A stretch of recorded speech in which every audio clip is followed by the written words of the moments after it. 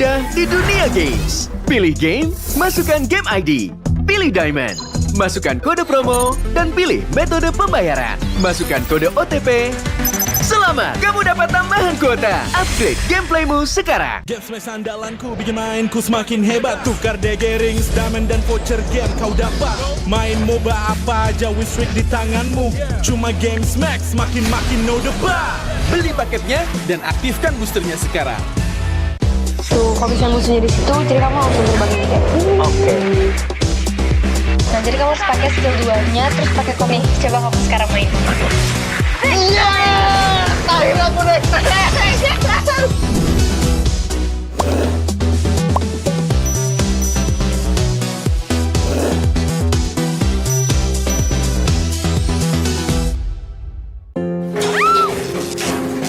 바로 출동하겠습니다. 네. 직원이 곧 와요. 걱정 마세요. Staf akan segera datang. Jangan khawatir.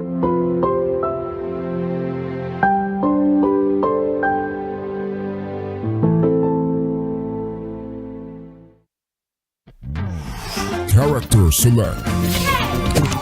Bener. You lapper.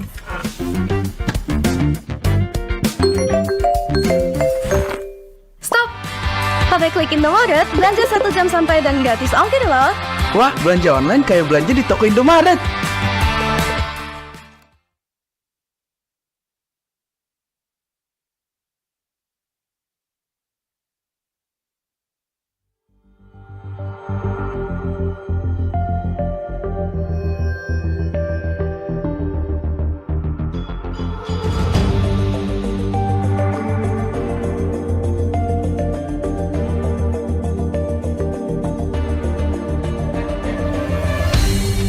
Aku kan berdiri dan terus berlari, terus ke arah puncak tertinggi.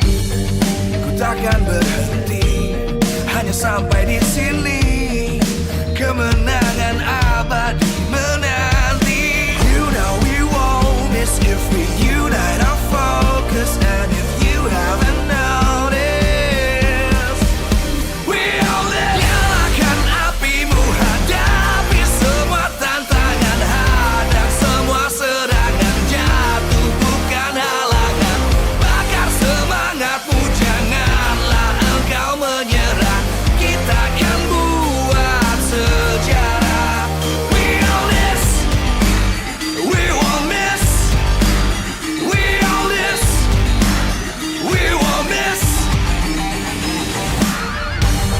Saatnya beraksi, jalani ambisi. Aku kan menyawakan hari ini. You know we won't miss if we unite our focus. And if you haven't noticed, we all live. Nyalakan apimu, hadapi semua tantangan, hadang semua serangan, jatuh bukan halangan. Bakar semangatmu, janganlah engkau menyerah. Kita akan buat sejarah. We all this, we won't miss. We all this, we won't miss. We all this.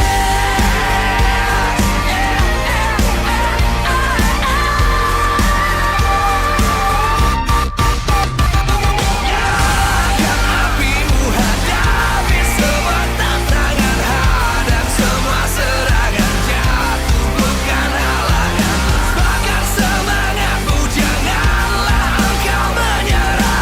Kita akan buat sejarah. We all this.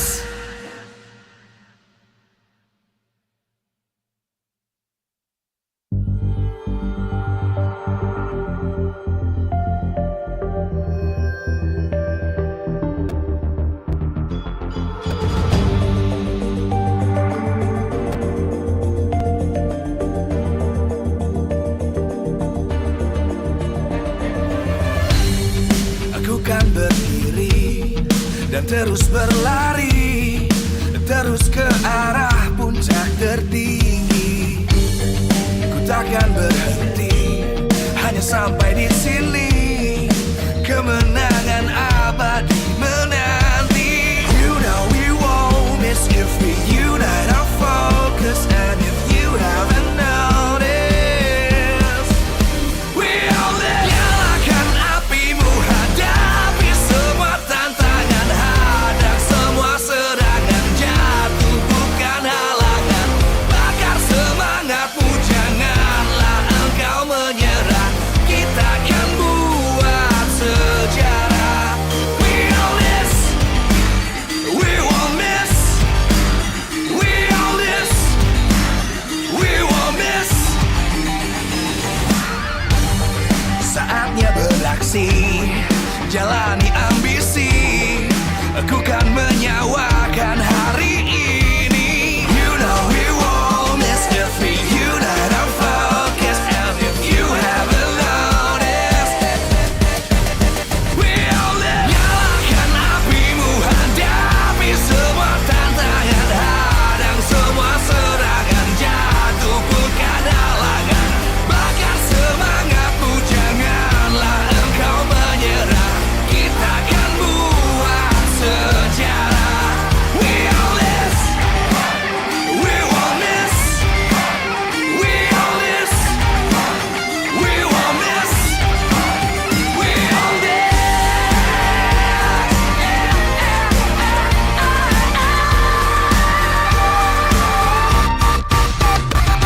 Nyalakan apimu, hadapi semua tantangan, hadang semua serangan, jatuh bukan halangan. Bakar semangatmu, janganlah engkau menyerah. Kita akan buat sejarah. We all this.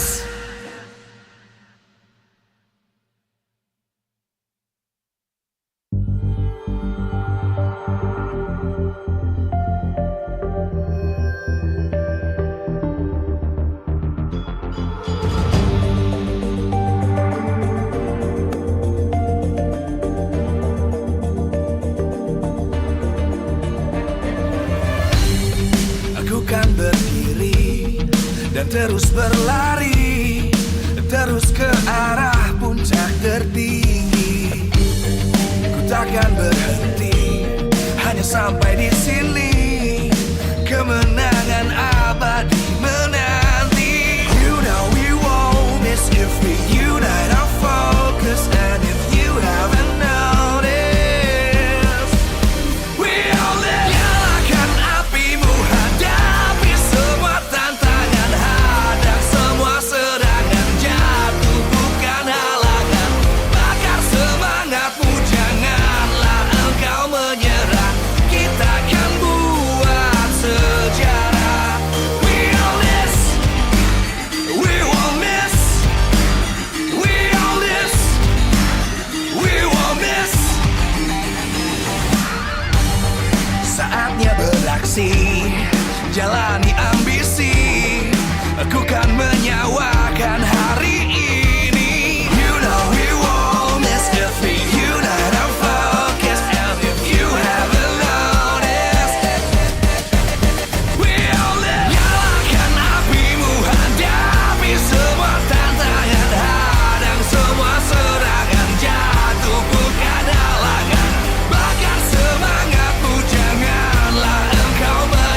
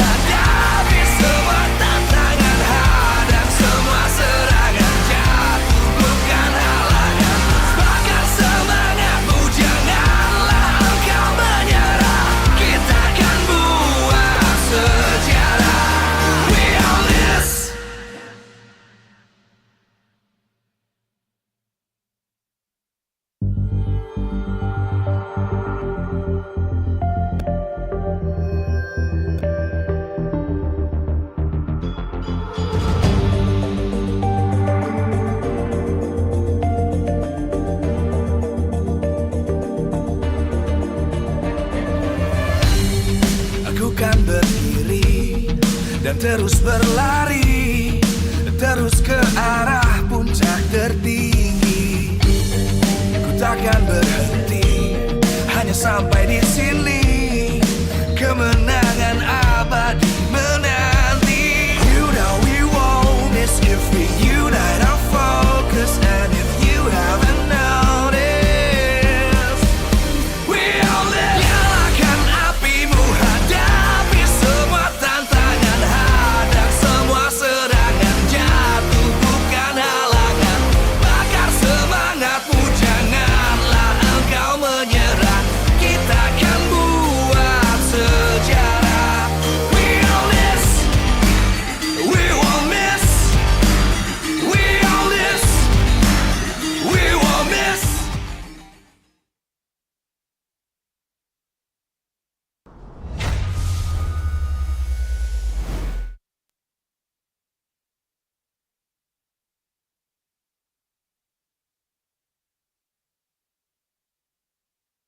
Oh, Reptar, how are you, bro? I'm doing really great. Again, it's always an honor to share the floor with Indonesia's finest English talent, with Indonesia's finest Indonesian talent, and of course, all you celebrate to have us.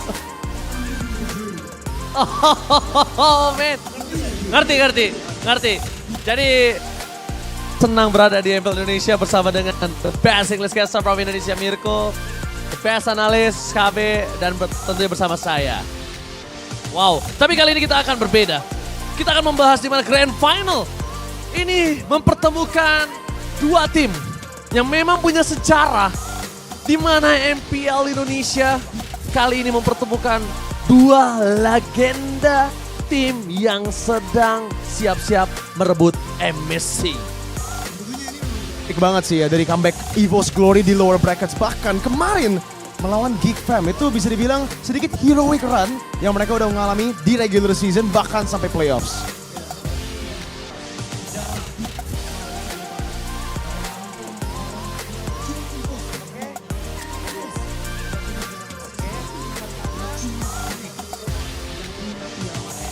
Wow, Reptar, you guys in Philippines have so much M series.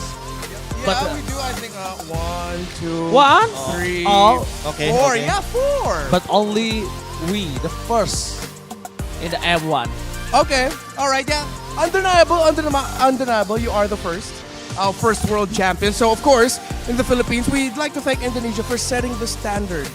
But we want to say, in the Philippines, we built on it over and over and over again. Ya, memang pada faktanya kita yang membuat standar yang begitu tinggi, set yang begitu tinggi dari M1, tapi setelah itu di-build juga oleh teman-teman yang ada di Filipina. Tapi sedikit melihat bagaimana tim performance Fnatic, Onyx, dan EVOS Glory. Yang dimana kalau kita melihat perbedaannya, Fnatic, Onyx cukup terbilang mulus. Mereka start di minggu yang pertama dari hashtag 4. Dan pada akhirnya di minggu yang ke-9 mereka ada di urutan yang tentunya cukup safe, urutan kedua. Sementara berbeda dengan EVOS Glory, yang dimana mereka mengalami sedikit peningkatan semenjak mereka membawa Holy to Glory. Ini dia yang mungkin cukup berbeda setelah adanya week yang kelima sampai dengan di akhir musim di week yang ke-9. That little bump you see, Reptar, that's when they swapped their lineup. Oh, the entire roster, right? Yep, the entire lineup. I think at the start of the week, all the way to week number 4 of the regular season, they were still utilizing the lineup with Van, the lineup with Warlord as well, and with the holy lineup of EVOS, they were able to claim that glory in their name. Yeah, and I fully understand now why, like in Indonesia, you're really painting EVOS Glory as the people's champion. It's a heroic journey from the bottom now here to the grand finals, and they're up against the Sky Kings. So it's really good to see that the Tigers are the underdogs. Wow. Mirko, gue minta tolong lo tanyain ke Reptar. Gimana ngelihat dua rising star yang sama sekali nggak pernah menyetukan kakinya di MPL, Lutfi dan juga Annabelle, tapi mereka sekarang berada di grand final, goes to MSC. What do you think of the two rising stars that we have in MPL Indonesia Season 13? Because Annabelle, Lutfi, they've never set foot on MPL before. And in their first season, their debut season, not only are they in the grand finals, but they'll be representing MPL Indonesia in MSC. I just want to say, Annabelle, I never played jungler, but when I do, it's alpha. So when I saw you start to use Alpha, I was like, thank you, Annabelle, for preaching the word of Alpha. And yeah, when I see Annabelle play, I just like the confidence of the young man. Lutfi at the same time, filling in the shoes of good guy Boots, but then coming in like a bad guy, just doing really well in the EXP lane, surprising everyone. So it's good that we're putting focus on these two because I feel like they both really deserve the spotlight. Oke, Mirko, Profesor KB, kita tahu, kita kehilangan banyak sosok EXP laner. Dulu kita punya Aura, bahkan Boots sempat hampir menjadi sosok ikonik. Tapi sekarang Lutfi dan juga Navel Rising Star. Kalau menurut Profesor, gimana tentang Lutfi dulu? Wah, kalau Lutfi sih udah pasti ya, dia benar-benar bisa untuk keep up dengan tim yang terbilang monster, Fnatic Onyx. Karena memang sang Raja Langit masih belum mampu untuk dikalahkan oleh siapapun di bawah playoff kalau kita melihat dari bracket. Dan perjalanannya juga tidak terbilang mulus karena memang sempat ada beberapa kali match, bahkan 3 lose streak untuk pertama kalinya di regular season setelah mereka memenangkan title MSC 2023. Tapi kalau Mirko, gue beda. Lo udah lihat Navel dihancurkan di upper bracket final. Seperti apa final nanti kalau menurut Mirko? Sebenarnya sih kalau menurut gue sendiri ya, apalagi untuk upper bracket final, menurut gue itu Fnatic Onyx mereka memiliki game plan yang udah lumayan baik untuk nge-shutdown Annabelle. Itu mungkin game plan dari Fnatic Onyx yang bakal coba untuk digunakan juga di Grand Finals. Tapi balik lagi, adaptasi yang udah dikeluarkan sebenarnya dari EVOS Glory juga ya. Ketika melawan Geek Fam, ketika Geek Fam coba untuk melakukan hal yang sama seperti Fnatic Onyx, yaitu shutdown Annabelle menggunakan link di tangan seorang Ray juga untuk mendapatkan 5.000 gold. Tapi adaptasi itu udah terjadi. Jadi perubahan yang bisa dilakukan oleh EVOS Glory di Grand Finals yaitu mungkin memberi matchup yang bagus or rely kepada Brands ketika Annabelle di shutdown. Oke, tapi semua ini cukup relate dengan habit dari player Indonesia. Terlalu terburu-buru. Tolong Mirko translate ke Reptar. Habit player Indonesia yang sering dilihat Reptar dan bahkan menjadi blunder. Terburu-buru. Apakah ada solusi akan hal tersebut? What do you think is the solution, Reptar, to the famous problem, the infamous problem for the Indonesian players where we're all in a rush, you know, sometimes we lack that discipline. Yeah. And we do see that from time to time, even from Annabelle yesterday. Oh yeah. Funnily enough, I was thinking about this for Fnatic Onyx, right? We were talking about Lutfi and the lack of discipline sometimes that we see in Indonesian teams. What I like about Lutfi is that we see the discipline in the young man. That's why a lot of people really praise his performance. But I feel like going up against someone like Fluffy in the EXP lane, playing against a team like EVOS Glory, we're gonna have to see a little bit more of that surprising element that we see in more Indonesian EXP laners coming out of Lutfi. He's very disciplined, very cautious at the right time. But those moments like in MPL Philippines, the place that Sanford likes to make, we need to see that side of Lutfi, that aggressive, surprising side, if he wants to help carry off Fnatic Onyx to the championship. Oh, malahan menurut dia sedikit terbalik ya. Tadi kan pertanyaannya itu gimana solusinya untuk player-player Indonesia yang rata-rata mungkin agak kurang disiplin, suka untuk rush, cepat buru-buru juga. Tapi untuk Reptar katanya Lutfi adalah seorang XP laner yang sangat disiplin. Dan itu yang harus dirubah oleh Lutfi ketika di Grand Finals untuk MPL Indonesia Season 13. Dia harus menunjukkan explosiveness dia, bombasticness dia ketika di matchup kali ini. Seperti Sanford. Nah, dan itu yang sempat kita lihat juga Aura dulu. Iya, dulu juga permainan eksplosif, permainan yang berani untuk mengambil resiko. Bahkan kalau kita lihat di match dari final upper bracket, kita udah melihat Lutfi yang begitu bersinar di game kedua, game yang ketiga, hingga akhirnya mereka mendapatkan skor 3-0 tanpa balas. Oke, tapi kalau ngebahas EXP laner kita dulu, M Series, M1, EVOS, punya the legendary roster M World, Aura, dan bahkan kalau bisa kita bilang, dia adalah salah satu sosok partner yang gak bisa dibungkam. Iya. Dan sekarang Fluffy dan atau bahkan Mirko setuju nggak? EVOS Glory ini roster yang sekarang bisa jadi legend roster. Maybe MSC? Setuju banget sih. Soalnya gue itu juga dari dulu ya. Mungkin kita ini kerennya kita ada beberapa masa-masa nih. Ada masa M1 juga yang masih diingat sebagai Golden Days untuk OG dan juga KB. Tapi Golden Days untuk EVOS versi Mirko bukanlah M1. Tapi 2021 Season 7 dengan XP yang luar biasa juga, Anti-Mage. Anti-Mage, oke. Bentar. Dan mereka lolos ke MSC juga. Dan bahkan bisa dibilang Mirko pernah punya statement EVOS hampir saja melengkapi deretan pialanya menurut Mirko. Iya, sebenarnya menurut gue ya. Yes. Mungkin bisa bahas. Oke. MSC Participation EVOS Onyx number 1. Yes, of course. No doubt. Yes. Kayaknya menurut gue ya, kalau dari partisipasi kita bisa lihat ada 3. Ada 3 kali yang udah menarik dan juga.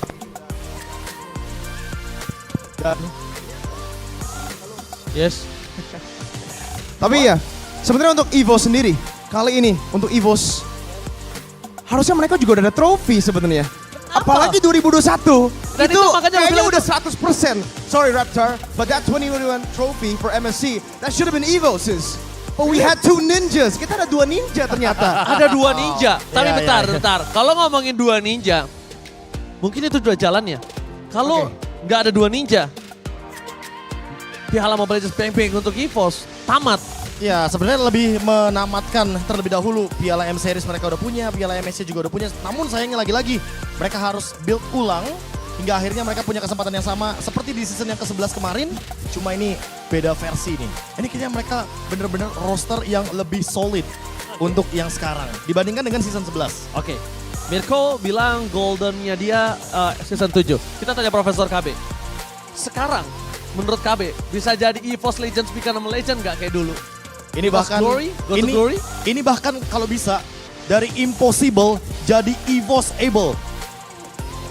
Bisa semuanya. EVOS able. It's like how we say endable, pushable, lordable. It's EVOS-able. Yeah. EVOS How about you? able. How about you? Alright, because EVOS always built a miracle. Well, that's true. I mean, last night, their performance up against Geek Fam, that game number 4 and even in game number 5, that was miraculous. Like one of the most miraculous and most beautiful moments we've ever seen in Mobile Legends Bang Bang Esports.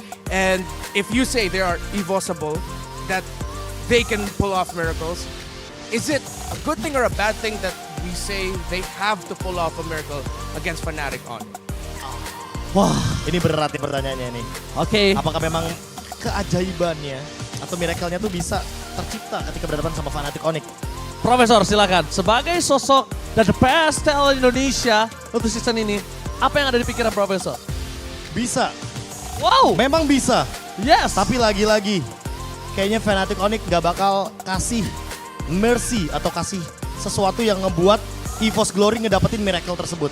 Oke, how about you Mirko? The English best talent for today? Gue setuju juga sih sebenarnya, apalagi untuk EVOS Glory ya kali ini ya. Lawan Fnatic Onyx itu pasti bakal susah banget. Dan menurut gue mungkin satu advice yang gue mau berikan kepada EVOS Legends atau EVOS Glory sebenarnya. Itu kalau dulunya EVOS Legends becomes a legend. Itu kata-kata yang sangat famous lah dari KB. Kali ini EVOS Glory semoga mereka main tidak dengan pressure itu. Mereka nggak usah dengan EVOS Legends becomes a legend. Karena dengan pergantian namanya, EVOS Glory will chase glory. Itu dia yang harus diterapkan. EVOS Glory will chase glory. Atau EVOS Glory bring back glory. Bring back. Hashtag. Make that a hashtag. Hashtag bring Put back that on Bring a back t-shirt. glory. Karena kita melihat EVOS benar-benar hancur di beberapa season sebelumnya. Tidak lolos playoff. Hashtag 7. Dan bahkan betapa sulitnya mereka di season ini. Itu membuktikan betapa hancurnya EVOS. Tapi storyline yang manis. Storyline yang benar-benar suka banget kita lihat dan kita tunggu. Itu semuanya adalah people champs. Semua orang suka, semua orang sayang ketika sesuatu yang sudah hancur dan bangkit bahkan di grand final. Itu udah storyline-nya udah memang keren banget. Udah bagus banget untuk season ini. Bisa dilihat langsung dengan fansnya. Ya. EVOS fans yang sangat luar biasa. Menurut gua kalau dari fan support ya di playoffs, gua sangat-sangat di capture juga dengan EVOS fans. Apalagi kalau misalnya gua lagi cast di sisi mereka.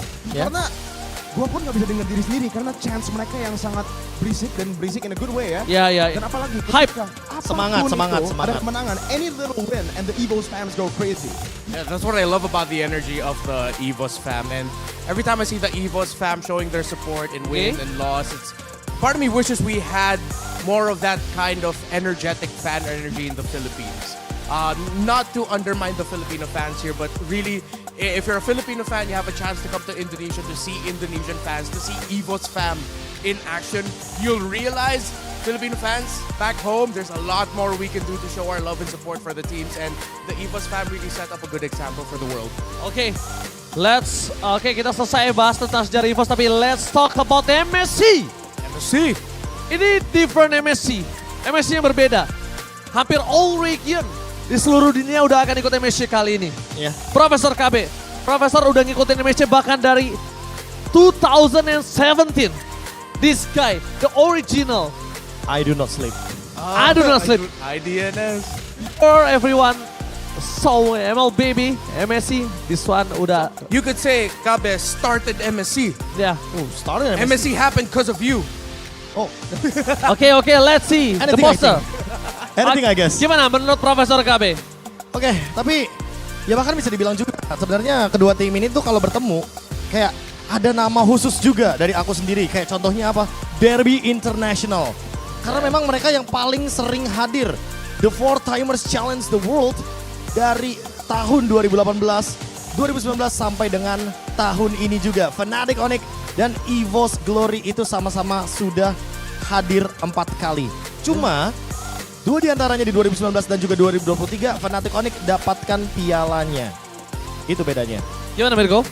Kalau menurut gue sih, pertama gue mau bahas sedikit tentang People's Champion ya, untuk EVOS Glory. Oke. Gak tau kenapa ketika mereka lagi di posisi yang kelihatan yang buruk juga, ketika mereka bisa masuk playoff, seperti yang Bung KB udah ngomong juga, udah sebenarnya udah sempat mention di awal playoffs, EVOS mentality ketika di playoffs itu udah berbeda.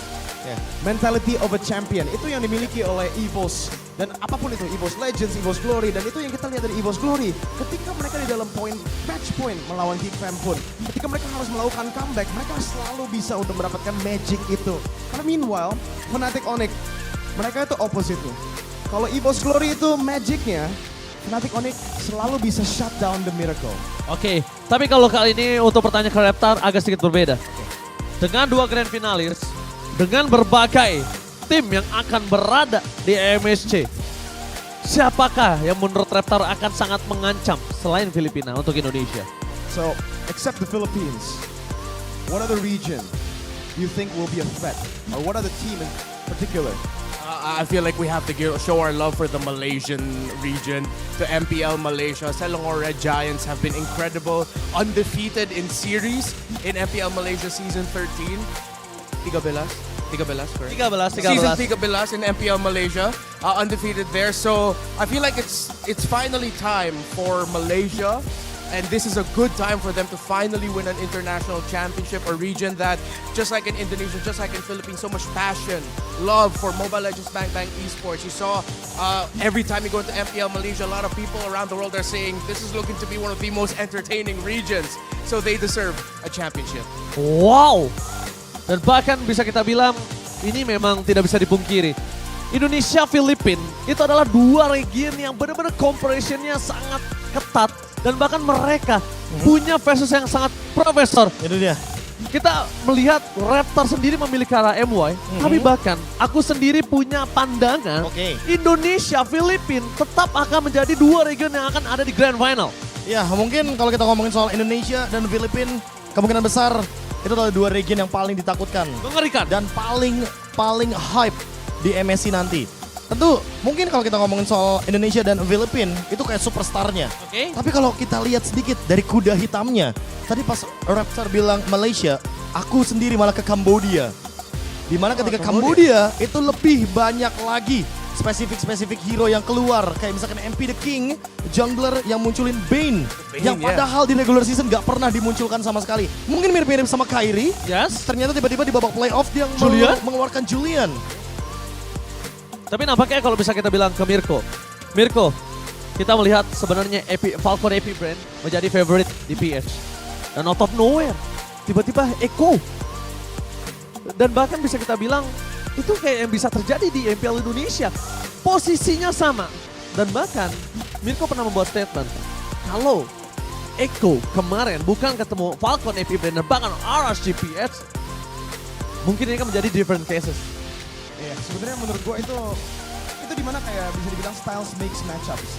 Ketika ada style yang berbeda, itu bisa merubah match-up-nya. Seperti yang kita lihat, kalau kita lihat dari track record aja ya, Geek Fam lawan Fnatic Onyx 3-2. sangat-sangat close. Meanwhile, EVOS melawan Fnatic Onyx di upper bracket finals 3-0. Tapi realitanya ketika Geek Fam dan EVOS Glory bertemu di lower bracket finals, EVOS Glory yang berhasil untuk menang despite rekor dia yang lebih jelek melawan Onyx, melawan Fnatic Onyx. Jadi dari style itu tentunya itu bakal menjadi sangat penting sih, dan EVOS Glory mereka udah beradaptasi lumayan baik. Oke, tapi sekarang kita bakal lihat prediksi Raptor. Which one who gonna the champion in MPL Indonesia season 13? Say it. Say it. Say it. Say it. Say it, Raptor. Say the team and say the Raptor. score. All right. Say it.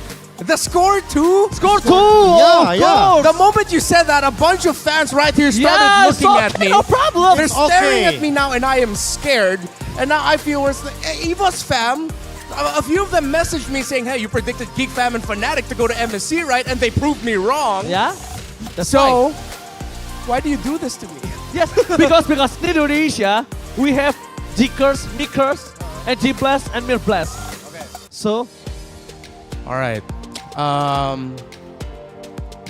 Can I not say the team? yeah, team and score. Team and Score? score. Team and score. When you don't say it, you cannot be a guest analyst. Oh, okay. Oh, wow. Score? It's as easy as that. 4-0. Whoa. Whoa! For what? 4-0? Raptor? For who? I don't know. I don't know. Wow. Let's see. I don't know. Let's see. Oke, kalau gitu, Mirko, wrap it with English. To the international viewers watching back at home, Ranger Mas KB, Mirko, and Reptar will join you on the desk and catch the grand finals live at MPL Indonesia Season 13. We own this! Oke.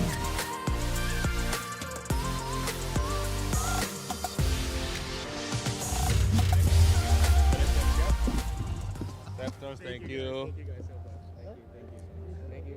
Thank you. We stand by for the casters. Thank you.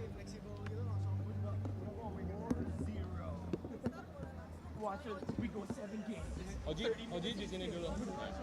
Yang lain ke mejanya. Thank you guys.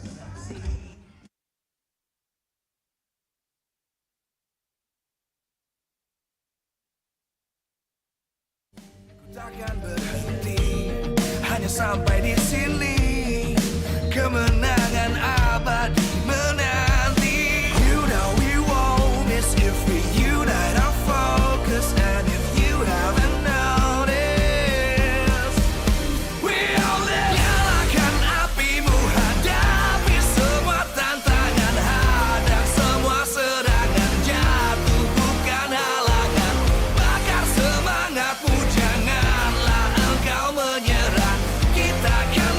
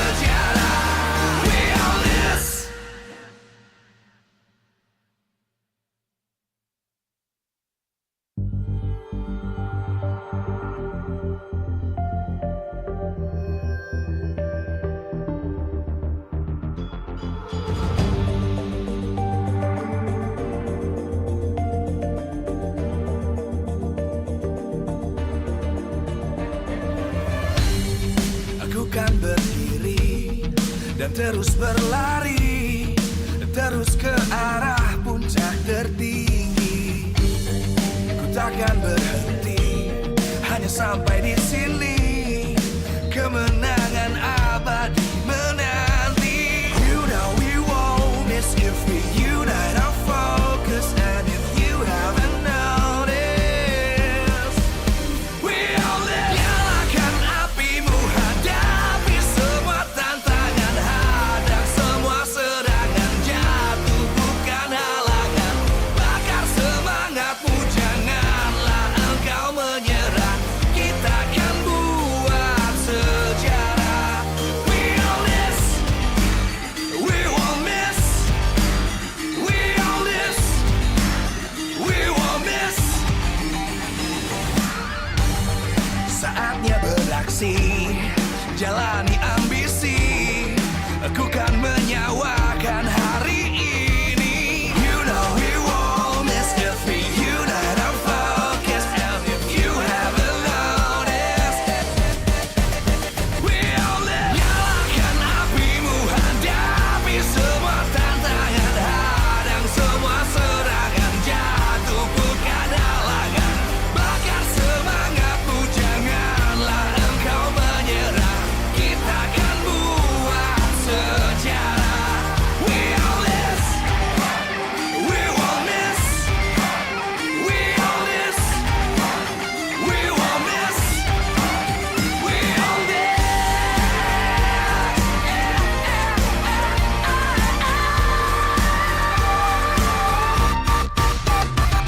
Nyalakan apimu, hadapi semua tantangan, hadang semua serangan, jatuh bukan halangan.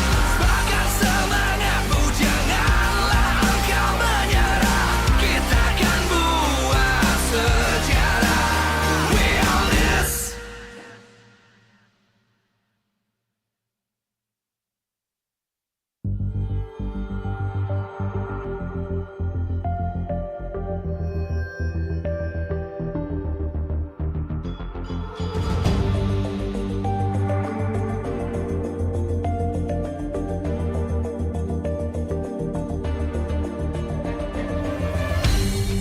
Aku kan berdiri dan terus berlari, terus ke arah puncak tertinggi.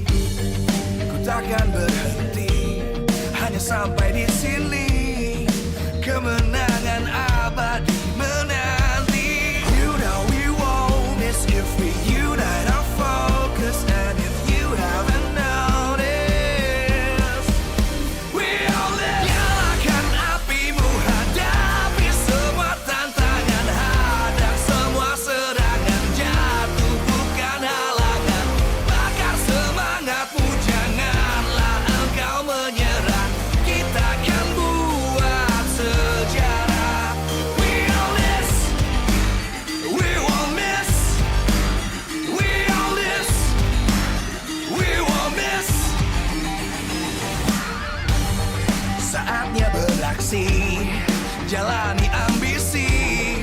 Aku kan menyawakan hari ini. You know we won't miss if we unite our focus. And if you haven't noticed, we all live. Nyalakan apimu, hadapi semua tantangan, hadang semua serangan, jatuh bukan halangan. Bakar semangatmu, janganlah engkau menyerah. Kita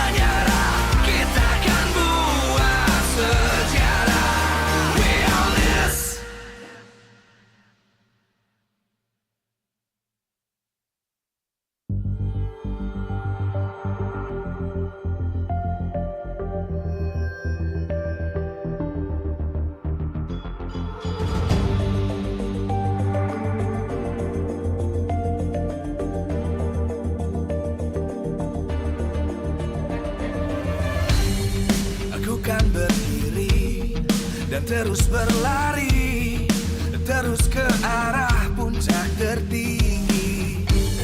Ku takkan berhenti, hanya sampai di sini. Kemenangan abadi menanti. You know we won't miss if we unite our focus. And if you haven't noticed, we all live. Nyalakan apimu, hadapi semua tantangan, hadang semua serangan, jatuh bukan halangan. Bakar semangatmu, janganlah engkau menyerah. Kita akan buat sejarah. We all miss, we won't miss. We all miss, we won't miss. Saatnya beraksi, jalani ambisi.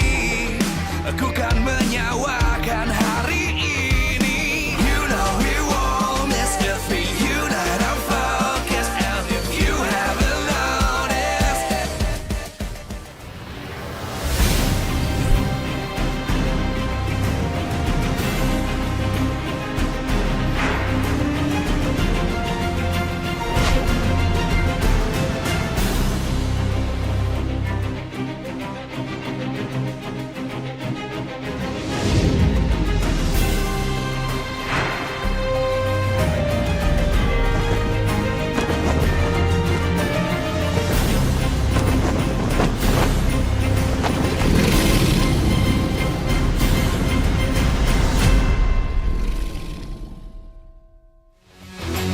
disiarkan langsung dari Jakarta International Velodrome.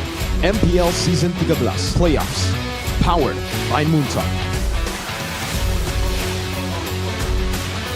Presented by official tournament smartphone, Samsung Galaxy. Official e-wallet, GoPay. Official destination for gaming and esports, Kedia. Official gold partner, UBS Gold. We own this.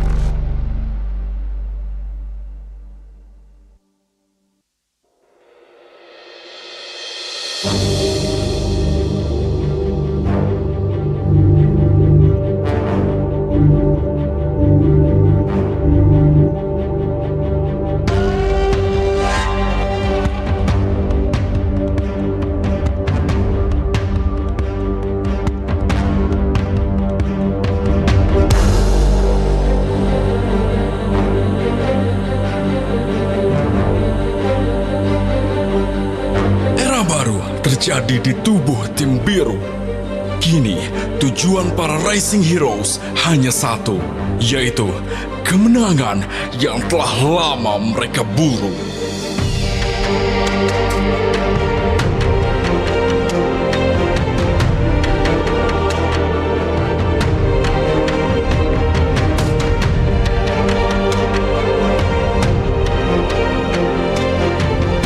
Namun, kemenangan Kemenangan tidak mudah diraih. Jerih payah justru terbayar perih.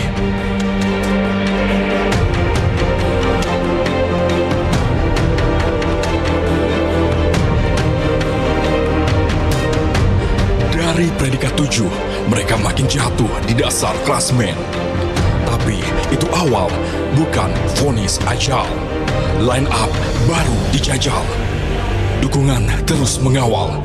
Dari yang minus tertinggal, kini justru EVOS berkesempatan melaju ke internasional.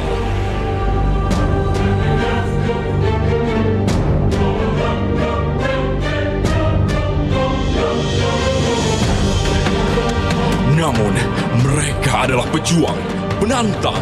Setiap halangan mereka terjang. Karena mereka tidak mau cerita yang terus berulang. Mereka mau sejarah yang terus berkembang.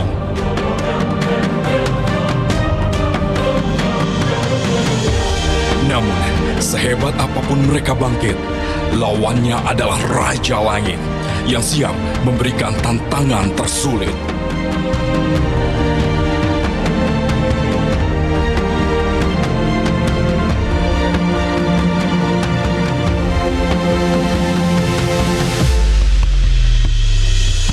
Tiga kali juara dan gelora untuk menang terus membara. Karena gelar Raja Galaksi harus terus mereka bawa dan pelihara.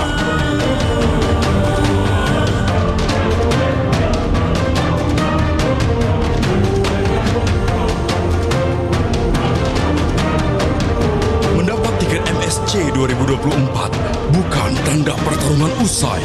Justru pertarungan baru dimulai. Karena ada tahta yang harus mereka capai. Karena ada kata juara yang harus mereka gapai. Dan inilah kedua tim yang akan ada di Grand Final. Mereka akan bermain tanpa sesal, berjuang untuk dapat yang setimpal, untuk menjadi sang Raja Galaksi.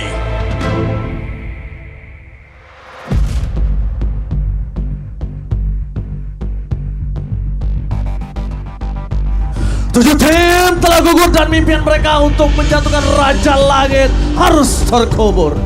Kini tersisa sang PayPal Champion, EVOS Glory, yang siap menantang sang Raja, siap menjadi pemenang untuk merebut tahta.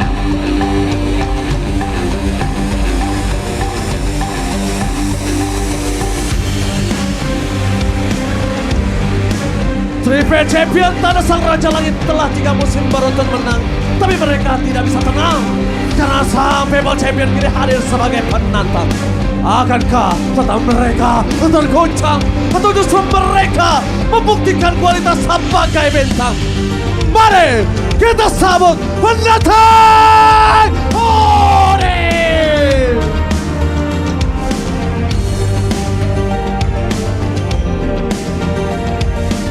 Jika sang Raja Langit mantap jalan yang mulus, maka sang PayPal Champion memulai ini. Namun mereka tidak berjuang sendirian. Dukungan para fans diemban, kepercayaan menjadi dorongan dan keajaiban membawa mereka ke puncak kejayaan, ke panggung Grand Final. Inilah mereka, EVOS Glory!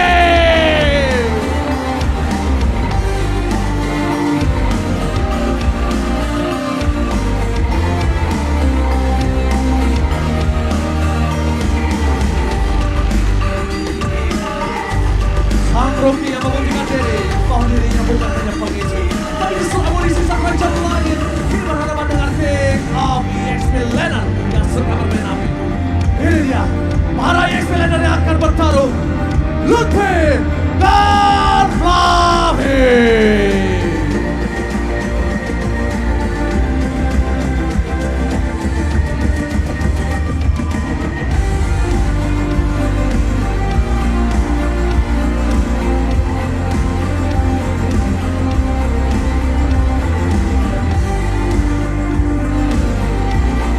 Musim beruntun menjadi champion terbaik dan menjadi kunci sang Raja Langit yang tak pernah jatuh. Namun kini lawannya adalah sang Rising Heroes yang membuat penalti coding kini bisa tersentuh Mari kita simak pertarungan sang para jungler Harry dan Navel.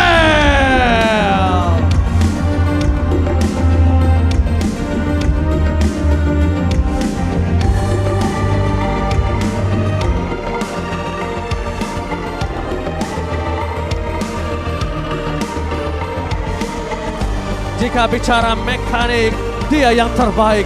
Bermain mid, dia juga yang terbaik. Karena memang dia masih jadi mid laner terbaik. Dan lawannya malah terbalik.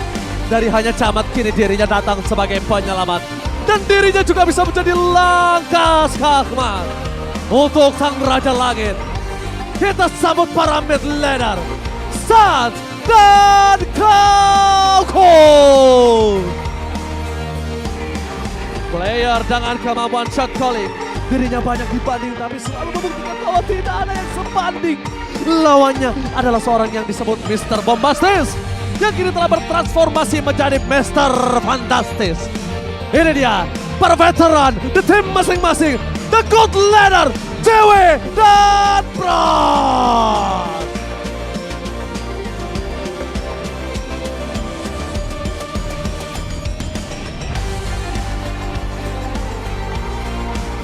Menjadi kawan di kancah nasional dan menjadi lawan di panggung Grand Final. Ini dia sang juara bertahan MVP MSC 2023. Melawan sang pembuat momentum, pengunang decak kagum. Dan mari kita sambut romer kelas dunia, Kiboy Hendrik.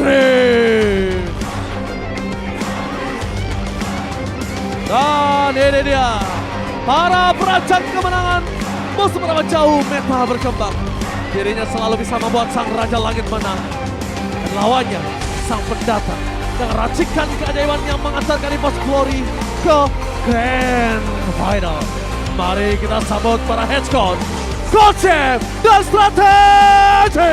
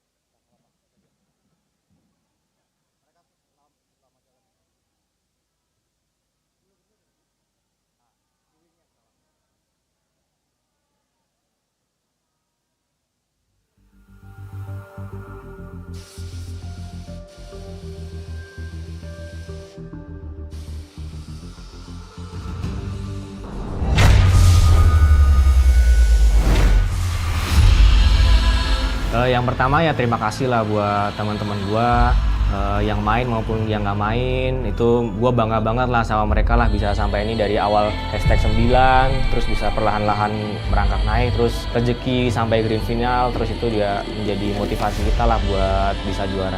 Anavel ya jangan star syndrome, tetap tenang, relax setiap matchnya. Terus buat Klaukun, gue bangga banget sama Klaukun, gue salut dari dulu dia di MDL jadi cadangan, di MPL jadi cadangan, terus sekarang dia dikasih main, terus bisa membuktikan itu, gue bangga banget sama dia. Ya gue pasti terima kasih banget lah buat EVOS fans, terutama yang datang ke venue tiap hari mendukung kita, teriak-teriak walaupun kita dalam posisi menang maupun posisi kalah, tetap lanjut teriak terus. Buat Mak EVOS juga selalu datang tiap match, ada dukung kita pas kita di atas maupun di bawah.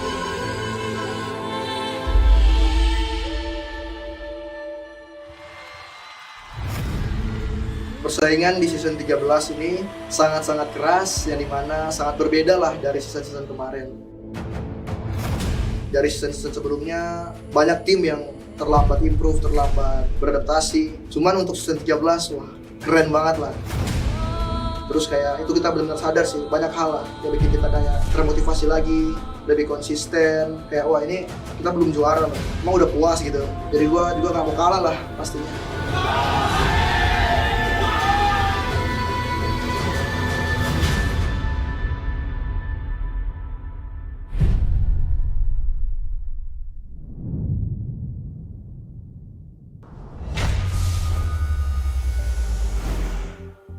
the chosen ones, EVOS glory, bask in the light after obliterating darkness for their final encounter.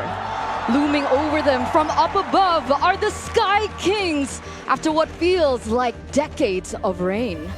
The Sky Kings now find themselves challenged by mere mortals, an impossible feat. But these mortals have slain dragons, artificial intelligence, and kingslayers to get here. And make no mistake, they will not stop until the kings of the skies themselves go down with them. Ladies and gentlemen, boys and girls, welcome to the grand finals of MPL ID Season 13. The moment that we have all been waiting for has led to this point, and we are honored to be on the desk with you. I'm alongside Mirko. We have Arashi. We have our best talent all the way from the Philippines, Mr. Reptar, as well as the pioneer of Onyx success, the architect. Please welcome Coach Aldo. How are we doing, Coach Aldo? Also, the best pitch, English talent. Yeah, thank you. It's an honor, it's an honor. Yeah, and same here. Same sentiments for Coach Aldo to be part of your opening, to be part of this historic moment for Indonesia. It just feels amazing. Thank you. We're super honored for you guys to be here. But before we get a chit chat with Mirko and Arashi here in the middle, we do want to thank our sponsors. MPL ID Season 13 is powered by Moonton, our official government partner PBESI. Presented to you by the official tournament smartphone Samsung Galaxy, our official e-wallet GoPay, our official destination gaming and esport Kadia, our official gold partner UBS Gold. We also want to thank our partners in esports, Campina, Dunia Games, GamesMax, Oraimo, Telkomsel, our suppliers Innomart, Point Coffee, NeoQLED, Supersmart TV Plus, Saturdays, and of course, thank you so much to our government partner, venue partner, Jack Pro, for making all of this happen up until the very end.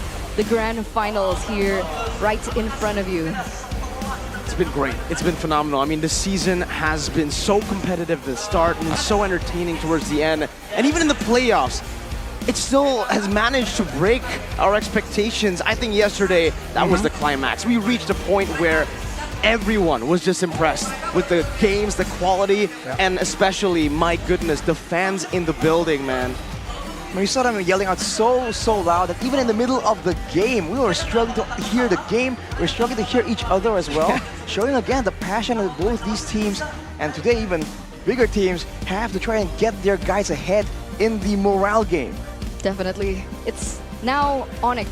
Yeah. Fnatic Onyx versus EVOS Glory, our three-peat champions. And funnily enough, someone on the desk was actually with them through their success. So we're gonna have a little bit of a chit-chat over there. Coach, Yes. what do you think has led to Fnatic Onyx success up until this point? It's for sure, it's consistency. Number one, they are so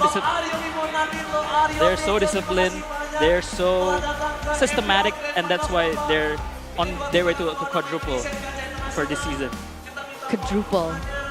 We do want to welcome Kamanpora. Thank you so much for coming to the event. Thank you so much for supporting this event as well.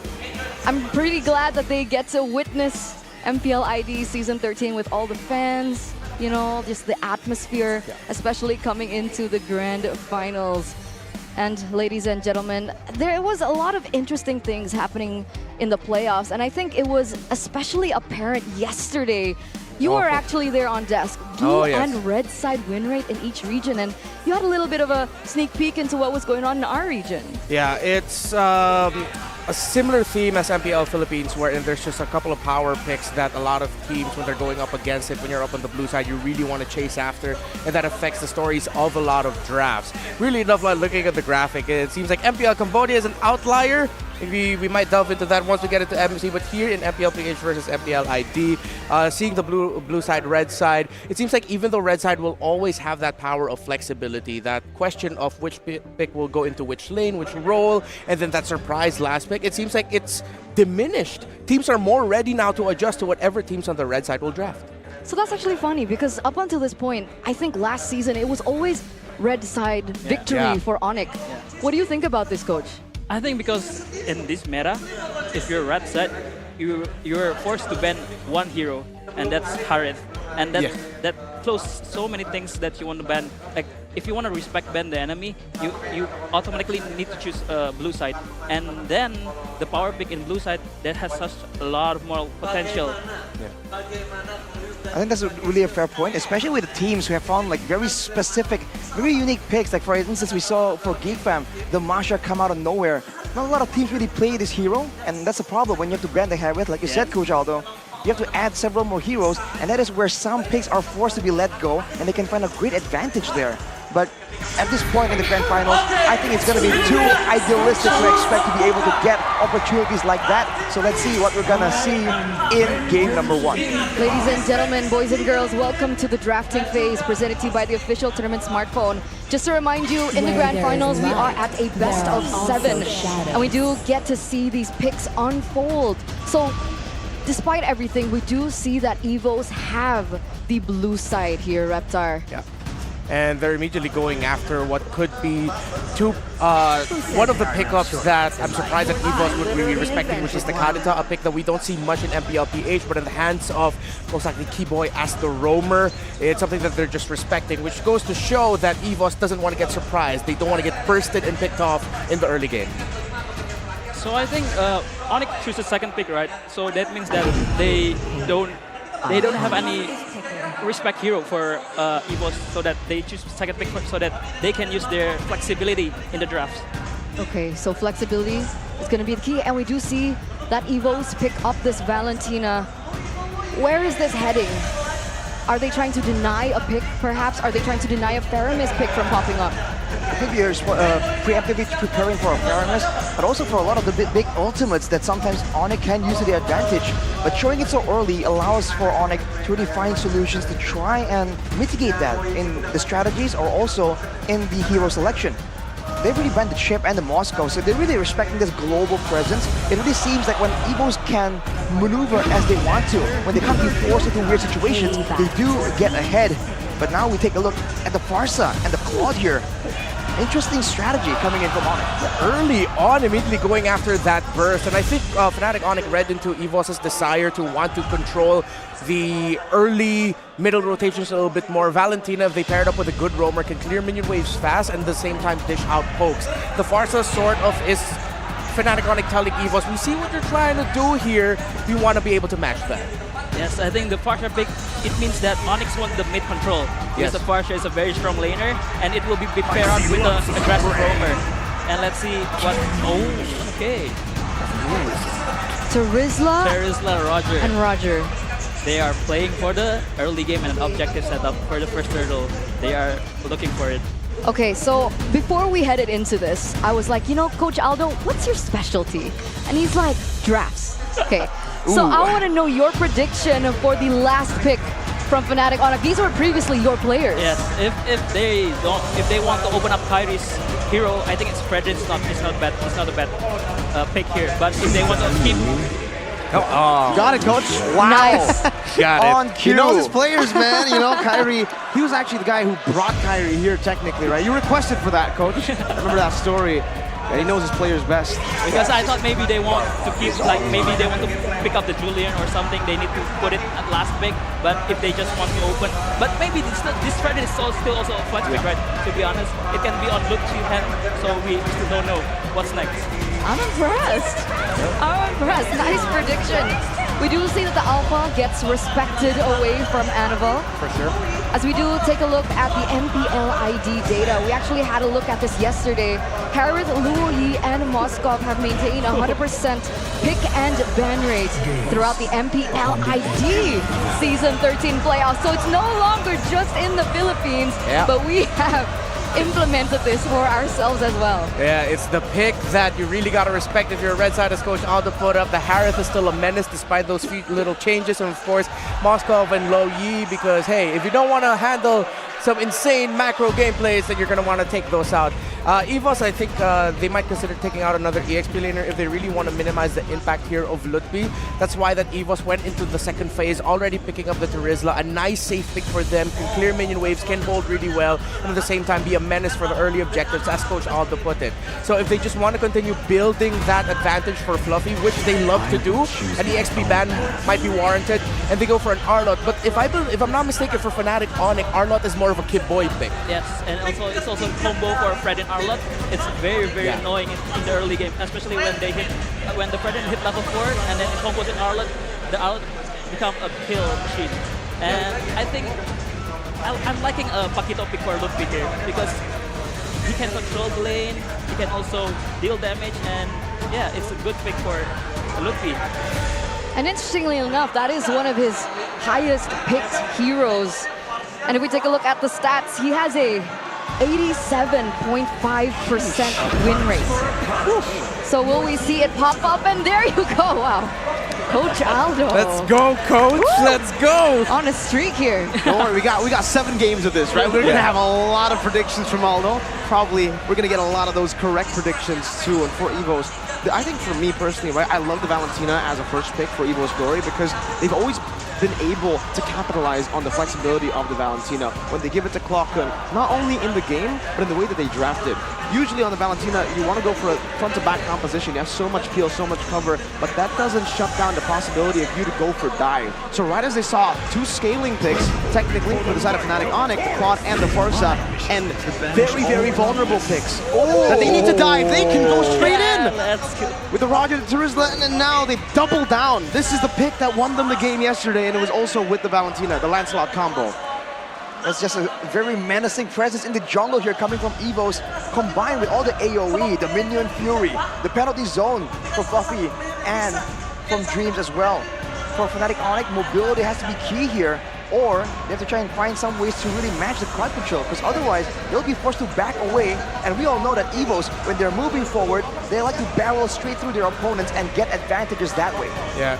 They're gonna need someone to catch the Lancelot, I think. I think on my mind, there's only 2 heroes for Kibo here. It's either Edith or Cho. Yeah. Because other roamer gets affected by Valentina ult, right? Yeah, so I think it's either... Oh, it's Ruby. That too. Can work. Yeah, it's not the hard catch, but if the Ruby and Fredrin time things together, they might be able to catch out the Lancelot. But it's easier said than done. Yes. But yeah, Kibo is very well known for his Ruby, and especially against the Lancelot, he knows very well how to counter the Lancelot. He knows how to time the ult and the second skill. I think it's gonna be a fun match to watch. This is actually a very interesting pick. I understand the notion of it, but I don't think we've seen Ruby for Keyboy very often, especially in the regular season. So even up until this point, we do see the picks, the strategies coming in from Fnatic Onyx, and we are here for it. The People's Champion Challenge, what is supposed to be the 3-peats. They want to seize the throne, they want to challenge the throne, and they want to win this for the people. Game number 1 between Fnatic Onyx and EVOS Glory in the grand finals. Let's get into the land of dawn. The people that you can hear right now, the chant's already beginning, and it'll only get louder. We're only in game number 1, and the fans are already going crazy. Fun fact, Annabelle, last time on the Lance, amazing golden. It was also up against a Fredrin, that was great. We're seeing now that the invasions is just no longer that value of a situation, of a strategy to be employed. So even with the Fredrin, this means that Annabelle will have relatively a good time, unless Sanzir goes on first blood. Wow, that's super early. I mean, Coach Aldo mentioned aggression in the early game, and that's exactly what we're seeing. Under 1 minute, already some kills over. And that is Gila Sans on the Farsa, but it might be turned around. One shot, and he equalizes the scoreboard. The Valentina. Out of nowhere, both of the mid laners is going at it. A CW. Annabelle with the assassination attempt. Does he get the last puncture down? A bit too risky. He doesn't know where Keyboy is. Keyboy just trying to march forward. Kyrie walking up with the red tree as well. Doesn't seem like he was able... Well, he was actually able to take it, but it's just the gold. Now looking at the emblems here, Annabelle and Kyrie both prioritizing the clear speed, trying to make sure that they do have that advantage coming through, especially when they want to get that level lead to try and contest for the neutral objectives a bit better. And with the Minotaur and the Terizla in the picture, it feels like Onyx will most likely go for some kind of takeoff before everyone groups around together. But in order to do so, they have to put Lutpi in a good position, and he's already being pressured by Fluffy and Clocken, so Onyx might be on the back foot. EVOS Glory, they've always been so strong because of their mid-trio. Prio, Dreams gets caught here. Gets a little bit of low, but he will get to that level 4 by clearing in that lane. Meanwhile, Keyboy already opening up vision for his team to start and posture for this neutral objective take. That's a Ricky Annabelle wins it out. Mid-Spirit, the flicker combo, and the Brazer's Raptor takes his life away. Now, they look for a knockout strike, but Annabelle is forcing that flicker away. Fluffy follows through with the flicker, picks up a double with that hammer. Glockhood, just a few of those little bumps of damage onto Keyboy, but he survives. A 1-for-2 trade in favor of EVOS Glory. Break us through that, what happened? Seems like for EVOS, they were just waiting around, and Fnatic Onyx are the ones who felt like we have to make the first move, we have to go and rush this turtle before EVOS can actually respawn and get closer. But they were just a bit too late. They came in, and Annabelle showing again that this Retribution is nothing to be trifled with, as we take a look at the talent prediction here by the Samsung Galaxy S24 series. Minority. Arashi is the minority here. Everybody wants the heroes to win, I guess. Wow. It's a good story. I mean, looking at them the entire time, I don't think anyone predicted them to make it to the grand finals. The story was always Onyx and maybe Bigatron Alpha. But Bigatron Alpha's not here. Yeah, I know they're not here, man. I'm sorry. Feels bad to be Mirko, but you know, it happens to the best of us. I mean, all three of us on the desk today have our teams knocked out already, funnily enough. So it's all just Goni that's just really confident in his team, and it seems like for the most part, a lot of the talents want to try and prove him wrong. But looking at the situation with a 1K gold lead almost, the EVOS are actually having a lot more success here in the early game. And it looks like for Onyx, they have to wait a bit longer for Lutpi at least to get online, unless Annabelle has a plan cooked up for him. It looks like they are reaching towards the top side. Lutpi gonna be able to see that out. But in this early stage of the game, after so much brawls, what are we expecting? Are you expecting EVOS to push in the tempo because of that early game aggressive comp? I think we're definitely expecting some kind of aggression, especially with Sans clearing the wave so fast and trying to roam around and impact those side lanes. But now, whenever there's a neutral objective, you can see EVOS are immediately in position. And the fact that Fluffy can be so tanky, so difficult to pick off without some more items in the inventory slots of Fnatic Onyx. He can just stand there, but look at this. Lutpi trying to survive now, goes in, knockout strike. Flickers out, but right into Fluffy, penalty zone.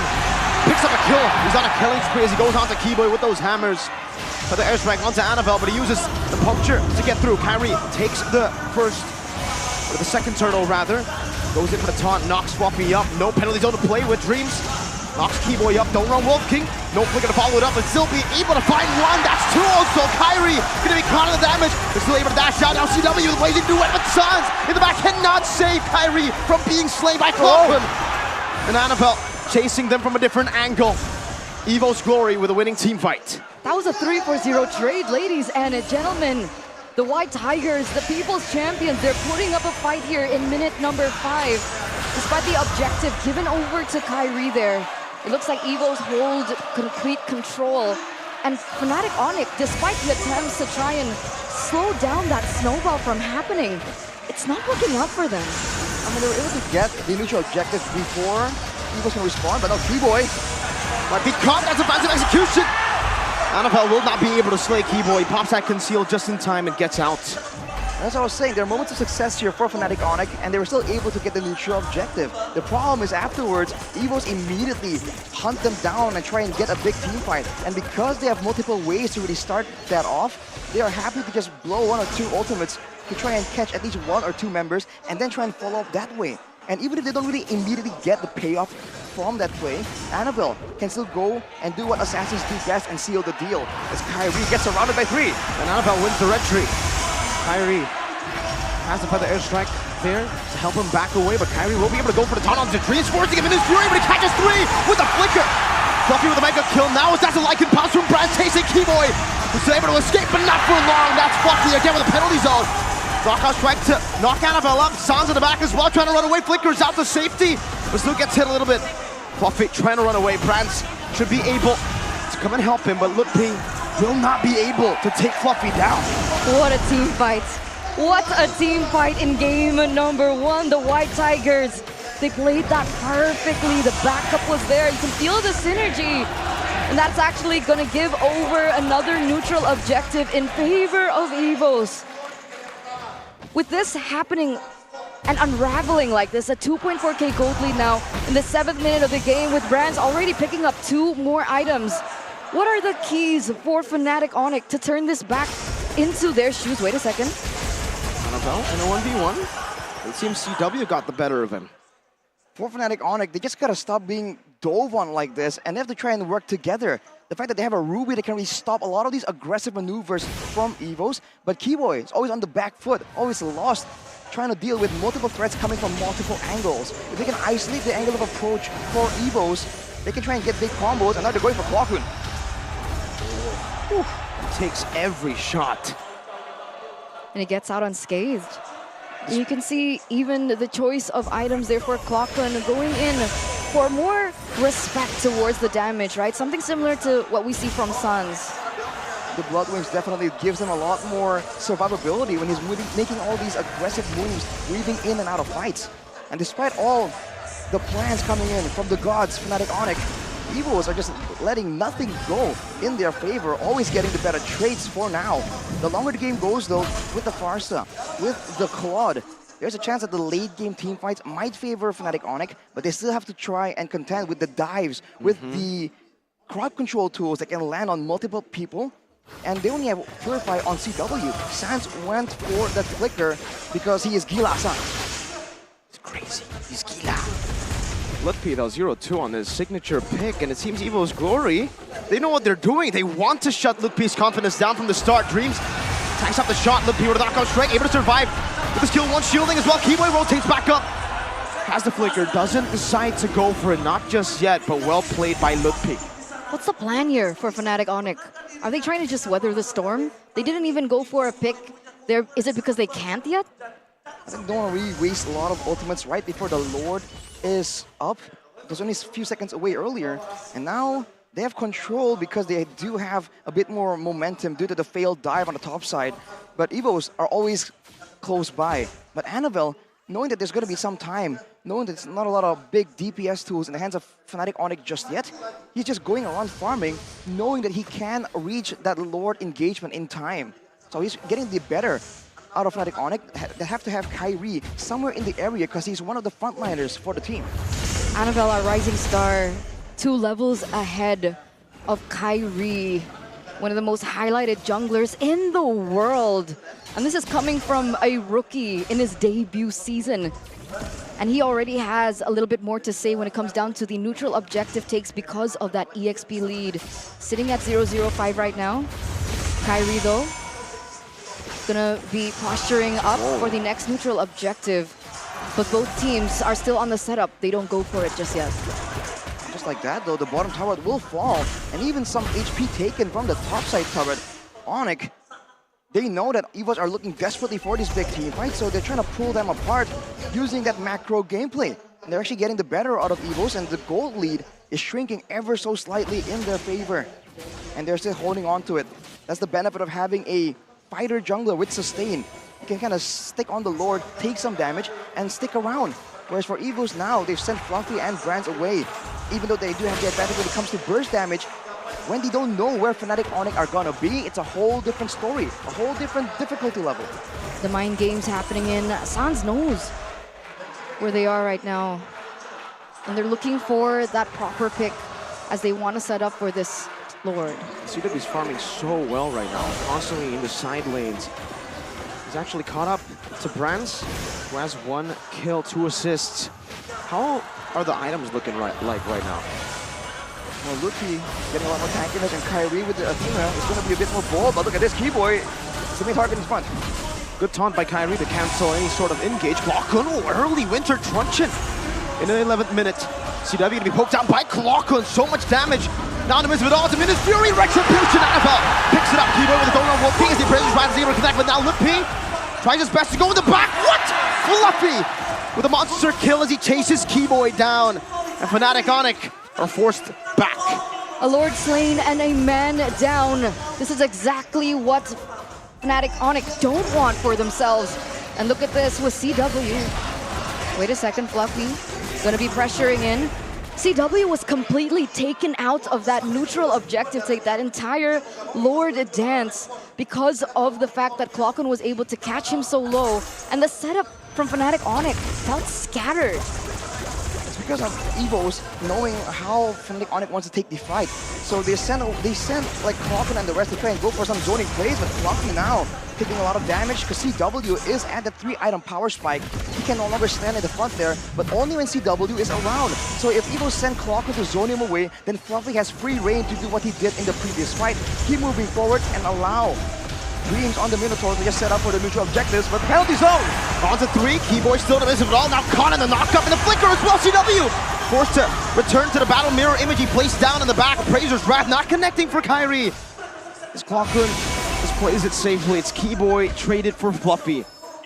But you can see before that teamfight, Brands, he was able to dish out the damage, and before that all ensued, he was able to pick up a GDS. So they're gonna give up on mobility, but now The knock-up into the feathered airstrike. Perfectly played by Fnatic Onic. And Sans claims the kill on the assassin. And if you notice, by the way, Fluffy there actually gave over a shutdown on the EXP. That's usually the front line, the sacrificial lamb almost. He was 7-0 on the Terizla because he was just so tanky and there are no solutions. And with that, he knows that Sans for the most part will not be spending that feather airstrike on him. So he's going for a full-on physical defense build, and now Onyx jump on the opportunity. The feather airstrike to zone them away. Fluffy is isolated from the team and it takes a lot of damage. The Appraiser's Wrath just tickles him though. Harry will be able to steal away this purple buff while also pushing in the bottom lane. Wow, the gold lead slowly but surely disappearing. Fnatic Onic, they're playing this with their brains, they're playing this intelligently, they're playing the map, and they're playing the White Tigers, who initially had that early game lead. CW now in the 14th minute. How are we so far on his items? It's actually quite far along. Oh, that damage. He definitely has all that shred damage available, but there's no setup for him. Maybe Lutpi, he's going for a tankier build, going with the Hunter Strike, and then straight into a Dominance Ice, a Oracle, as well as a Blade Armor. So he's functioning as a utility tool here to allow for some space, perhaps, for CW to be doing that damage. Now, Kyrie. Well, he has the immortality, he just bought it earlier. Lutpi's trying to just peel for Sans. Keyboy in the midst of it all, going to be caught in that damage, and Brad with the light can pounce, now was stunned down, but he has to purify. And in case of Sans with Flicker, down with CW. Comes to the blazing duet, no flicker committed by Dreams, only a Minute Fury that knocks 2 up. Lutpi getting the shields, Kyrie finds an Appraiser's Wrath, the knockout strike catches them, and Kyrie gets a 3-man taunt again for CW to free hit, and Fluffy is still somehow able to keep his immortality from being popped, but EVOS Glory, they get the turret in the mid lane too. All the wins for the White Tigers in that exchange. And that gold lead has slowly started to lift once again. Clockun in a 1v1. Winter crunching the timing. Sans! Gila Sans. First team mid laner for how many seasons consecutively? It just proves that despite the potential that we see from Clockun, despite his rising performance this season, that veterancy, that experience, that mechanic coming in from Sans is still godlike, is still unparalleled. We saw that in that 1v1, but now in a 4v5 situation, the Lord Dance will ensue. Pull the Minotaur into the knockout strike as a feather airstrike demolishes Fluffy in the front. Lutpi zones them away. Annabelle's looking for an entrance though. Jumps in the puncture, very, very low. Has a thorn nose as well. Annabelle, no, he will not be able to find it. CW with blazing duet to the back, and Browns gets gunned down by Calvin Winata. That's a double kill for CW. 3-4-0. Fnatic Onic, the defending champions, come back and come alive in the 16th minute of the game. That latest pickup from CW, that Malefic Roar from CW, doing them justice. Stolen feather airstrike, deals some damage, and also trying to clear up the wave. And CW is so sustainable. Lutpi has already cleared out in the bottom lane as well. They can go for it. Sans is already hitting on the base. Mini wave in the bottom lane. That's gonna be Glock when it flickers forward, but CW does not care. Game 1, Fnatic Onyx.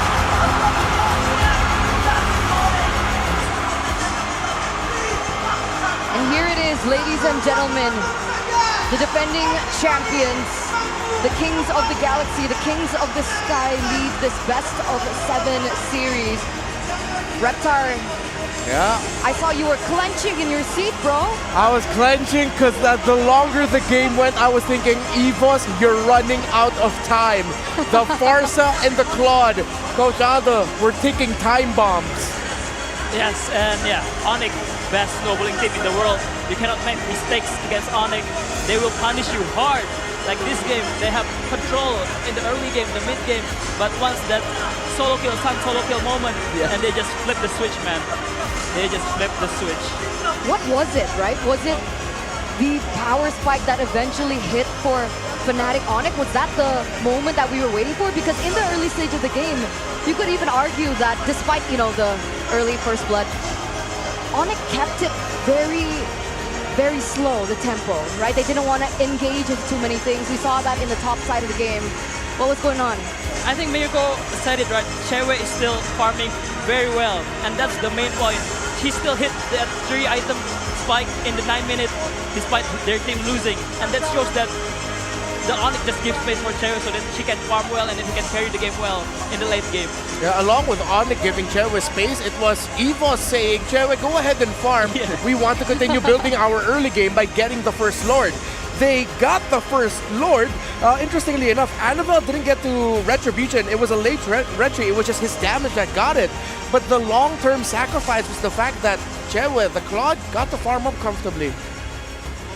I mean, it's a great play by Onyx there too, because they know that Ludwig is going to be taking a lot of attention away from EVOS. They're spending so much time trying to dive him, trying to shut him down, that CW is left relatively untouched. And in one of those big fights, man, I believe we saw the damage dealt in teamfight, the new asset, which is very cool.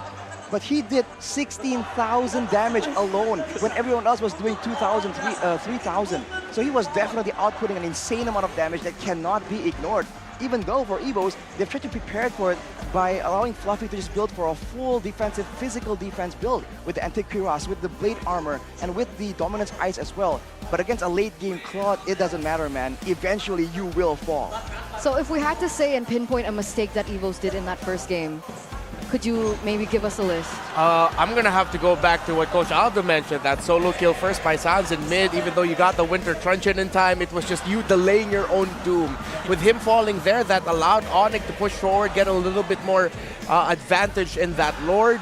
And then for me, it would have to go back to the fact that I understand why EVOS wanted to trade the tower at the bot and Chewe being able to push for the first Lord.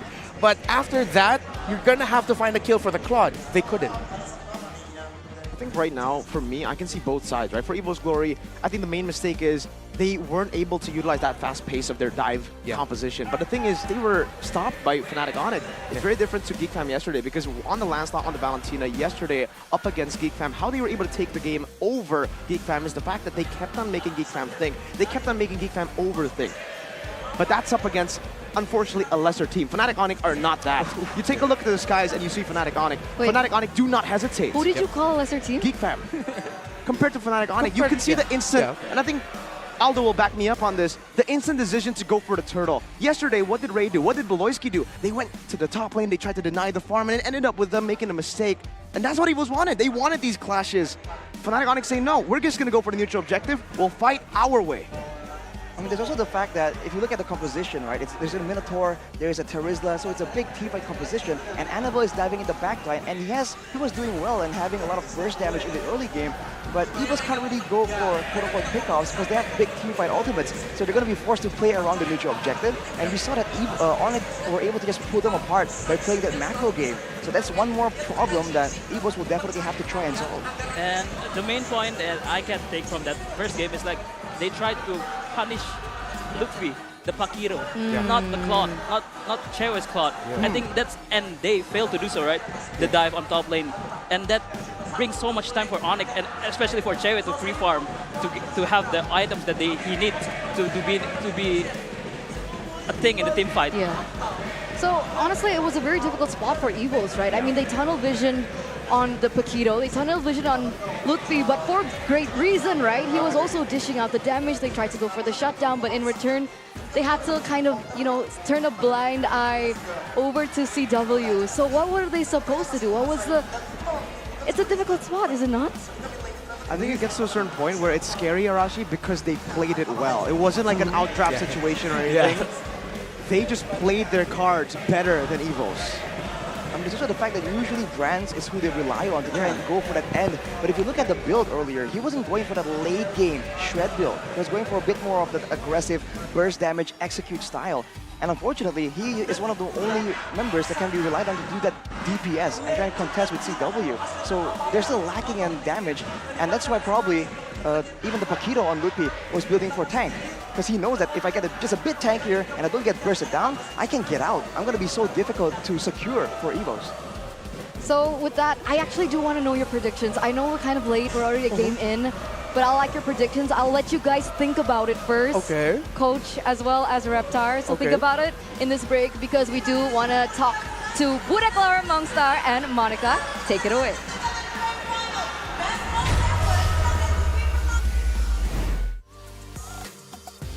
Saja ini baru game yang pertama karena seperti yang disampaikan oleh Bude Clara, ini best of 7 series.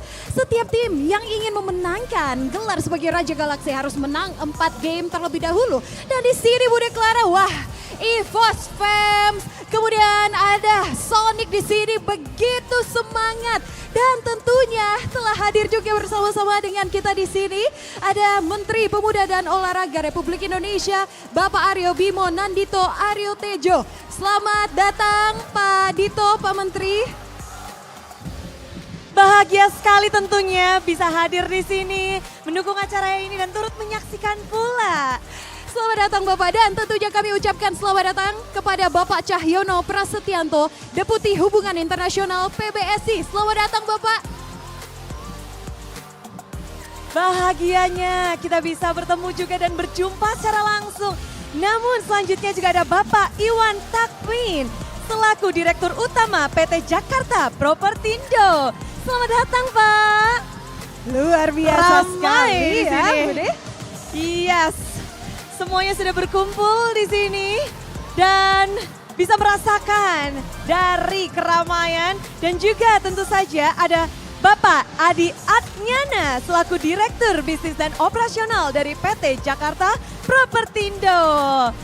Wow, para VIP sudah hadir di sini merasakan bahwa super fans untuk babak grand final ini begitu meriah dan begitu memukau pula. Betul sekali, dan tentunya kalau di sini kita sudah lihat super fans begitu semangat, sepertinya tak lengkap rasanya kalau kita tidak mendengarkan mungkin apa yang menjadi kesan atau mungkin ada pesan-pesan dari pemerintah yang kali ini diwakili oleh Menpora. So sama-sama kita sambut Bapak Aryo Bimo Nandito Aryo Tejo, Menteri Pemuda dan Olahraga Republik Indonesia.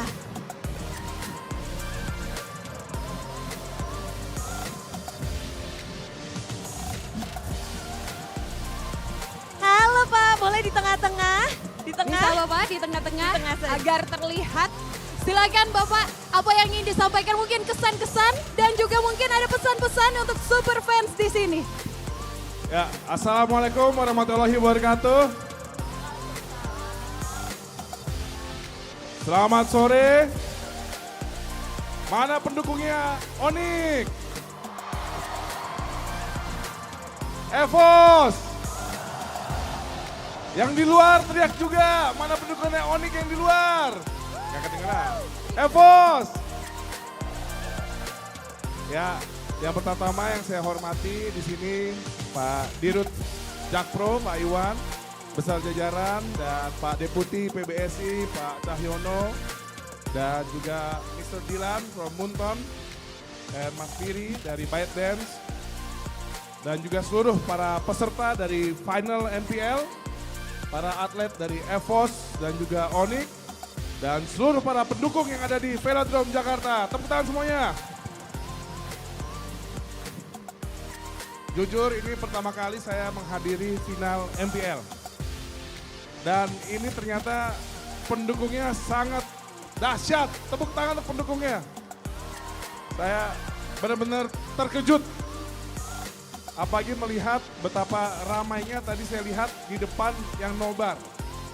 Jadi untuk penyelenggara selanjutnya harus di tempat yang lebih besar. Setuju nggak? Saya tantang selanjutnya final di Indonesia Arena. Itu keren. Dan saya juga mengucapkan terima kasih kepada tim khususnya EVOS dan Onyx, di mana dua tim ini Juli akan berangkat ke Riyadh mewakili Indonesia di kejuaraan dunia e-sport yang diadakan di Arab Saudi. Semoga tim dari Indonesia ini bisa lolos ke final. Jadi para pendukung, saya ucapkan terima kasih dan juga mari kita support bersama-sama. Karena saya yakin ke depan e-sport kita akan makin maju. Tahun ini adalah tahun pertama e-sport dipertandingkan di Pekan Olahraga Nasional. Dan juga kita mengetahui selama ini e-sport Indonesia sudah selalu memberikan kita kontribusi untuk SEA Games dan Asian Games. Semoga ini selalu dijaga. Dan tahun 2024 tidak lama ini Bapak Presiden sudah mengeluarkan peraturan Presiden khusus percepatan industri game nasional. Jadi komitmen pemerintah untuk dunia e-sport tidak perlu diragukan. Semoga e-sport kita selalu maju dan atlet-atlet kita berprestasi di dunia. Setuju? So enjoy the game, semoga yang menang yang terbaik. Dan selanjutnya menang lagi di kejuaraan dunia Riyadh Juli 2024. Wassalamualaikum warahmatullahi wabarakatuh. Terima kasih Pak Menpora, dan tentunya itu luar biasa kesan-kesan dari seorang Menteri Pemuda Olahraga dan juga Olahraga Republik Indonesia ya Bu Deklara, melihat antusiasme dari super fans di sini. Betul, tapi kita harus menunjukkan semangat kita dari Grand Final ini. Mari kita satukan suara, Sonic! Siap-siap, mana suara? EVOS fans! Bersama-sama, super fans sambutlah game kedua, game lanjutan untuk pertarungan Grand Final.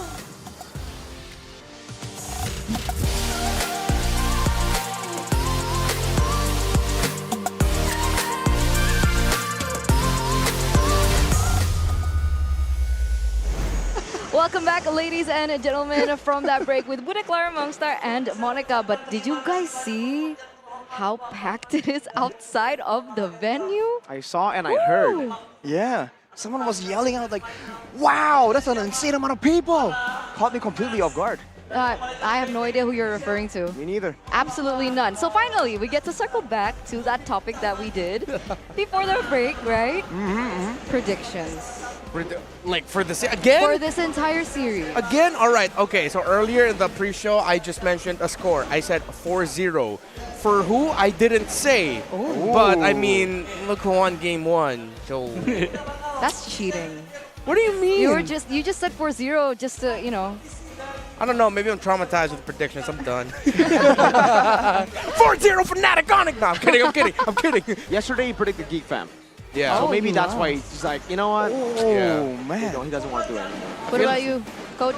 I'm gonna be blunt. It's 4-0 for Fnatic Onyx. That's like confidence. He did that during the award ceremony, by the way. I was doing like the panelist thing. Looked over to Aldo. Aldo's like, you 4-0. He just did that. He just did this. You 4-0. And I was like, oh, wow, okay. I guess we got the prediction early. Okay, so it seems like, well, who did you vote for? You vote for EVOS. See, people, for some reason, in the Is it the comment curse section thing? of the Indonesian stream has been saying, Mirko anti-EVOS. I think they're not aware that I have this power. So I gave it to them. Now I voted for EVOS. Are you happy? Be careful what you wish for, man. Sometimes might not be what the outcome that you want. And maybe for EVOS, it's the same idea, right? I think they're trying to really force Onyx to a composition that can't really go for a proper team fight. But then as a result, right, it's not about the team fights. It becomes about the pickoff. So to see what kind of extra new technology Fnatic Onyx can bring for our pleasure. Did you say technology? Yes, I did. New technology? Awesome technology? awesome. You must be referring to the Samsung Galaxy S24 series, weren't you? Of course I am. What else fits that description, Eterna? It was epic gaming performance powered by the Snapdragon 8 Gen 3 processor designed specifically for Galaxy. Man, say goodbye to lags on its smooth performance to keep her cool with that large vapor chamber that prevents overheating. That is what is going to elevate your gaming skills like a pro gamer and dominate the battlefield. Sorry, here you go. Yeah, You get. alright. I'll be nice today. Cool. You'll get to play with my toy. Alright, you guys go top. I'll use the sensor. Can you use a translator? Because apparently it has the AI that can translate into 15 foreign languages into Indonesian. Try it out. Reptar, do you want to learn Indonesian? I can't find it. Okay, I we'll need give help. it I to need Miracle. help. Miracle's I the need most help. technological equipped. I'm just not old like you guys. Excuse me, what? Here it You is. just Here's the dislike interpreter, poor right? people. So you can translate from Indonesian to Korean. You Okay. know a bit of Indonesian, right? You tap on this button right here, and you say what you want to say in Indonesian, and then you tap it again, and it'll translate it to Korean. Okay. Okay, let's try. I'll try. Nama saya Reptar. Saya dari MPL Filipina. Tap again. Yeah. Put in the mic.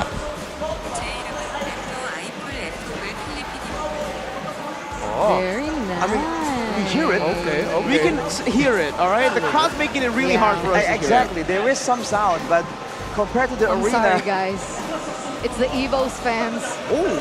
They're the Sonics outside of the building making noise. We have the EVOS fans in the building making noise. You know what? If you guys are still at home right now, you guys need to make it to the venue. Come over to Jakarta International Velodrome so you guys can witness this electric atmosphere in person. Reptar has. I have. It's life-changing, honestly. Like, Life-changing? no, legit. I remember when we were doing the Filipino broadcast of M4 back home in the Philippines. Every time I see the fans, how active they are here in Indonesia, I get a little bit jealous, not gonna lie. Because like, I'm a football fan myself. I love the football culture. Even though I support a team that like struggles in football, but like, you know, say it. Say what the name of the team. I'm not gonna say Tottenham Hotspur. Okay, What do you think of What? Yeah. What do you think of? Okay, I can't do that. Yeah, exactly. You can't By the way, I'm sorry. I just want to tell you, Sorry. right, Eterna, because while you were shaking your head in disgust, Aldo was doing the same thing, and I was doing the same thing. That kind of hurt, coach. The moment I said Tottenham Hotspur, how come you looked disgusted? Because I also support teams that is struggling right now. Oh, who? Manchester United. No, You just made it worse. Yeah. No. You just made it worse. It's like I wanted to ask about the atmosphere thing to Coach Aldo, but at some point they were cheering for him, so like we don't need to ask. Oh, that's it. Right? Yeah. He's used to it because usually the fans are cheering for him. That's true. I actually have a question for Coach Aldo, if you Okay. don't mind. Yeah? So I always ask this to coaches and analysts. For teams, the players, do you have to tell them to like, hey, don't mind the fans, to try to drown out the crowd, like especially when it's this loud? Does it actually have a effect on the players?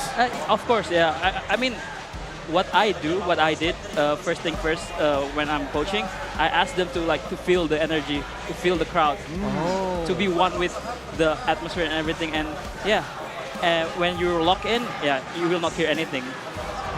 So yeah, just get used to it. Like for me, when I'm coaching, when I see these fans chanting everything, I use it as a energy for me.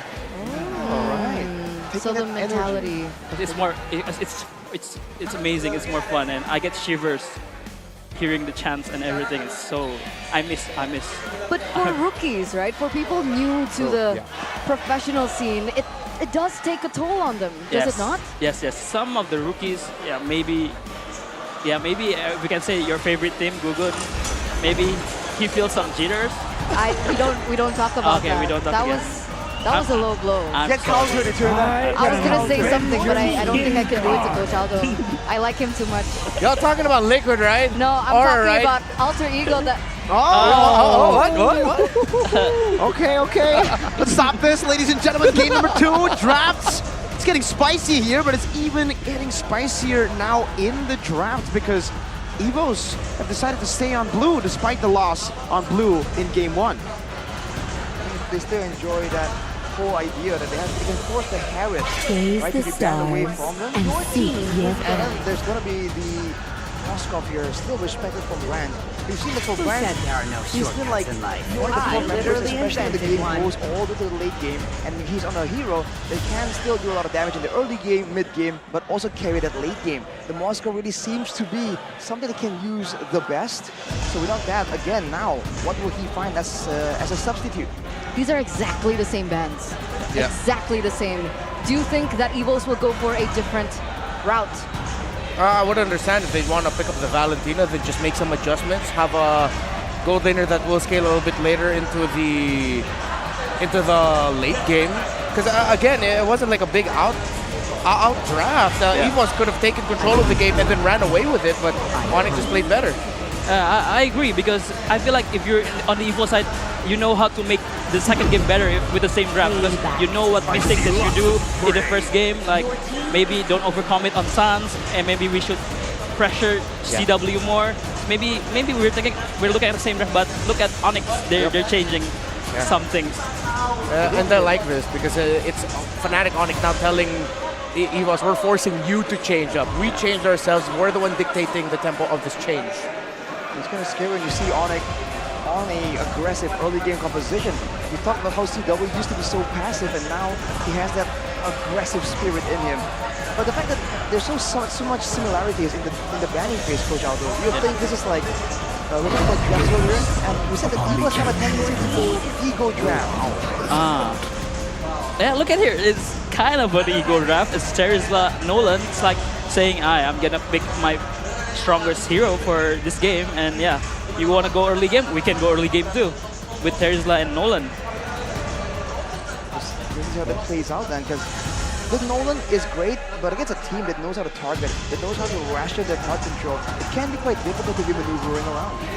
Yeah, and if ever Fnatic Onyx beats this Nolan, it's going to be the first stain on the record of EVOS' Nolan. Currently 5-0 is Annabelle for that hero. So if this is a loss, then you're going to be heading into game number 3. It's going to be a test of your mental. It's like you're undefeated big, heading into the grand finals, loses in game 2. So EVOS, I expect their last 2 picks to complement this Nolan well and help this Nolan well. Let's go. But it's suddenly, all right, you want to go assassin? Kari gets his Fanny. Ego what? Ego what?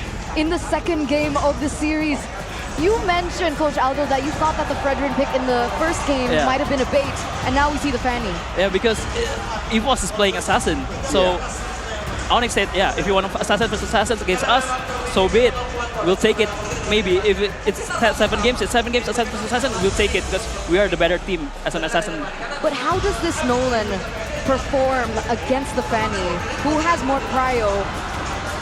For clearing speed, for farming speed, I think Nolan has the upper hand. But during skirmishes, during pickoffs, Fanny have the upper hand. But let's see. But I think in assassin matchup, it's not about just the assassins, but also the other 4 teams, 4 players that need to play with the assassins. Yeah, and Coach Aldo was telling me about this backstage earlier during the gala. We actually had to got a chance to chat about it.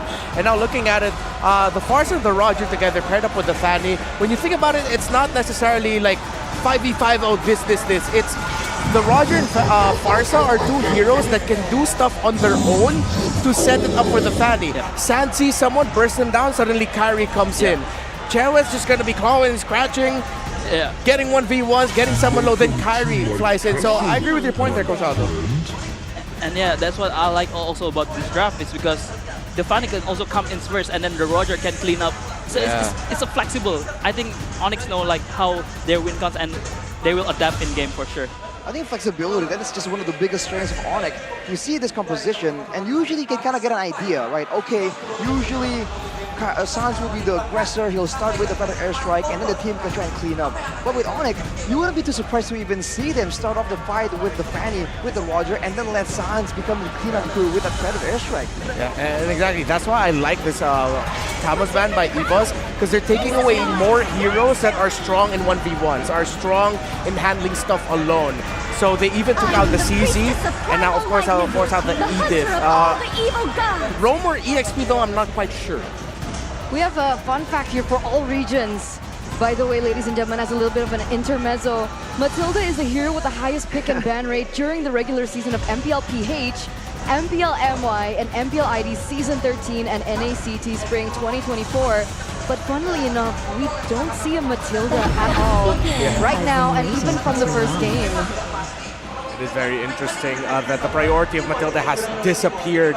EVOS now with Ruby and Carry, so if the lineup of Fnatic Onyx are strong as individuals and can set each other up that way, EVOS very strong with the team fighting. I think the edit pick is going to be still a flex pick because I think Coach Chef wants a good matchup for Keyboy in the roaming position, but I can see the edit being put in the roaming position because Edith and Ruby, Edith have the upper hand for sure, and I think we can see a good XP lane for Lutfi. Maybe still the Paquito, I'm not sure, but maybe also a Cho for the aggressive pick in the roamer position. Oh, Cho in the XP. So Edith, Lutfi, Cho, Keyboy? Yeah, something like, or even a Barrett, yeah, for sure. Combined. Yeah. All right. We're talking a lot about having good balance in the composition here on the English desk. How if you have one hero that can be a great crowd control tool, the other needs to be a solid one that can take some damage. So how do you feel about the situation here? Terizla Ruby combo compared to the Barad's Edith? I think whoever can CC the jungler, the assassins, wins this game for sure. Like whoever have the Barats and the Edith and also the Ruby and Terizla who is more sharp will win the objective fight, and it will lead to the snowball for the Nolan or the Fanny in this game. Yeah, and it also looks like a tough decision for Clockman. Which ultimate are you going to get for the Valentina? There's some strong ultimates on the side of Onyx that will really round out the team fighting of EVOS Glory. EVOS Glory now lead. Not lead. Trail. They're trailing the series, ladies and gentlemen. If they want to continue forward, if they want a fighting chance, they need to be able to get this win in the second game of the series. Welcome back to the land of Dawn for game number 2 for EVOS Glory and Fnatic Onyx. Welcome to Mobile I just have to Legends. say that Edith Flex was just beautiful, right? Because it was Flex, it technically gave the opportunity to go for a great pick for either the roam, either double down like the Cho. We saw the Cho in the XP yesterday. By Luke, also up against the Nolan. You want to try to lock him down, like Aldo said. But Emblems, let's get a quick glance. Well, it's all the lethal ignitions for the side of Fnatic Onyx. They have a lot of burst damage, and that extra bit sometimes will be enough to seal the deal. Keyboy, though, with the Quantum Charge, wants to try and have some more maneuverability and, of course, sustainability when he's just moving around, going for these small skirmishes. The big concern I have right here, especially for Onyx, is the fact that they do have the Edith, but they can give the Primal Wrath into the hands of Clockun on the Valentina. And that way, they'll get one more massive tool of DPS. And usually, when you're fighting against DPS, against a team with a Terizla, it's going to be difficult to try and contest the burst. Now with a Terizla and a carry, in theory, on paper, EVOS shouldn't really lose out when it comes to a front-to-front clash. There's a lot of confidence, I believe, seeping out from Sans, going in for the Purify against Fluffy's power pick. Oh, that's a lot of damage already placed from Kyrie in the early game. Wait a minute. Fracture Annabelle! First blood! Waiting for the energy to be used up and then punishing. Whew. Out of nowhere, Annabelle reading out the maneuvers, reading out the movements. Just like that, small win. And in an assassin matchup, that could be deadly. Oh, mid lane though. Earth Shatter, and then onward just used to gap close a little bit. Dreams though, still holding on to that flicker. Wow. It's a little similar to game number 1, right? That counter-aggression play coming through, and EVOS were able to get the better out of that exchange. But the question is, what about the setup? Fluffy at level 4 already can utilize this penalty zone to get a little bit of a grasp on this neutral objective, but we'll see. Watts able to find a death as welcome on one. That's a penalty zone. Sans flickers into it, but Annabelle gets slain by Sans, who's still able to dish out some damage. Keyboy is the one who picks up the turtle. Clockman stole the Primal Wrath away, but look at Fluffy who's isolated. Keyboy flickers forward. Earth Shatter to take him down, immobilize as well. Onto Dreams, and Keyboy wants to continue this chase, but gets shooed away by Clockun. That was essentially a 2-for-0 trade made in by Fnatic Onyx as they were able to pick up the objective and that kill over. And that was the curious thing, right? with the fact that Fluffy was able to utilize it, but there was no follow-up with the penalty zone that he popped up in that final moment to cancel the Feather Airstrike. Arashi, what happened there? I think it's just unfortunate for EVOS. In theory, right, the Terizla should be a direct counter to the Parsa, but now Keyboy getting jumped on. The Fracture as well used up. Keyboy still trying to walk away. And Clockun finds one last basic attack to finally take Keyboy down. As I was saying though, there's burst damage available for sure, and usually when the Terizla gets onto you, there's not much you can do, but now Terizla... Nom into the cable, the penalty zone defensively used up, but then Lutpi stomps on his head as he's unconscious. Arashi, I'm sorry, my guy. I keep throwing it over to you, but every time you begin, you get interrupted, so please continue. No, we will only accept the sorry from Fnatic Onic. That's true. Yeah, they don't owe me an apology, man. Every single time I start a train of thought, it can never finish. But then again, this is the grand finals, and both these teams, again, when they do see an opportunity, they always want to play for this high-tempo style. I think EVOS have their eyes on Sans, though. Will Keyboy sniff this out? All right. Gonna be a slow situation for now yet again.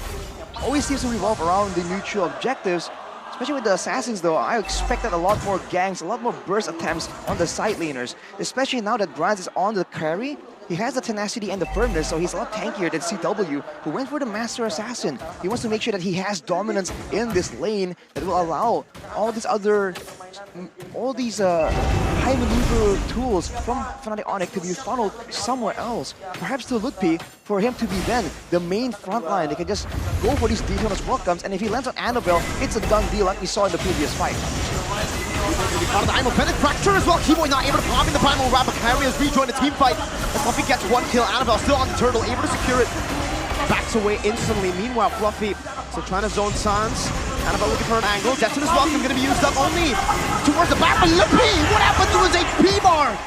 The Dino getting melted. Kyrie looking for a trade back, goes on to Annabelle. Woo, but it's forced back.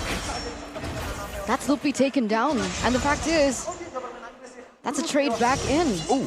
Oh. Fluffy continues this. Kyrie's got to be careful, spaces out very, very well. And in the bottom lane, it seems Dreams has been shoot away. Feather Airstrike flicker, Sans!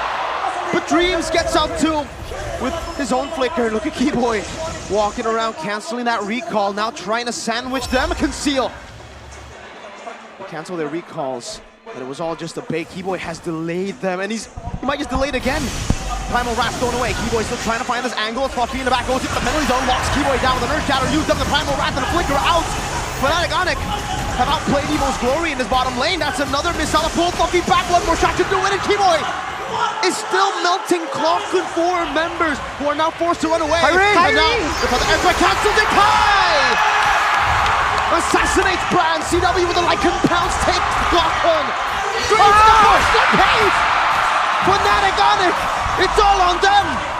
The defending champions in minute number 6, they bare their teeth and they show the White Tigers what claws are really made of. A 3-4-0 trade. Meanwhile, Annabelle gonna be able to get a trade in for that tower in the top side.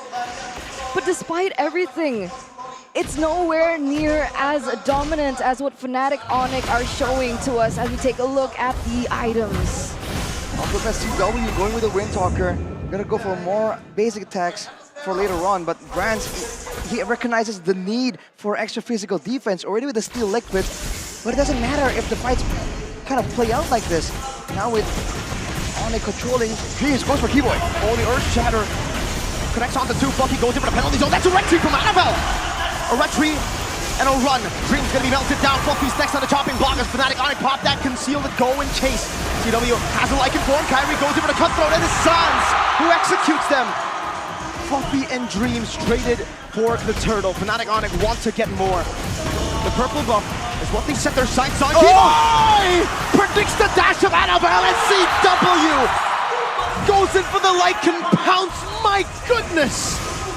Dominance, brilliance, intelligence, whatever the source given. Not really sure which one you would like to use here, but what? Dreams? Okay, they don't find the kill. But that was a 3-4-0 trade again for Fnatic Onic. And it's just such a shame for Annabelle, because up until this point, he's always been able to farm so much quicker. He was a level ahead at some point. Now Kyrie's caught up, but he had more of a say in these neutral objectives, but it really doesn't matter. He gets the objectives, but look at how Fnatic Onyx traded back. He was still hanging on to the gold advantage earlier, right before the whole sequence of events, even with the neutral objective. But just like that, Keyboy, man, earlier, the threat to stop the recalls on the bottom side, to buy time for Kyrie to come in and clean up. And even there, the prediction to think that Annabelle was going to try and make a play to secure his buff. This man is an absolute menace, and this just locks down Annabelle. Now, whenever he's trying to make a play, he's going to always be worrying about, where's Keyboy? What's Keyboy doing? And that few seconds of hesitation can be deadly in a game of this magnitude. The mind games, and now the damage that Sans has built for himself. That burst damage that comes out before they even go in for these team fights, they have been detrimental. Now he's holding 3 items, if I'm not mistaken. ES2 for CW here. Now they're looking for the purple buff again. Feather airstrike onto the back of Flicker as well. Clock could leave like this. You know, he's forced to pop the Primal Wrath just to survive. Great play by Clocken, but in the end, that's still a defensive play. Despite all the aggressive tools EVOS has, Fnatic Onyx are making sure that everything needs to be popped defensively. Floppy with the Athenas, though, will be able to walk up earlier. In the previous game, he ignored the magical defense, not really caring about Sans' damage. Now it's a different story with Keyboy on the Edith. The Primal Wrath basic attacks will be something that he has to contend with if he wants to be the main front line, to buy some time for Brands to be able to just shred someone down. Yeah, you can't underestimate Gila Sans. There's Gila in front of his name for a reason, right? And even Clocken is now feeling that pressure. The fact that he now has to find yet another ultimate, find and close that gap, that's a big risk because of that trigger with the IMU. And if that happens, that actually can be a loophole utilized by Fnatic Onyx to go in for that pickup before they go in for this neutral objective take. And by the way, Annabelle had a level lead above of Kyrie. Now it's completely swapped. Kyrie level 14, Annabelle level 13. Oh, the missiles catches on Fluffy. That's his welcome straight into the Feather airstrike and the Earth Shadow. Fluffy cannot walk. He cannot do anything. A Purify from CW is now going to be Kyrie, who jumps in with a cutthroat onto Annabelle, who's still able to dash away, but Kyrie continues his onslaught of damage onto Clocken, who's forced to use the Primal Wrath to escape. 1-for-1 XP for XP. Did I see Kyrie cut through the Lord in the middle of that fight?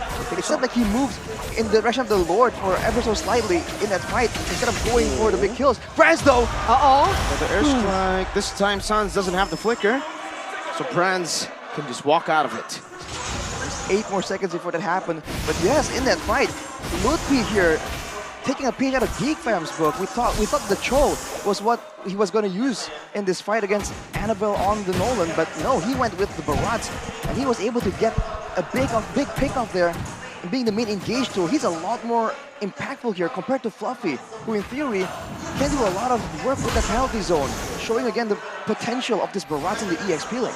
Yeah, you think that the Barat is more of a passive hero, right? You just want to tank up the damage, you just want to soak in the damage.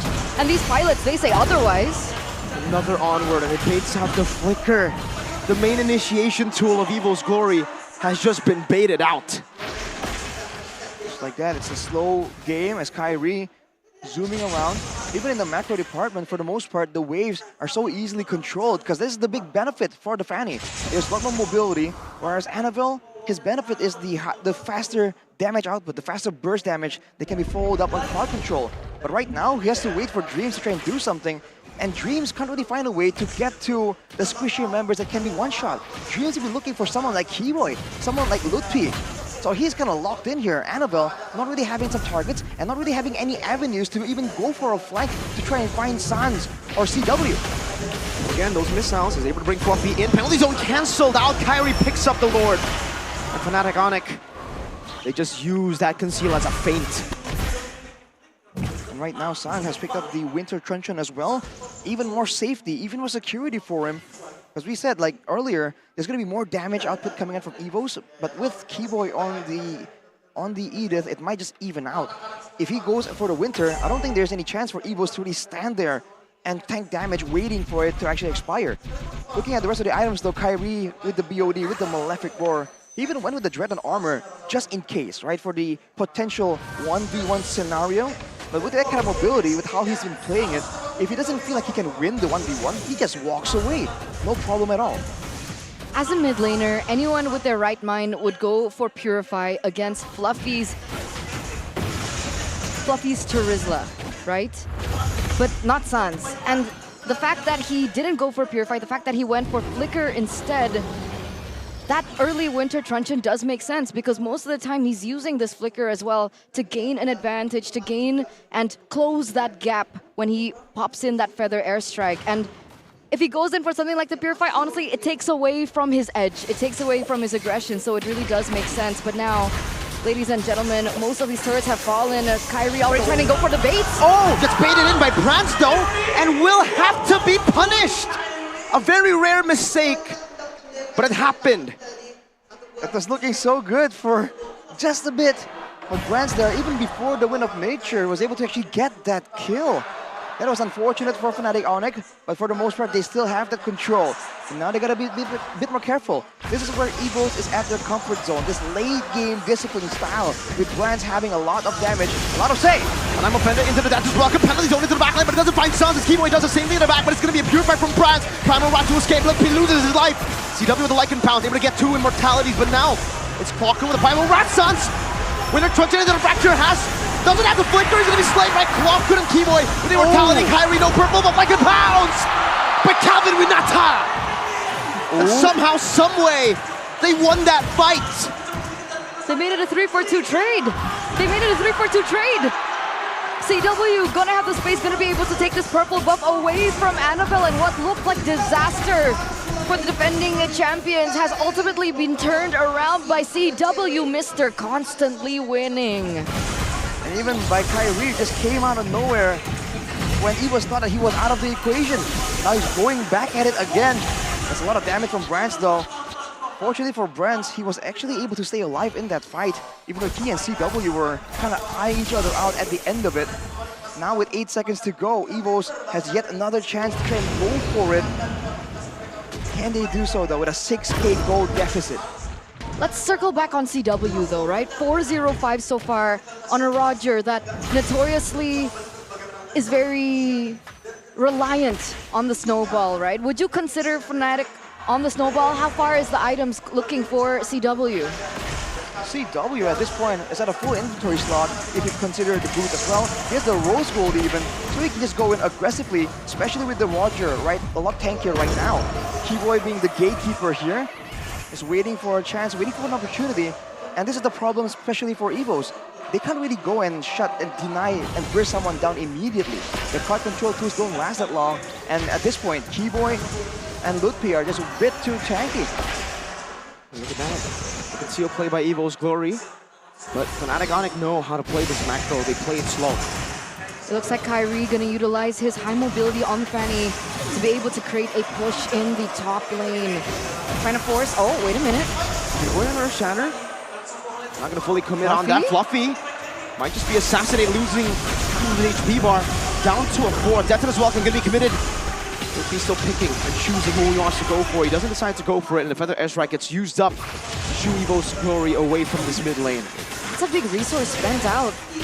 Fnatic Onyx, they definitely want to go for a reset here without the Feather Airstrike as well as Lutpi's ultimate. And you can see that with Kyrie constantly pushing in the top lane, they have actually forced Annabelle to deal with it. So both teams have their reasons to go in for the reset. Surprising though, seeing that Fluffy was so far away from his teams that Fnatic Onyx with their DPS output won't go for something, but CW, fortunately, wasn't really spotted right there, so there won't be big play from EVOS to secure him. On the other hand, look at Sans.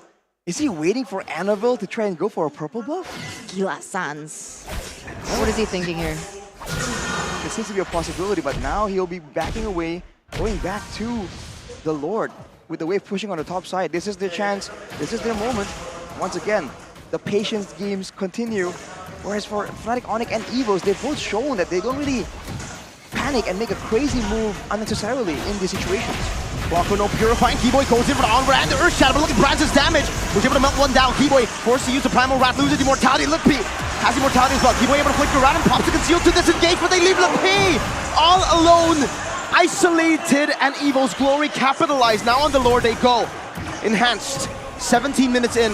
Fnatic Onyx don't want no business. Not against this EVOS Glory lineup in the 18th minute. That's a man advantage, and that's a neutral objective completely given to EVOS on a silver platter. Kyrie. Okay. He gets out there. Okay, dude, we get it. We get it. You're good on assassins, man. I mean, we don't talk about what happened in the top lane. What happened in the top lane? Nothing. Happened. Well, for EVOS right now, though, they are certainly trying to make something happen. Look at the bottom side. Kyrie is going for a push. CW adjusting his build to try and get a bit more DPS, a bit more clear. Against a full item carry, they seem to be struggling. But by the way, I believe Kyrie once again cut short of the Lord in that fight, though. That's a massive, valuable chunk of damage for Fnatic Onyx. With the Lord coming in, they do have tools to clear, but they have to be careful, especially Sans, for a play from EVOS to try and shut him down. Yeah. And no purple buff now. But remember, Sans just picked up the Holy Crystal, so that damage is flowing. Now with the Lord up top. Oh! It's a good eye offended, pulling Lippy back, but he has the flicker to escape. Keyboy now holding it down. Kyrie goes up the cutthroat, does some damage. CW forced back, and Rose Gold Meter gets popped in as Kyrie goes over the blade once again onto Brands. He's still able to survive. Now Sans doing some damage back. Oh, what happened to Clockhood? He got demolished. Kai in the back with the cables once again. CW goes with the re-engage. He wants to go for the triple kill, and he gets it. Calvin Winata again and again and again. Constantly winning. Winata, CW, what in the world? Time and time again, he is breaking boundaries. He is breaking limits, and he is breaking bones of EVOS Glory. 4 members are down. Annabelle, the only one up. There aren't necessarily minions for them to play with. But what's a play from Fnatic Onyx? Like, CW, that's tough enough. But with Kyrie's damage with them as well?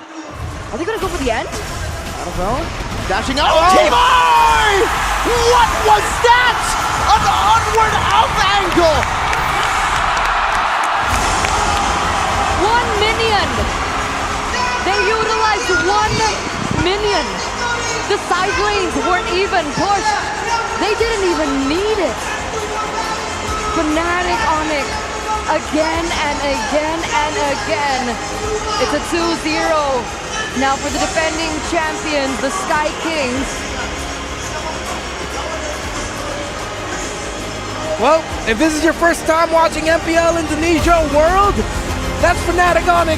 They're just that damn good. They drafted a lineup here, which I would call one for all. They have heroes that can stand on their own for the better of the team. Against EVOS is all for one, all for Brands. And Fnatic Onyx just flexed all over EVOS. The longer this fight goes, the more EVOS feels that Fnatic Onyx just fights better than them. They are locked in, man. Fnatic Onyx is locked in. Holy, those mechanical plays are amazing. Like, each individual mechanical plays are amazing. They're so good at Mobile Legends. I like that. They're just so good at Mobile Legends. Coach Aldo 2024. Put that on merch at this point, right? Onyx probably want to print that out because that's true. They were just better. Even Coach Aldo's speechless. These were your kids. How did you make them like this? What did you do? What did you create? What did you feed them? You created a monster. Yes. Oh my god, I'm speechless. Those mechanical plays leave me speechless. But overall for the game, I think both of teams have a very good understanding of how to win the games. Yeah. Both of teams needs to burst down the frontliners, the Baras, the Terizla, the Ruby, or the Edit. They need to pick up one of those heroes to win the fight. As we can see from the first turtle, even from the first turtle, I think it's Ludwig Barat eating Nolan, right? Yeah. And then they try to snowball there, and then even every objective fights, he will always try to find the Terizla, the frontliner of EVOS, and so do EVOS Glory. they also try to find the Edith and also the Barat. They try to burst the frontliner first to win the game. Unfortunately, it just wasn't allowed, right, by Onyx. Whenever there is some kind of aggressive maneuver, we only saw a single moment there where Onyx really lost control and were forced to retreat all the way. And even then, we saw that EVOS were able to capitalize almost immediately, understanding that this is a great opportunity. They go for the Lord and they go for the fight.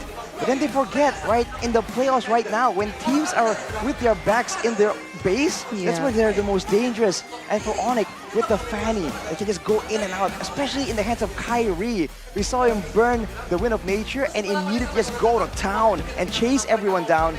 And when you're talking about chase CW on the Roger, how fitting, right? Just chasing everyone down, hunting them, and just sealing the deal. And it almost seems like, for Kyrie at least, right, it was just him dying out of formality. He's like, please don't ban the Fanny next year. Look at me, I'm not perfect. Look, I can dive and make mistakes, you know? Don't ban it away. And then he decides to defend like that again with no purple buff. And then Calvin went out of... Dude, CW has been snubbed out of all the categories so many times. This guy is so underrated. And I can't believe he's still underrated. I can't believe we have to say this for 4 or 5 seasons in a row. Don't sleep on CW, man. It's not like that. There's a lot of highlights there for Kyrie. There's equally a lot of highlights there for CW. And that's why he's the MVP of the game. Finally, he gets the recognition he deserves, right? Ladies and gentlemen, the player of the game presented to you by the official tournament smartphone Samsung Galaxy S24 Series 707 KDA. You know, like, again, I keep saying this. I've said this over and over throughout this regular season. A lot of people have said that he is the weakest link for many seasons in a row, right? 8, 9, 10. And this season, exactly, right? But here in season 13, he's developed so much. He's no longer the weak side goal laner. If you want to give him a hero like the Roger who needs to carry from the early game, he can do it. He can snowball, he can carry on those fights. He's... How? Yeah, he's Mr. Underrated. He's very, very, so good. I mean, during my time in Onyx, I thought CW is very good. But seeing him now and evolve like this, oh my god, he's always been evolving every season. And in this season, season 13, he shows a different side of him. The Brody pick, the Roger pick, the early game marksman that he needs to fight early without even having to finish 3 items. And he can do it. He's an amazing player. What was it? Was it like a mental thing that you kind of needed polish? Or what was going on with CW? How did he develop so quickly? I think he have that mentality of like always trying to learn, always trying to want to improve, and that's the main quality of being a very good pro player. For sure. I mean, if you're improving again and again, eventually you end up being a monster like this. And I think the same thing can be said about Onyx throughout the seasons. Even though they've been winning and they've been dominant, you see that they are still finding ways to improve, to be creative, to try and find a whole different mindset in trying to attain that victory. Yeah. Looking back into game number 1, that felt like a good lesson of how to trade in Mobile Legends Bang Bang all throughout the map. Trading for the objectives, the turtles, the lords, and the towers. This was just game number 2 was a lesson on how to trade in team fighting. How well you can maximize your abilities at the right time. CW was the MVP because he knew, all right, we have a Fanny here that can burst either before or after. So it's all on me as this Roger to be able to maximize my Lycan pounds, my wolf form, and my human form to poke, and then eventually slash in. There's that moment here in the end sequence where Kyrie, again, runs with all his finesse, with all his nerves of steel. He can't help but use that Wind of Nature. And once they're on the back foot, we said it already. Onyx can start the fight with anyone, with Sans, with Keyboy, with Lutpi, and when EVOS is on the back foot, it's just a different story, man. That play was disgusting. It was 1 minion, by the way. What is that? That's an off angle onward, man. That's like... I have a name for that. In the Philippines, Jean Faldas came up with a call called Sidestep Numenon Blast. That was a sidestep onward. That was a sidestep. Or crossover onward. Oh my goodness. I saw an Onyx fan randomly just walk up to us and absolutely no idea who that was. Point out 4-0. Who was that? The audacity. It looked like his name starts with a G. And ends with Oni. Oh my god, no way. Lonnie? Yeah, because the G silent. Yeah. Yeah? Jeez. I don't judge. Yeah.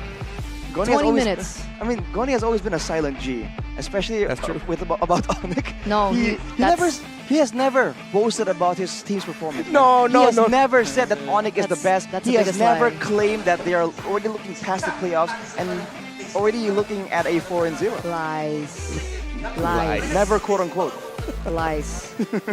But again, 20 minutes, ladies and gentlemen, in game number 2 of this grand finals. And honestly, like, we were talking about CW so much during the highlights, before the highlights. At this point, let's double down on that, right? Because I remember M4, we were talking about season 8, 9, 10, him being the weakest link, and M4, I think that was where he was exposed the most. Yes. I remember talking to Aldo as well, and I think everybody kind of agreed, right? CW was underperforming at M4. He was not doing well. He was borderline doing bad. Yet he stayed. Yet with all the doubts, even, you know, there were rumors Sans was going to go to gold, they were going to get a new mid laner, stuff like that. He continuously just performs, and what is it with this kid, man? When you're on the ground, the only way is up, man. Ooh. That's true. And I think he has that mentality, that kind of mentality. I mean, during this series, he still have 0 deaths, right? Yep. 0 deaths, and 707. I think maybe with the addition of Coach Adi too, right? Because he coached Skylar, you know how good Skylar is in RRQ, and then he coached CW now, and maybe he gets some of that knowledge and that skills, you know. That's actually really cool, right? Because Skylar, if you remember the timing of when, you know, Skylar got good, Season 7, he was bashed for being bad. That was his lowest point. Season 8 and then 9, Achil joined back 8. And then he became a monster. This guy maybe makes gold lanes monsters. I don't know. Coincidence? I think not. Like a gold laner factory here. Just pumping them out as good as they come. 800, 700, almost 700 gold per minute there on the Roger, right? He wasn't supposed to be hardcore farming, but it made it seem like that was the case. And again, the mobility, right? We saw that EVOS likes playing around with it. You can say the same thing for ONIC. And when you give them like a fanny, right? When you can just go around and just be everywhere at once. You saw that he was out of the fight and they were going to go for a fight with a man advantage. Then Kyrie comes in and it's just the end of the story. Honestly, it's been 2 games in a row, right? 2 games in a row, they've left CW untouched. They have absolutely made no way possible for CW to be punished. And it felt like Kyrie picking up the fanny. Like, even we were like shouting like, oh my god, it's Kyrie on the fanny. It's such a good distraction as well. Yeah. What do you think about this? I mean, they let that through. They knew that Fanny was gonna happen. They picked Assassin plus the Terizla, the Nolan and the Terizla, and picked 2 and 3. That's them telling ONIC, all right, we know the Fanny's open for you. This is gonna be like our response for it. So they wanted. Well, I'm not saying that EVOS wanted to lose and that's why this happened, but they wanted to play into that, and what just happened was ONIC with a lineup that would be better for the longer team fights, because again, they have so many tools for engaging and fighting. For the side of EVOS Glory, where it's, once Nolan uses that fracture, pretty much done. You're just dashing and just trying to fight. That Fanny, after the cutthroat, you still have, if you still have some energy on you, you can still go around and still be able to deal some damage. What I can add for that, during the first 3 draft, okay, ONIC and EVOS is equal, but that Edith pick is a nail in the coffin. Because why? Because ONIC knows they can pick Ruby, right? They can also pick Ruby, but they know Edith is much better than Ruby in terms of matchup, and that forces EVOS to pick some stopper for the Fanny. Is it either Franco or Ruby? And all that hero gets somehow countered by Edith. So that Edith pick is like nail in the coffin for that game number 2. You know what's the nail in the coffin too? What? Kadia. Kadia? Kadia. Kadia. Kadia is a nail in the coffin if you guys want to maximize your Discord, right? What are you doing? Join our Discord by clicking the link below or scanning the QR code over here, ladies and gentlemen. The Samsung phone. Thank you. Yeah. I thought I lost it. Go, dude. You just placed it there. You did it. It wasn't there, guys. Come He's on, lying. Cut it, turn on some stack. It wasn't there, It's right? Eterna. Yeah, totally was It not wasn't there. there. Yeah, okay, sure. Just Eterna thing. I guess so. But if you guys want to, maybe I'll remind you guys too. Maybe you left your phone just next to you and you guys can scan the QR code with the camera on your beautiful S24. I forgot. Or you What am I doing? I already joined. What am I doing? You forgot your phone was What are you there. doing? You forgot that you already joined. I mean, watching a game like that from Fnatic ONIC, you know, people lose their minds a bit, man. Mind-blowing. Especially when you're watching on a mind-blowing screen. Mind-blowing screen? Mm-hmm. What kind of screen is that? Well, Samsung TV.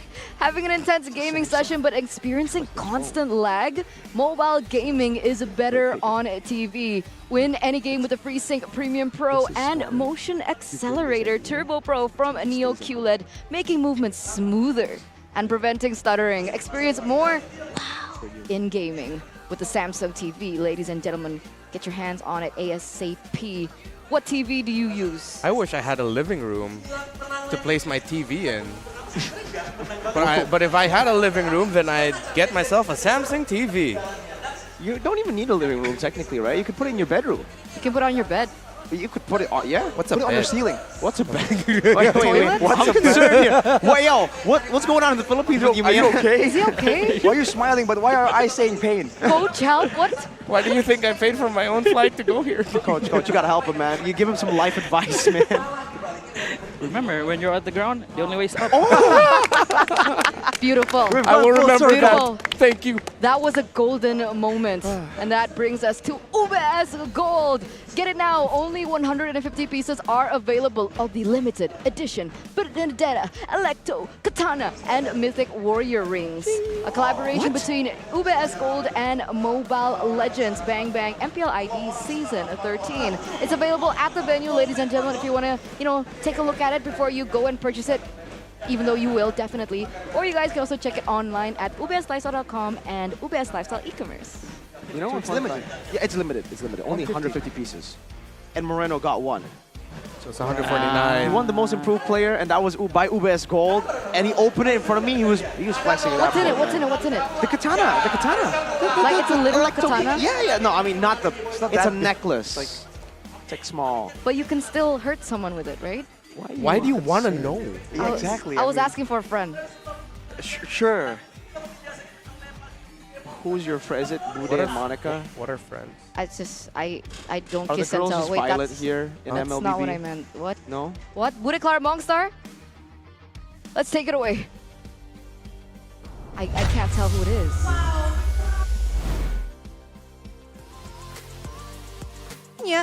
Kok seperti 2 season lalu ya, di mana Onyx memulai dengan cukup kuat.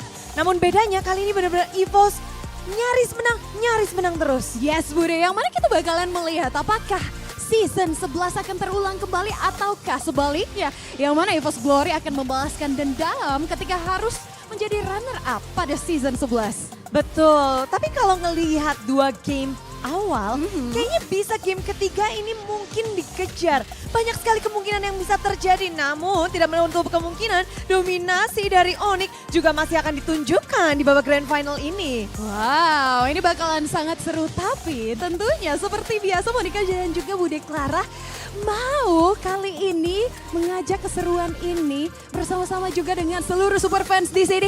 Ada yang mau skin gratis super fans? Semuanya mau, Bude aja mau Monik. Monica juga mau Bude, gimana caranya? Caranya gampang banget. Di Kidia Play kita akan memainkan, ini adalah Johnson Race terakhir karena ini adalah final day. Tentu saja lawannya adalah perwakilan dari MPL dan lawannya adalah perwakilan dari audience. Mereka akan berusaha untuk memenangkan satu match ini dengan berputar-putar 3 kali saja. Kalau dari perwakilan audiens menang, skin akan dibagikan. Wow, dan ini akan dibagikan gratis untuk seluruh yang ada di Velodrome Jakarta. Jadi ini beban berat nih untuk audiensnya, harus menang ya. Oh, kita udah bisa dibilang ada menang, ada kalah.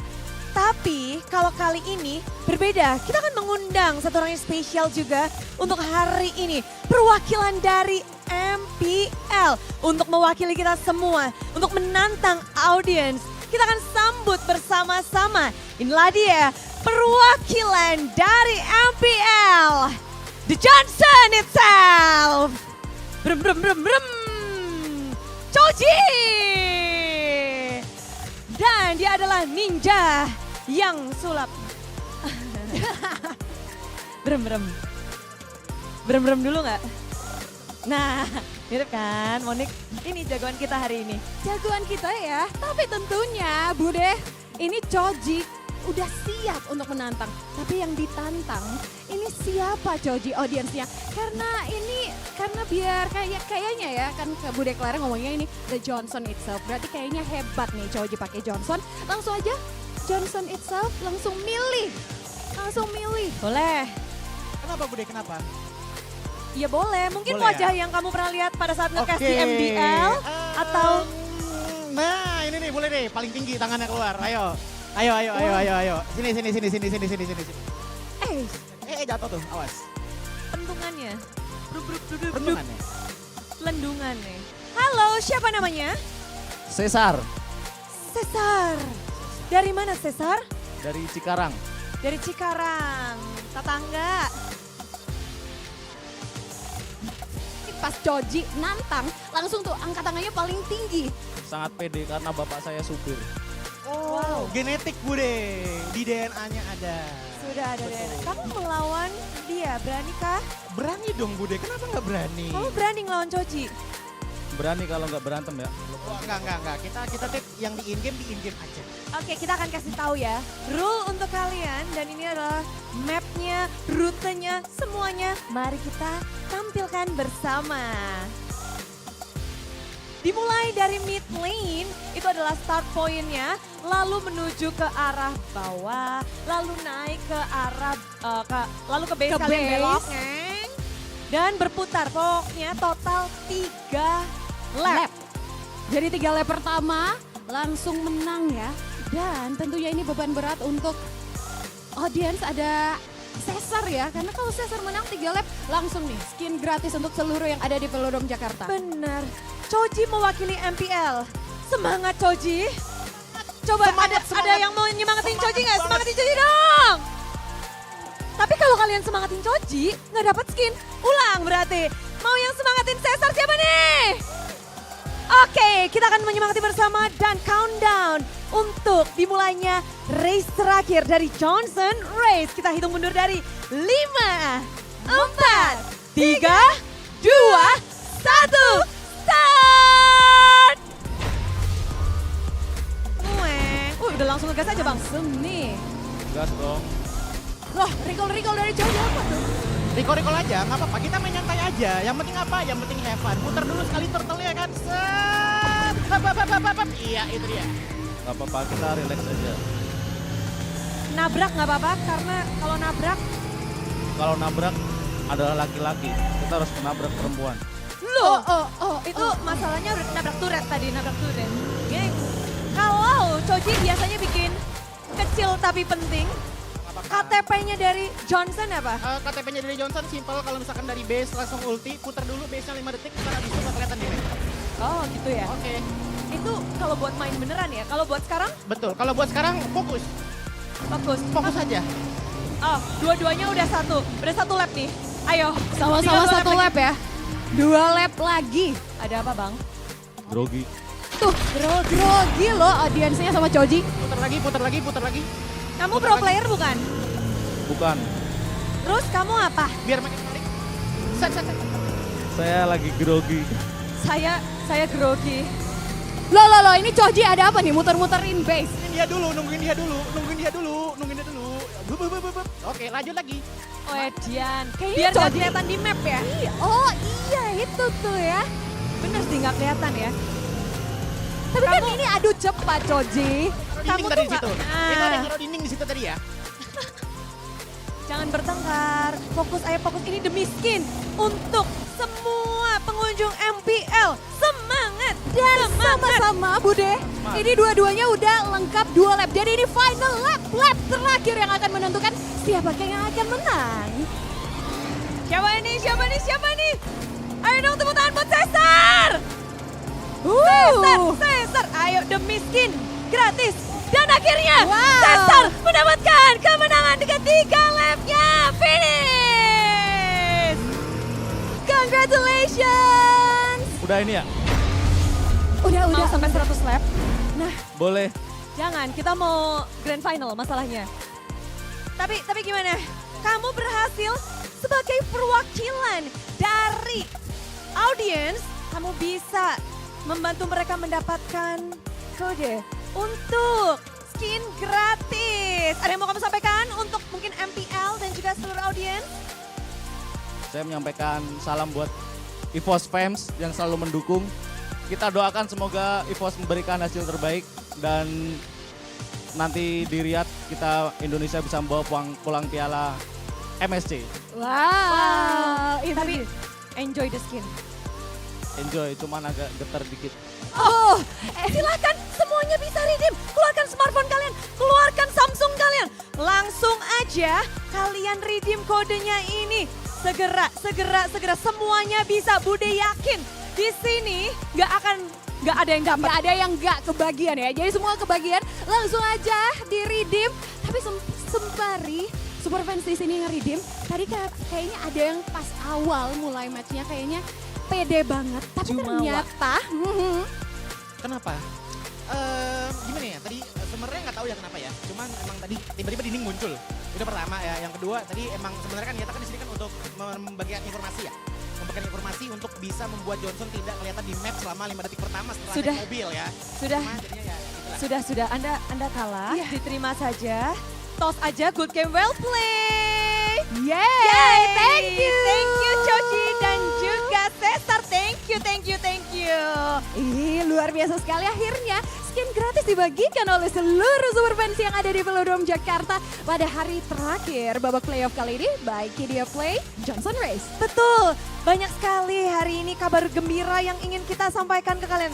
Tadi udah skin gratis, sekarang ada yang juga spesial. Betul sekali, karena siap-siap kita perlu memberikan apresiasi. Kita patut berbangga karena MPL Indonesia Season 13 telah mencapai 100 juta watch hours. Wow! Dan ini yang paling penting, ini kita udah dapetin selama 2 season berturut-turut. Ini luar biasa sekali dan tentunya ini bisa tercapai atas dukungan dari semua pihak, khususnya juga dari super fans yang ada di sini. Mana tepuk tangannya? Dan Budi juga mau shout out semua yang lagi nobar di luar sana di MPL Festival yang keren banget, ramai banget. Dan juga yang lagi pada nobar, mungkin ada di luar kota, yang jauh, bahkan di luar negeri. Semuanya nobar berkumpul bersama untuk menjadi saksi siapakah yang akan menjadi juara di season ini. Season ini kita mengadakan grand final, mengadakan playoff di Jakarta dengan sangat meriah, dengan semua dukungan, bahkan datang dari berbagai kota untuk berkumpul di ibu kota. Betul sekali, selama berseason-season kebanyakan kita berada di ibu kota bersama-sama berkumpul. Malahan kemarin ada yang dari Palembang, ada yang dari mungkin dari jauh-jauh juga ya berkumpul di sini. Dari Purwokerto, anak-anak, ada yang dari Manado. Nah, tapi ada yang penting juga nih Bude untuk kita sampaikan. Kalau biasanya spesial ya, kalau biasanya kita di Jakarta. Next season kita bakal langsung umumin, ini jarang banget terjadi. Ini spesial untuk next season. Cluenya aya naon. Season 14 playoff akan diadakan di Bandung. Wow. Jadi langsung dicatat, disiap-siapin di season depan. Kita akan sama-sama berkumpul di Bandung untuk melihat siapakah yang akan menjadi Raja Galaksi di season 14. Iya, ini akan menjadi kota terbaru, teranyar pula. Dan tentu saja antusiasmenya Bude yakin pasti sangat besar juga. Betul sekali, ini juga menunjukkan bahwa memang MPL Indonesia ini bisa mencakup seluruh daerah di Indonesia, bahkan mungkin nanti seluruh internasional sampai sekarang juga yang ikut menonton melalui live streaming dan lain-lainnya. Jadi ini akang-akang semuanya lagi yang pada lagi nobar, kasih tahu semuanya kalau Bandung akan menjadi the next destination untuk playoff season 14. Betul sekali.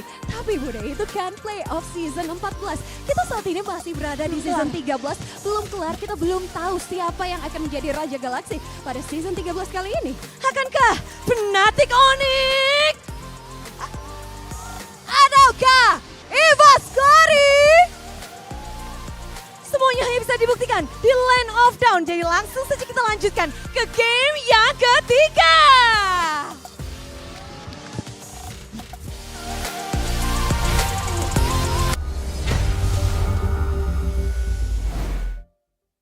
Zero, ladies and gentlemen, in the grand finals of MPL ID Season 13.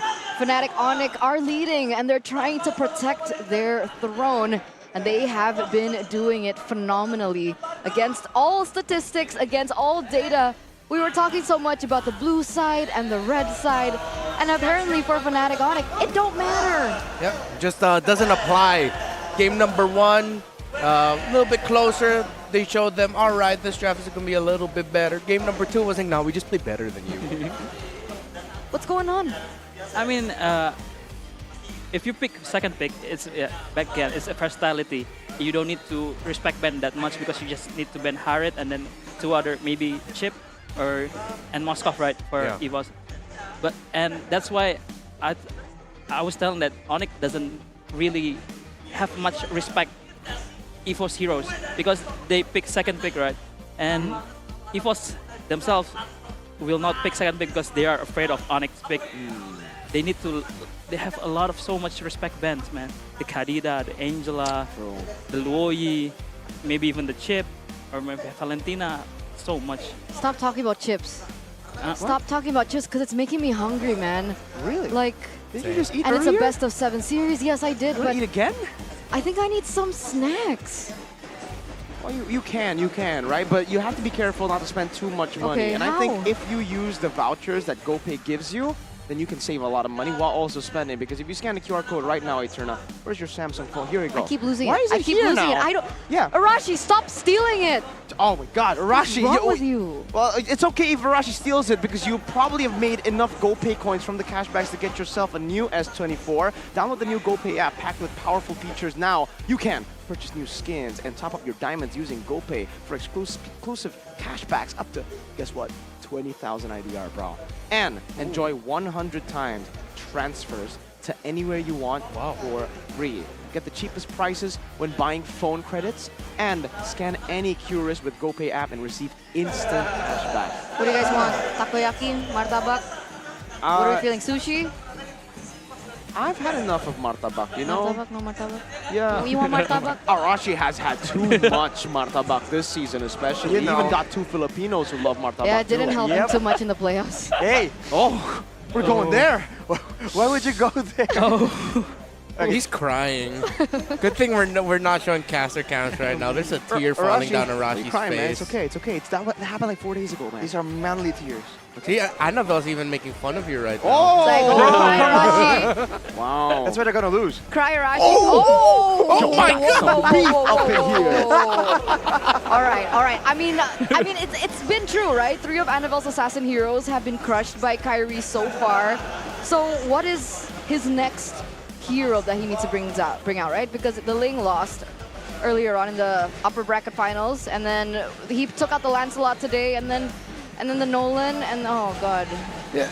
Interestingly enough, it's one of those cases where, okay, if your best assassins are getting taken out, heroes that really are forcing you to play high mechanics, play around that, you're just gonna have to go back to, if you're comfortable with the Freds, the Bakshas, sorry, this is the Filipino in me, the Freds, the Bakshas, the Barretts in the jungle, put that in there, and then just start building something from there instead of asking your young jungler to go toe-to-toe in assassin gameplay up against Kyrie. Start with the basics first, start with the safe picks, and then rebuild his confidence up. I like this Lancelot in game number 1, very confident. But again, you will not be happy using an assassin against Fnatic Onyx. You will not be happy for sure. Yep. Okay, still first pick for EVOS. I mean, like you said, right, Coach, it's too expensive to give away that blue side to Fnatic Onyx. Fnatic Onyx don't care about EVOS picks, it seems. And for EVOS, they care too much about Fnatic Onyx pick, and they go for the... We're getting game 3, game 1 and 2 all over again. Valentina first pick. Farsa, Roger, they don't change. Same. Wait, for Onyx, there's no real reason to change. Just keep going at it. And it always feels like for Onyx, they have something up their sleeves. Even when their opponents do get an edge, it feels like they kind of know what to do, and it's only about a matter of time before they kind of decode that puzzle. And that's the crazy part about Fnatic Onyx. Sometimes the drafts are almost secondary compared to the actual game plan and actual execution that the coaching staff has prepared for them. Now with EVOS picking up the Charisma and the carry again, Are you both really thinking like we want to play the same exact game, but win this time? Well, they changed the priorities. Earlier was a Terizla Nolan. Now it's a Terizla carry. So if this is somehow EVOS telling Fnatic Onyx, hey, bring up the Assassin again, you know, it's open for carry if you want it, but Fred's open, it's going to be a little bit safer, then you don't have to go Assassin versus Assassin in the matchup, which Fnatic Onyx showed. They're still okay with. Weirdly enough, that might actually be in the long run a little bit better for EVOS because they're not going up against the Assassins of Fnatic Onyx. It's going to be Fredrin. And I think that's the benefit of the second pick. Again, they have so much flexibility. They know they can dictate what they want to play and also what the opponent needs to play. And for sure, Onyx will ban out Nolan and Alpha. Or maybe Nolan and Lancelot, but let's see. Oh, so you want to leave the Alpha open?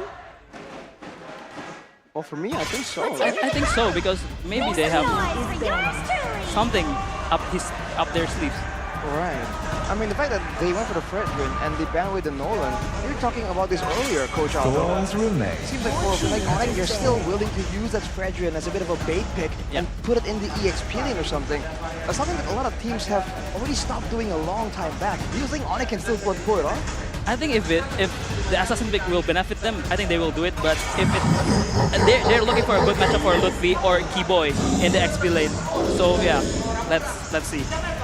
Maybe for this, I think they're gonna pick another flex pick for either Keyboy or Lutfi or even either both the XP or the Roamer.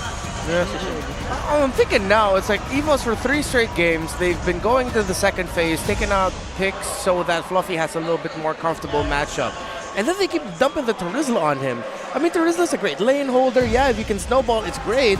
But I imagined, I thought EVOS would want to go for the Yuzongs of the world, even the first phase X-boards, that kind of heroes. So, oh man. Well, we're all, thinking right now, but Coleus is also thinking about something.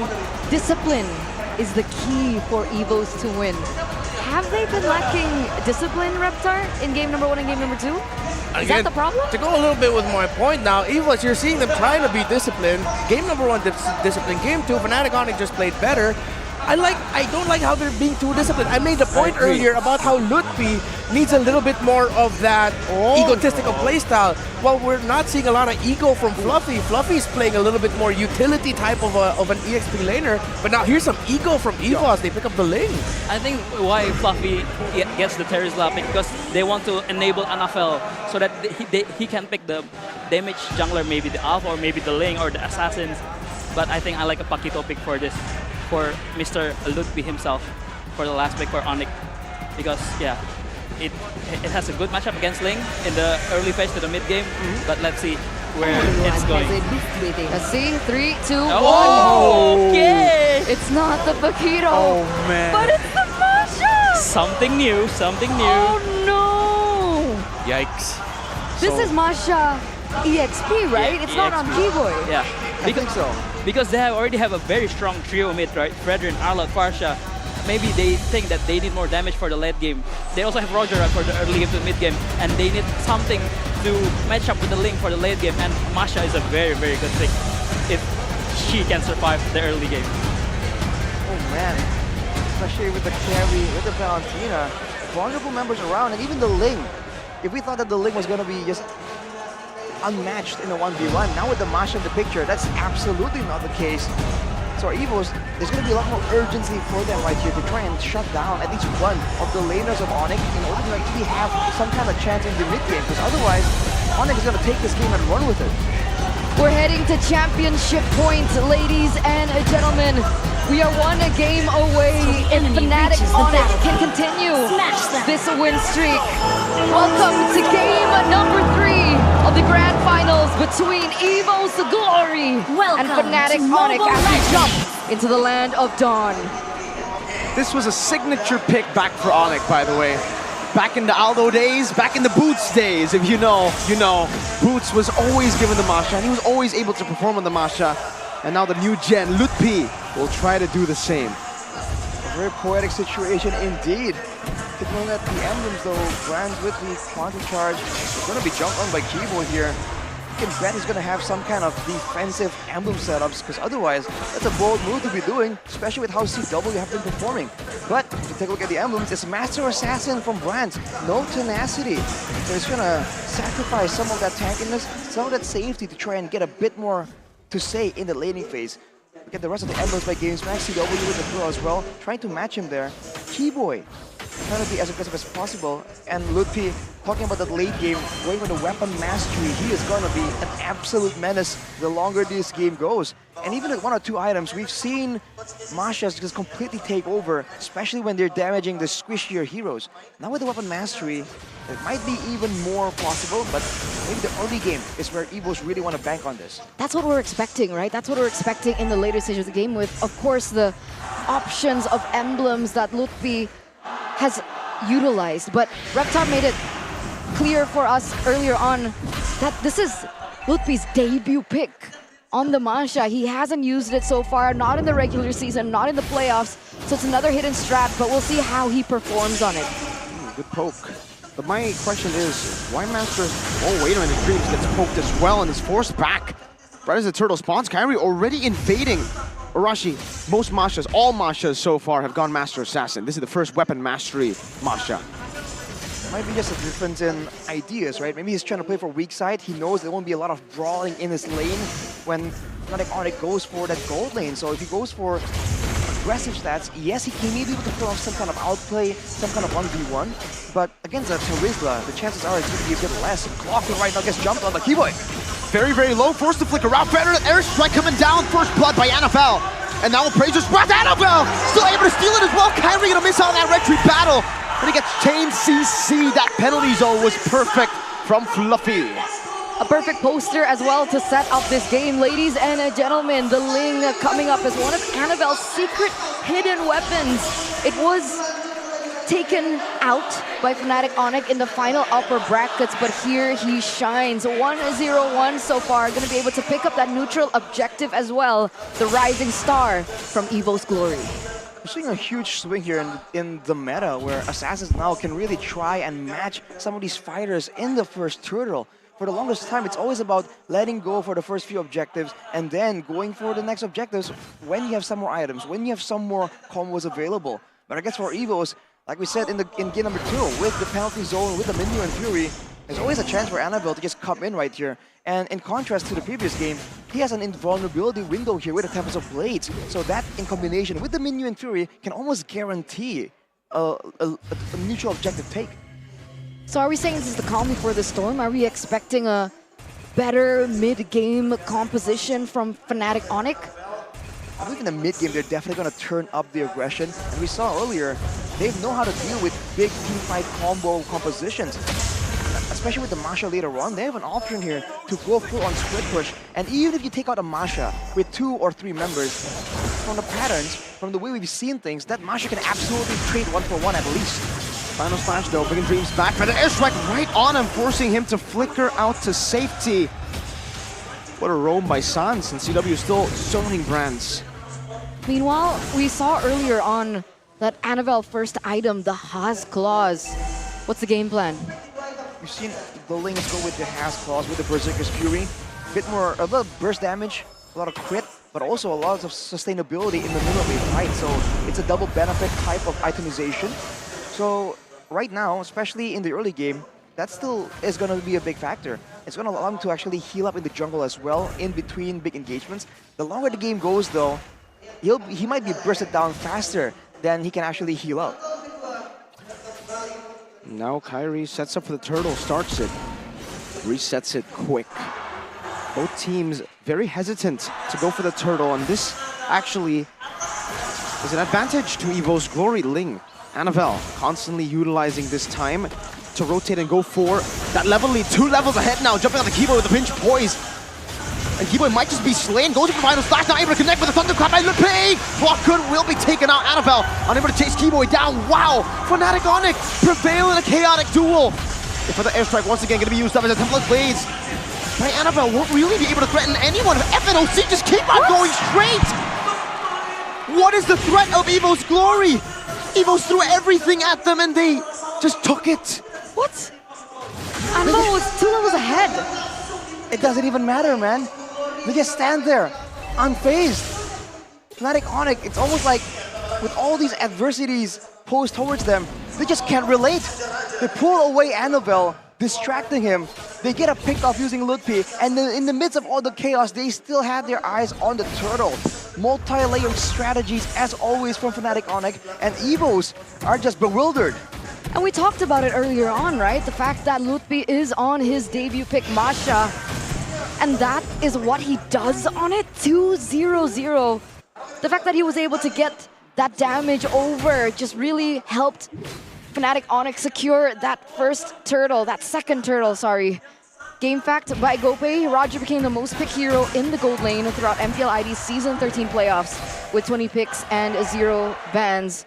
So far, CW has picked it up once again, and nobody has been able to punish him for it. Still at 0-0. Will this be the same story that we saw in the last game? I mean, in general, it's hard to punish a Roger, but Annabelle now under the turret.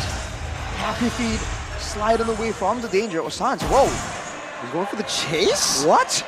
On the wings by Wings, gets caught by Fluffy on those hammers, but he has Bloodwing, so he's just gonna try to sidestep, and he just walks out of that initiation. Final slash, we can dreams back onto Kyrie.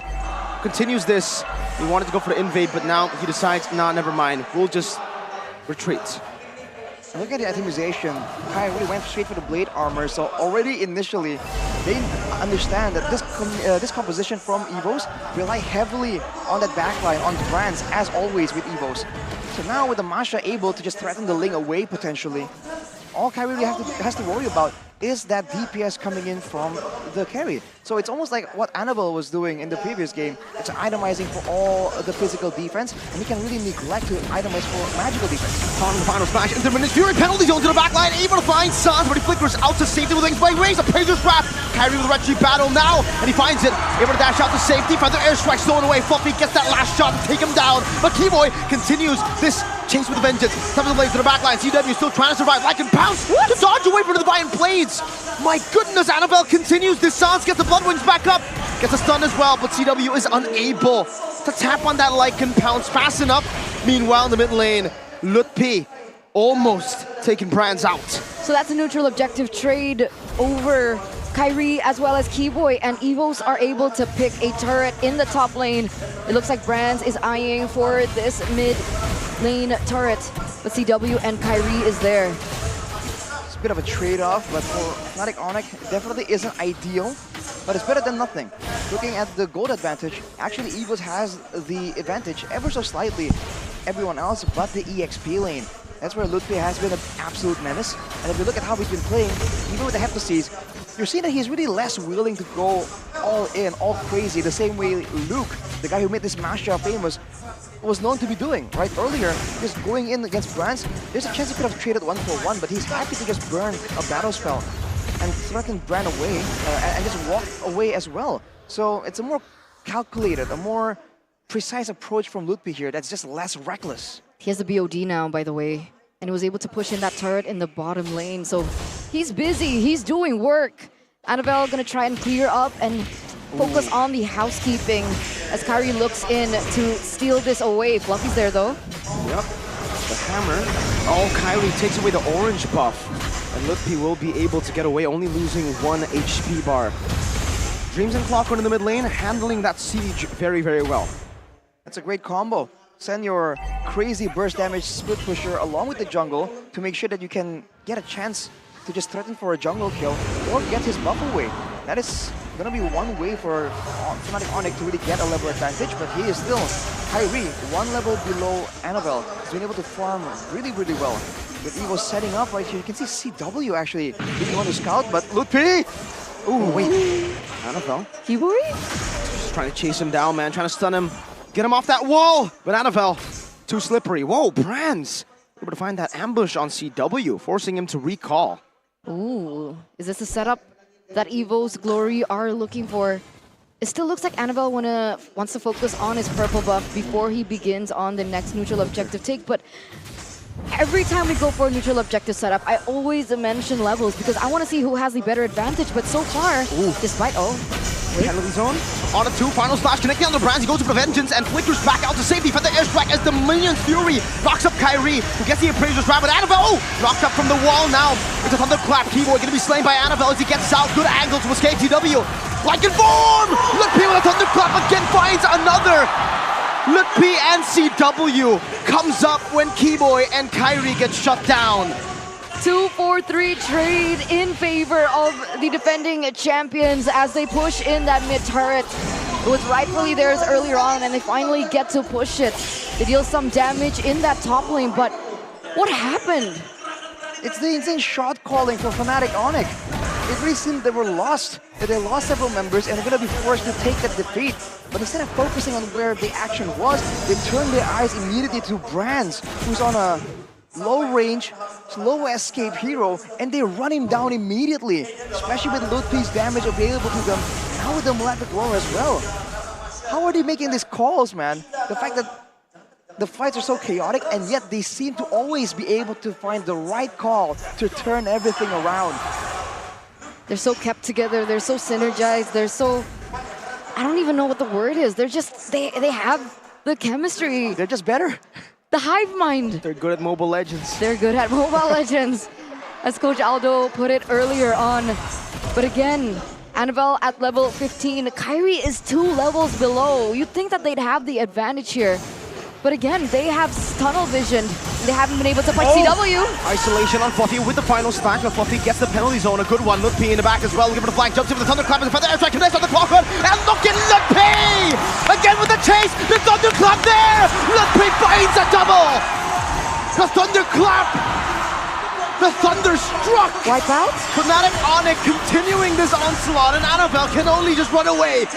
But CW wants to chase just for a bit, goes back towards the Enhanced Lord. And that trade is so worth it, right? Lutpi trading his life over for bronze is already great, but he goes in for 2 more members. Keyboy might be a bit too much, then you could choose Sans versus the Assassin. He buys the winner truncheon, the feather airstrike gets popped in, and Annabelle will be able to pinch Poise out. Fnatic Onyx take the Enhanced Lord. And they will be able to save the turret on the bottom side there. So, trading a roamer's life for the turret, I think it's still absolutely within their calculations. With the Lord coming through right here, I have to say how Fnatic Onyx want to play this. They are known to try and do multiple different approaches. They've gone for a 3-wave collision to just crack open the base. They are known to try and go for a big play, a pick-off play, and get one base turret and distract, almost using the Lord as a split push. That's the confusion that EVOS have to try and solve right now. Sorry, CW BOD. That's a Chad move right there, CW. What? You don't know, fun fact, last time he went for the BOD on the Roger, he was up against Luke on the Masha. So now that there's no Masha on the enemy team, he can do it. He lost that game, by the way, when he went BOD. Yep, that's a big thing we were talking about, the itemization choice BOD instead of the Malefic Roar. But in this situation, especially with how Onyx have been playing, ignoring the front line, destroying the back line completely, that BOD is going to allow them to do that so much better. But for now, EVOS have defended, losing all the turrets outside of their base. That will mean that Fnatic Onyx can just camp out in the jungle of EVOS, and they're going to be starved for resources. They're going to start getting strangled. Asphyxiated, right? Just drowning at the moment. It's looking extremely bleak for the People's Champions here in the 14th minute of the game. And it looks like, Keyboy. Final smash in the taunt to cancel the penalty zone, and Fluffy's forced back. Fnatic Onyx saw Lutpi earlier, man. Annabelle was so close to him, but he was outside of that vision. And now Fnatic Onyx are just controlling the enemy jungle. Arashi, what's the win con here for EVOS? How do they come back? They're gonna go for a proper fight. They have to make sure that they're all close enough together and they can protect Brands. If Brands can output that damage, that's one of the big win conditions. And now they're going forward, so. But it only just tickles Kyrie. CW just gets out by jumping with ult, and now, whoa! Big damage from CW. You can see that bod, that BOD. CW with the massive bod there. Now with the rose gold as well. Like we were saying, when they're moving forward like this, they don't really have the same kind of chase, especially against a Fredrin, a Masha, a Roger. There's not a lot of heroes that can be picked up aside from maybe Sans on that Farsa. So for now, for EVOS, either they get a pick off onto Sans, or they just wait and ensure that make sure that brands can just output the damage, keep hitting. Because otherwise, it really seems like for now, EVOS is just lacking damage. Even when Clockun is able to just sit there and output that damage, spam out those spells, Kyrie with the Athenas is going to be a bit too tanky, especially with the extra bits of sustain. So pickoffs is the way to go now for EVO's Glory. Pick off to Sans or just protect brands. Okay. That rhymes, bars.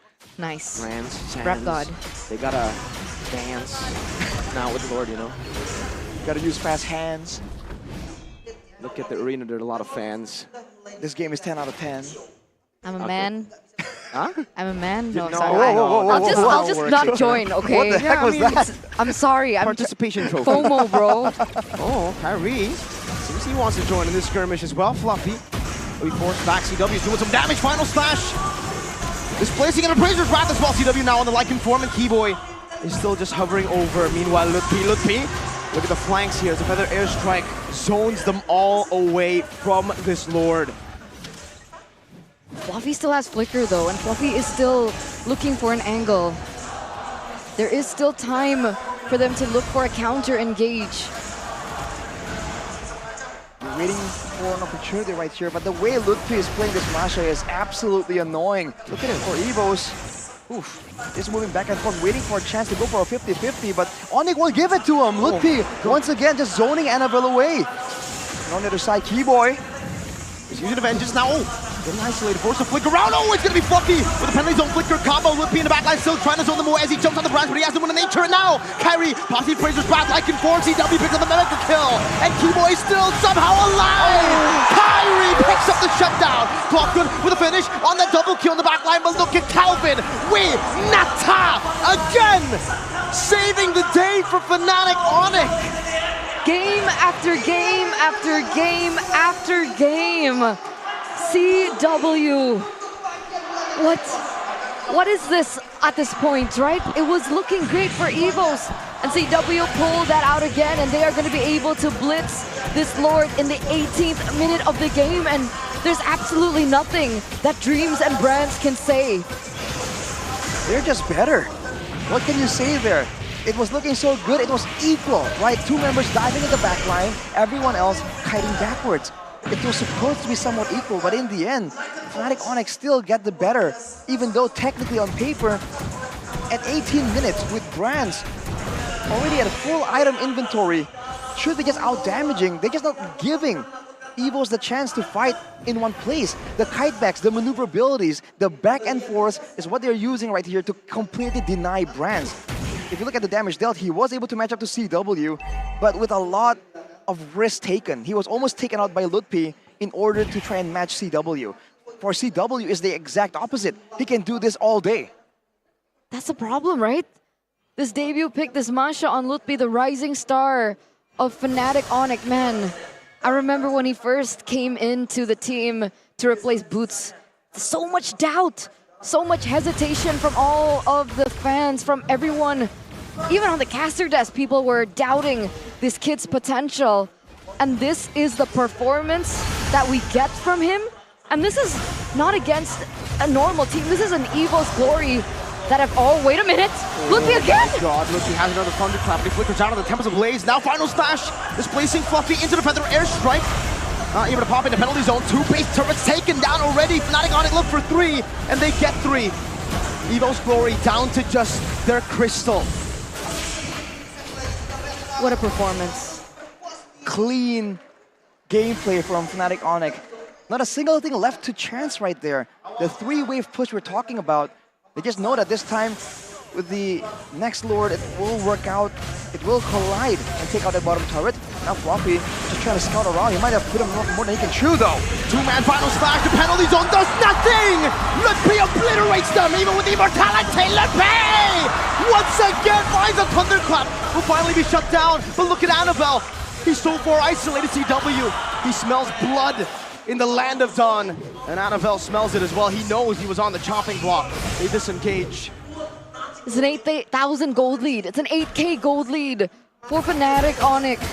1v2. And Kyrie was enough to distract Brands, was able to trigger the one as well. We need to take a look at this replay presented to you by the official tournament smartphone Samsung Galaxy. You guys got a final slash and everything. We talked about how the flanks are something that's important, and you can see that EVOS now, with Brands just outputting that damage again and again. He was one of the big reasons why Lutpi got so low. But Kyrie tries to win it around with the Tears of Wrath, burns the Wind of Nature. And that's the problem. In every single fight right now, with how short range Brands is, Kyrie can very easily just nuke him with the Wind of Nature. And if the wand is used in that engagement, then Lutpi has a field day. CW can just go all in and just delete him outright. With the next Lord already in play, with no base turrets. It's looking grim for EVOS, but they are still in the game. Early zone.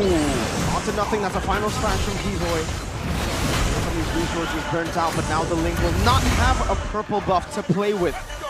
Oh no. And even before that previous engage, Sans was also able to get that Divine Glaive in. So that's burst damage already given over. This is looking bleak for EVOS. What's the win con here in this next Lord dance? With the way Onyx is playing, I don't even know. Oh, 1v1! Annabelle! Annabelle running, but he has the flicker, doesn't have that reset just yet. He didn't leave that bar, but Fluffy has been isolated, forced to flicker out. This might be just a free Lord, and it's going to be an evolved one for Fnatic Onyx. Now without the Feather Airstrike though, there's gonna be a chance for EVOS because they rely on basic attacks for their damage. But with Fluffy on half HP though, it's gonna be a risky play, and Keyboy, as always, is waiting for an opportunity to just screw everything up for EVOS. He's still there. Fluffy jumps in with a desperate engage with a penalty zone, but he doesn't have a flicker. The Feather Airstrike cancelled out, but Minus Fury, and now Lutpi makes his move. Fluffy gonna be engaged on. CW picks up a monster kill. Lutpi in the back. Now with one more Thunderclap, Brands buys an immortality, but that's just one more time that he can do the same thing over again. Annabelle comes to the blade. Sans with a flicker forward. The winner truncheon by Clockun. The recalls by Sans, and Annabelle with one last ditch, one last effort to try to save this game. Another Feather Airstrike, claws, and Clockun. Fnatic Onyx have wiped EVOS out. We're at championship point. Ladies and gentlemen, what a stellar performance from every individual. From the defending champions, Fnatic Onyx. Here in the grand finals, they are giving it all out. They are throwing all the cards on the table, and it has been brilliant. Reptar, help me out here. EVOS glory. They don't see Winata, but Calvin sees the W in front of him. 18, 0, and 13 this entire grand finals. Immortal and unkillable is CW. But I think we should give this game to Lutpi. Yes. He's been incredible. The rising star. Holy, that play on Masha, he gets the early lead 2-0, and I think that's the nail in the coffin for EVOS Legends. And he played the Masha perfectly. Perfect. He knows who to target, he knows how to pressure, he knows how to flank. Oh, it's just a beautiful Masha game, guys. Even in that final moments, did you see the item swap? Yes. How much time he was able to buy? Yes. Brands got outplayed by a rookie. This is a veteran. This is Brands. This is King Brands. The Brands that we've been hyping up over and over and over and over. And that is the performance we get from Lutpi. I was asking earlier in the pre-show, Lutpi, we need to see more of a Sanford-esque Alpha Predator style of gameplay, and that's what we got in this game number 3. A perfect Masha game is the best way to put it, as Coach Aldo even said. Oh man, yeah, this is a fun fact. I was the one who scouted Lutpi. Tell us more. Lutpi, D, Niall. and Niall. Yeah. The plot thickens, guys. Me and Mars. So I know from the start that this guy is an MPL player. Is an MPL caliber player, and he just shows this in this grand final. In this full playoffs, he shows What did you wait so long to tell us? Nah. Already, I I mean, brought it up in the regular season. What about was it? Niall. What was it? Like, what was it about Lutfi that you're like, yeah, this is the guy? I was trialing back then with Onigrad, and when I saw him play, I was just starstruck. I'm in love with this guy. The way he plays with confidence. He knows how to play the carry type of XP laner, like the Benedetta, Paquito. He knows how to targeting like the Teresa, the Yuzong, and now he shows that he can play Masha too. Oh. Yeah, I think, a big point here for Lutfi is the fact that for the longest time, it's all about, hey, he's a rookie, he doesn't really know, he doesn't have the experience, he just goes in aggressively, and if you've given like a Paquito, like a Benedetta, he can just go all in. But there he shows more than just aggression. It's also like the mind games, the positioning to really be a problem in the formation of EVOS. He's going to be the player of the game, presented by our official tournament smartphone, Samsung Galaxy S24 series. And man, who would have thought, right, with the weapon mastery you're talking about, he was just deleting in the backline. So you mentioned about the choice of emblem, right? Can we talk about that? Yeah, I think it was just smart because, well, technically he was in a lot of these 1v1 situations as well, but most of the time he's just flanking to help the team fight, right? Unlike Luke. Luke plays alone on the side, but the itemization is what I'm most impressed about. Like the weapon mastery, now it's really cool. Usually we see Heptases into a BOD nail pick and then a second BOD, and then Luke likes to go for a third BOD if he gets to that point. But this man says, no, I need more utility, I need a Rose Gold Meteor HP as well, and why not? Add that Endless Battle and true damage, so even if Brandt gets the one, I can still get some of the true damage in. And it's unfortunate for EVOS Glory that they were getting the kills, they were getting the trades, but they just, every time they would get 2 or 3 kills onto the side of Onyx, there would be 2 or 3 members on the side of Onyx still alive, winning the overall team fight. And usually it was CW and Lutfi, or if Lutfi is the one down, somehow Sans has survived for a very long time. Again, I love how he rushed the Bloodwing so that he can be aggressive. Early game and even by the late game, Sans was zoning out as a Farsa. Not with the ultimate, but by wings flying in front of EVOS Glory saying, just try. I will curse the crow you, just try. And look at the player of the game highlights here by our official gold partner, Ube as gold. You can see that for the most part, everyone's just in the right place at the right time again and again. Look at Lutfi. Even though he's not already going for the big play, he's like predicting where can EVOS go. He's kind of corralling them into the danger zones. And that is the extra layer that I think we haven't really seen from Luke. Usually we see him just go all in and trade 1-for-1. But for Lutfi, he's doing all these extra things for extra bits of success. I think Boots taught him well. Like this is like a Boots-esque movement, right? Boots-esque flank. I think he is a great mentor for Lutfi, and it's shown in this grand final. So brutal, man, right? Brandt bought the immortality just to see it happen again. He respawned just to get clapped again. Not with the Thunder though, Lutfi just clapped him basic attack. That's a lot of damage coming from the Masha. I really thought that there's going to be some kind of macro pressure with this Ling, but I think with the Masha pick, that got immediately negated, man. We saw Annabelle again and again try and find something, and Lutfi just stonewalls him. So Ling check twice. Oh no. Nolan check. Lancelot check. Lancelot check. You gotta see the alpha. At that point, you're going to have to really rush comforts for EVOS Glory, change the strat up. The Assassins haven't been faring that well. That allows Fluffy as well to change up his play style, be a little bit more of a carry style of EXP later instead of someone who's zoning for his jungler. And maybe then that's how we'll be able to see a different dynamic in the series, because now game 3, it was just, okay, EVOS Glory showed a little bit more fight. They can stand toe-to-toe, but it's like the continuation of the Game 1 and Game 2 trends where they just lost the trades across the map, then lost the trades in the fighting as well. And another thing just to add to how well Lutfi was playing in this game, he was timing things out very well with Sans' ultimate. So the Feathered Airstrike plus the Thunderclap and the entry of the EXP laner, timing those together would be a great way to start off team fights for Onyx, and they did that over and over again. I think a big portion is like they can go and start with that combo, but they don't always start with that combo. That's the main problem, because they do it once, and when it was expected, we saw earlier, maybe Sans would just hold off on that Feathered Airstrike, or maybe Keyword would hold off on the Final Slash for just a bit longer, and it just throws everything into a disarray. I think EVOS Glory is having a headache right now because I don't think they they can crack Fnatic Onyx code because even Sans on the Farsha is zoning the Terizla. Yeah. If you guys realize, Sans has that kind of aura, you know, like MC. Come catch me, come. Try.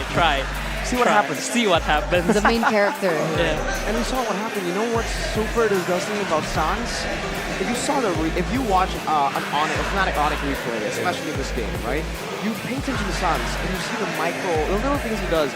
Tempest of Blades, Annabelle uses it. He just sidesteps out of that sweet spot that knocks you off. He literally just jiggled. He's like, oh, no, you didn't get me, you know? It's so clean that you don't notice during the actual when that happened, right? And then after you see the highlights, and you're like, it's subtle. Wow. Right, look, it just shows finesse. The same way he did on the Kadira, right? Just a small sidestep, a small use of spells and movements, and it just gets massive value. And let's not even forget the fact that he just wings by wings into the enemy jungle solo. Yep. What was that? What was gonna happen there? And then he was like, yeah, ult me, Fluffy. Go ahead, do it. And Fluffy's like, nah, you know what? I'm back up. He's traumatized. He got the aura, man. He seriously got that aura, you know. I mean, plus 10,000 aura. Yeah. As a coach watching him play, I've coached like Moreno too, right? Right too. It's different. He has that, Okay, so Sans number one. That's actually the point I wanted to bring up because this season you can create an argument for every single laner. Like you can create who do you think is the best jungler? Who do you think is the best roamer? Who do you think is the best EXP laner? But when it comes to the mid lane, there's no argument. I think he reigns supreme. There's absolutely no argument. I forgot who I was having this conversation with, but I can say with confidence and with a lot of reverence for the player that if you brought Sans to MPLPH, instantly he's going to be one of the top mid laners there. That isn't a slight against the mid laners in the Philippines. We have a lot of talented mid laners. Sanji, Few, Aqua in the top three. They're all very fantastic in their role. They know what to do. Even you as well. But if you put Sans in there, he's really going to shine. That's how damn good he is playing that role and playing Mobile Legends. I think Few also said it in an interview, right? He's like, if you can bring one player from Indo, what would you take? Who would you take? And he's like, automatically Sans. That guy's special, man. So if you have the GOAT saying that, you're special. You're really special. Wow. I mean, if you consider the fact that he used to play on 5 phones alone, remember that? Oh, God. I'm just saying, this guy, for the longest era. time, he's been up there in the GOAT conversation for so long. And he's one of the, as we said, one of the only people who no one can really talk a lot of trash about, right? Because he's shown he can do it in the mid lane. And even before this, people forget he was in a different role. He migrated. Gila Sans. I think we're gonna need a little bit of a break after seeing that performance from Fnatic, from all 5 members, by the way. We've been highlighting Sans, but it's a mind bogger. Wow. Yeah. So we'll take to the host on the stage, Bude Clara, Mongstar, and Monica. Take it away.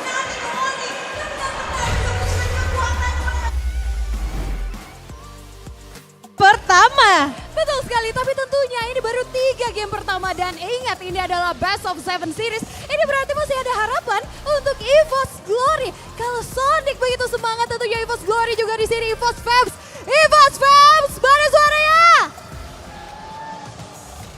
Saat inilah dari EVOS Glory membutuhkan dukungan dan lihat betapa kompaknya EVOS Fams. Mereka rangkulan bersama, saling memperkuat satu sama lain dan semoga energi mereka bisa sampai kepada EVOS Glory karena one team, one voice, one family. Yes, siapa yang tahu kalau nanti bisa saja EVOS Glory akan reverse sweep ataukah harus mengaku kekalahan atas Fnatic Onyx. Yap, ini adalah match point. Semuanya berdebar-debar. Semuanya menantikan akankah EVOS bisa merubah takdir mereka seperti di 2 season lalu. Karena mereka tentu saja nggak mau mengulang hal yang sama. Mereka ingin hasil yang berbeda. Tapi tentunya ngomongin super fans di sini selain Bude, kalau kita lihat ini semangatnya luar biasa.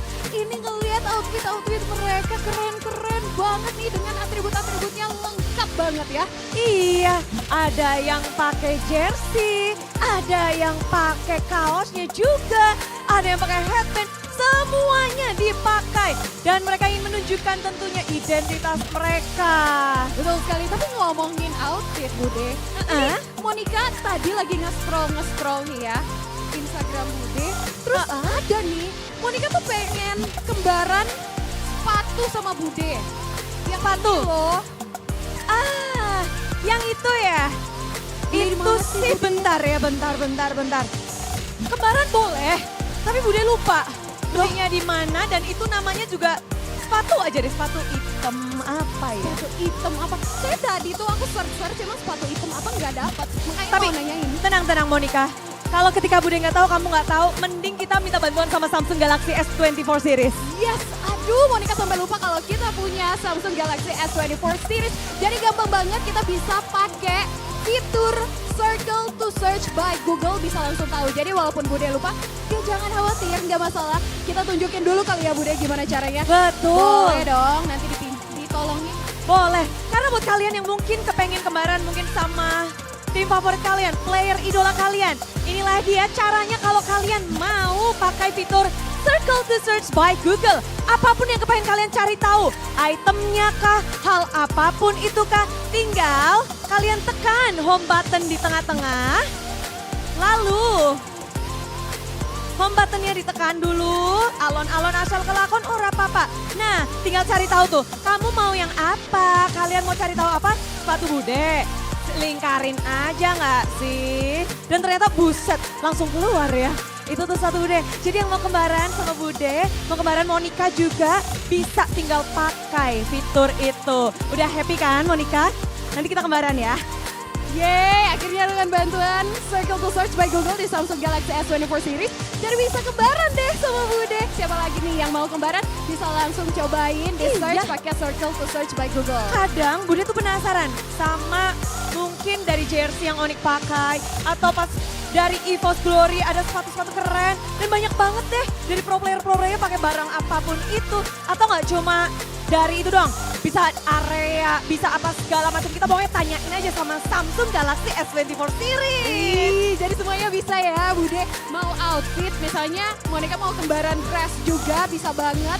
Kalau mau jadi bisa kembaran satu sebadan ya, dressnya, sepatunya, atau mungkin ada yang ingin dicari misalnya apa gitu, pokoknya bisa langsung pakai fitur Circle to Search by Google. Mungkin Monica lagi penasaran ini wajahnya siapa ya, itu juga bisa di search. Jadi apapun bisa di search pakai fitur itu Monica. Jadi cuma outfit Bude. Jadi bisa juga kalau misalnya kita lupa nih, misalnya kita udah foto bareng ya, terus lupa, aduh namanya siapa sih, bisa langsung di Circle to Search biar bisa kita ingat lagi, oh iya tadi kan kita udah kenalan, namanya misalnya Bude Clara gitu. Betul, pokoknya semuanya bisa kan connect dengan Google langsung. Jadi Google tahu segalanya, tanya Mbah Google. Dan tentu saja dengan Circle to Search itu membantu kita semua biar lebih tahu, lebih dalam tentang apapun yang kita pengen tahu. Seperti kita juga pengen tahu nih, seperti apa semangatnya. Ini lagi beradu chanting di sini Monica. Semuanya lagi ramai banget para super fans yang ada di sini. Dari Onyx. Lalu ada juga dari EVOS.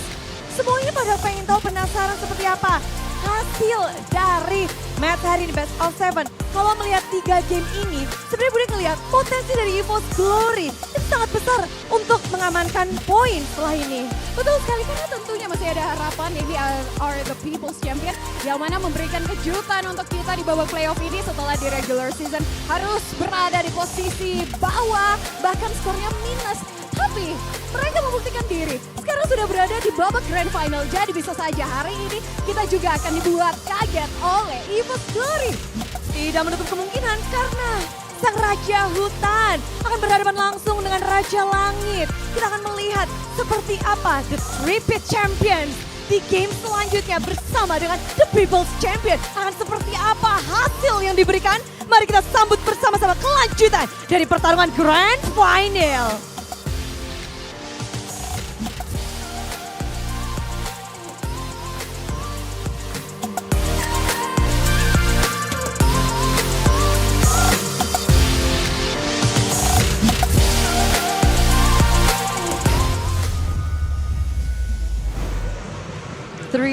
0.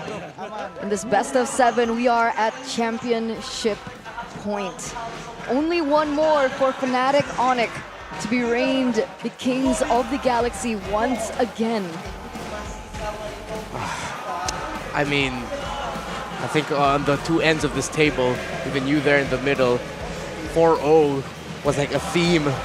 I'll start heading into the series, and it looks like we might be on the way there, because for something Coach Aldo mentioned, a headache for EVOS Glory to handle Fnatic Onyx, because it seems like every time EVOS Glory wants to throw something as a response, there's always an even better answer from Fnatic. I mean, that's always the problem against Fnatic Onyx. You need to choose what you want to fight against them. There will be no like a good fight against Fnatic Onyx. It's always gonna be okay. Who you want to fight? And I think in this series it's like Lutfi and Chewe, I think, and also Suns. Kyrie and Kiwish just like try to fill in to adapt. Yeah. And they definitely don't want to fight. They definitely don't want to fight without the Oraimo Free Pods Light exclusive. We saw an Edith earlier, Edith Edition. You said it was a nail in the coffin, and I'm telling you that these Free Pod Light exclusive, if you don't get it, that's a nail in your coffin for your gameplay. Right? Oh, that's true. Oh, yeah? What are you doing without the Oraimo? What are you doing, man? I mean, like, come on, you not want to experience gaming to the next level? What are they doing? Arashi, there's a promo code too. Yeah, 10% discount if you use the code Oraimo MPL at the Orange Store when you check out. So it's, you have to unleash an unstoppable style, man, because for other options, that's cool and all. Your other buds, they're great, but this is the official partner of MPL, man. You want to compete with that kind of credibility? I'm just saying, right? What? What? What did you say? What are you saying? I can't hear you. You hear? I'm not wearing my Oraimos. The EVOS fans are so loud. You're not wearing them? Why? I get it What? now. Why not? Is it lagging? Now I feel pressured What? to get Hello? Oraimo before I fly back to the Philippines. You have to. I have to? You have to. Like, really have to? Make sure your purchase actually goes through though, because if you're lagging and stuff, it's just awful. So you have to use that Games Max booster, bro. Get that guarantee. Yeah, you don't want to be playing your ranked games and then you start stuttering because of the lag. Like, what is that? That was so 2020. What year is this now? 2024. That was so 2023. Don't let your gaming session end up being disrupted by lag. To make your gaming sessions smoother, you guys can use the Games Max booster. Prices start from 25K IDR, and you can get up to 36 gigabytes of data. And I'm going to repeat that: 36 gigabytes of data, ladies and gentlemen. What you doing? Head over to the website down below there. Check it out, man. It's as simple Is that your brother? as that.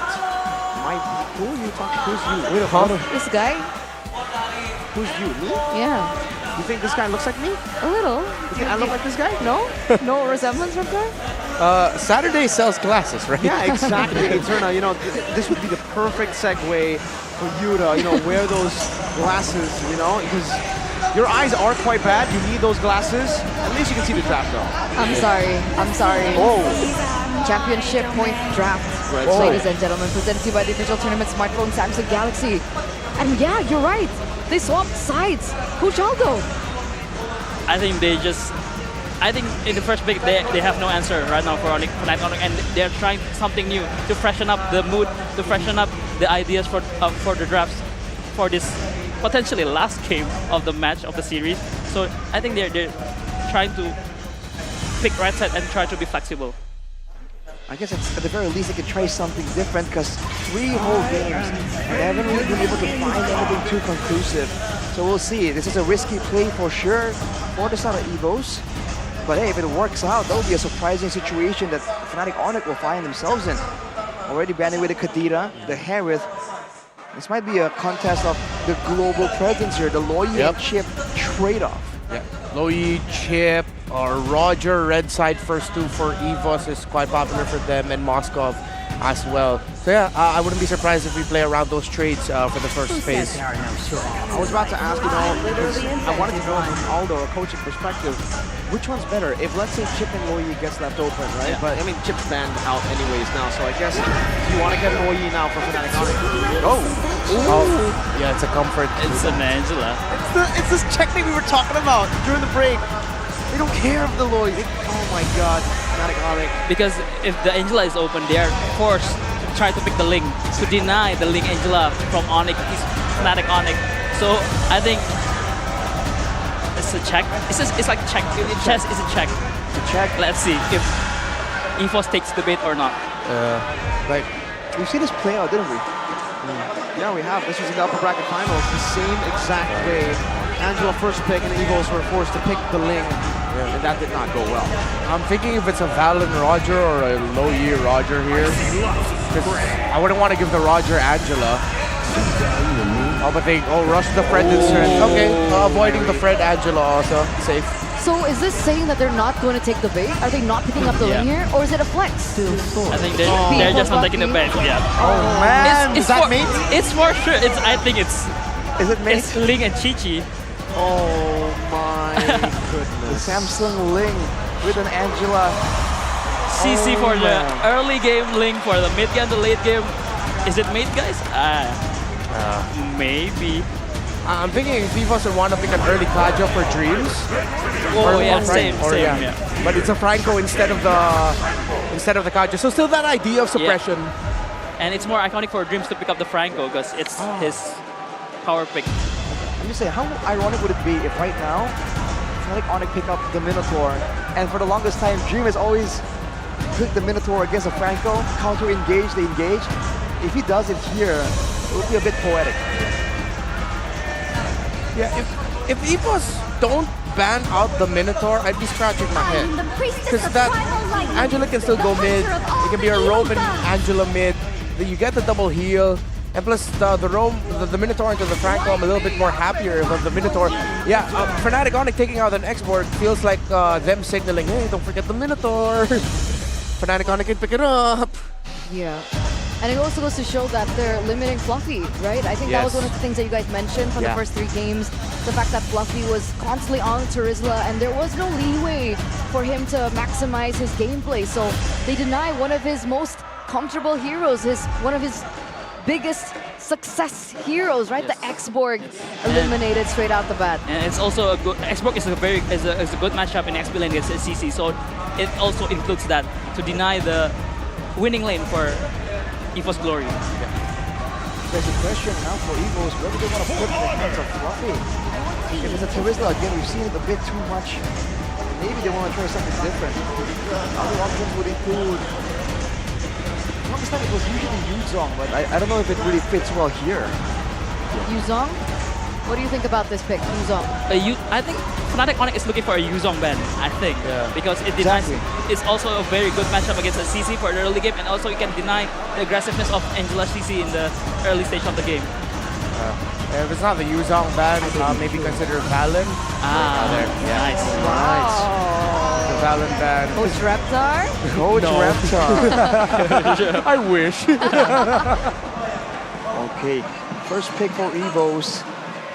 Presumably the XP lane, I would say, unless they're really feeling that Lutfi has been that much of a problem, they want to make sure that Fluffy can beat him down.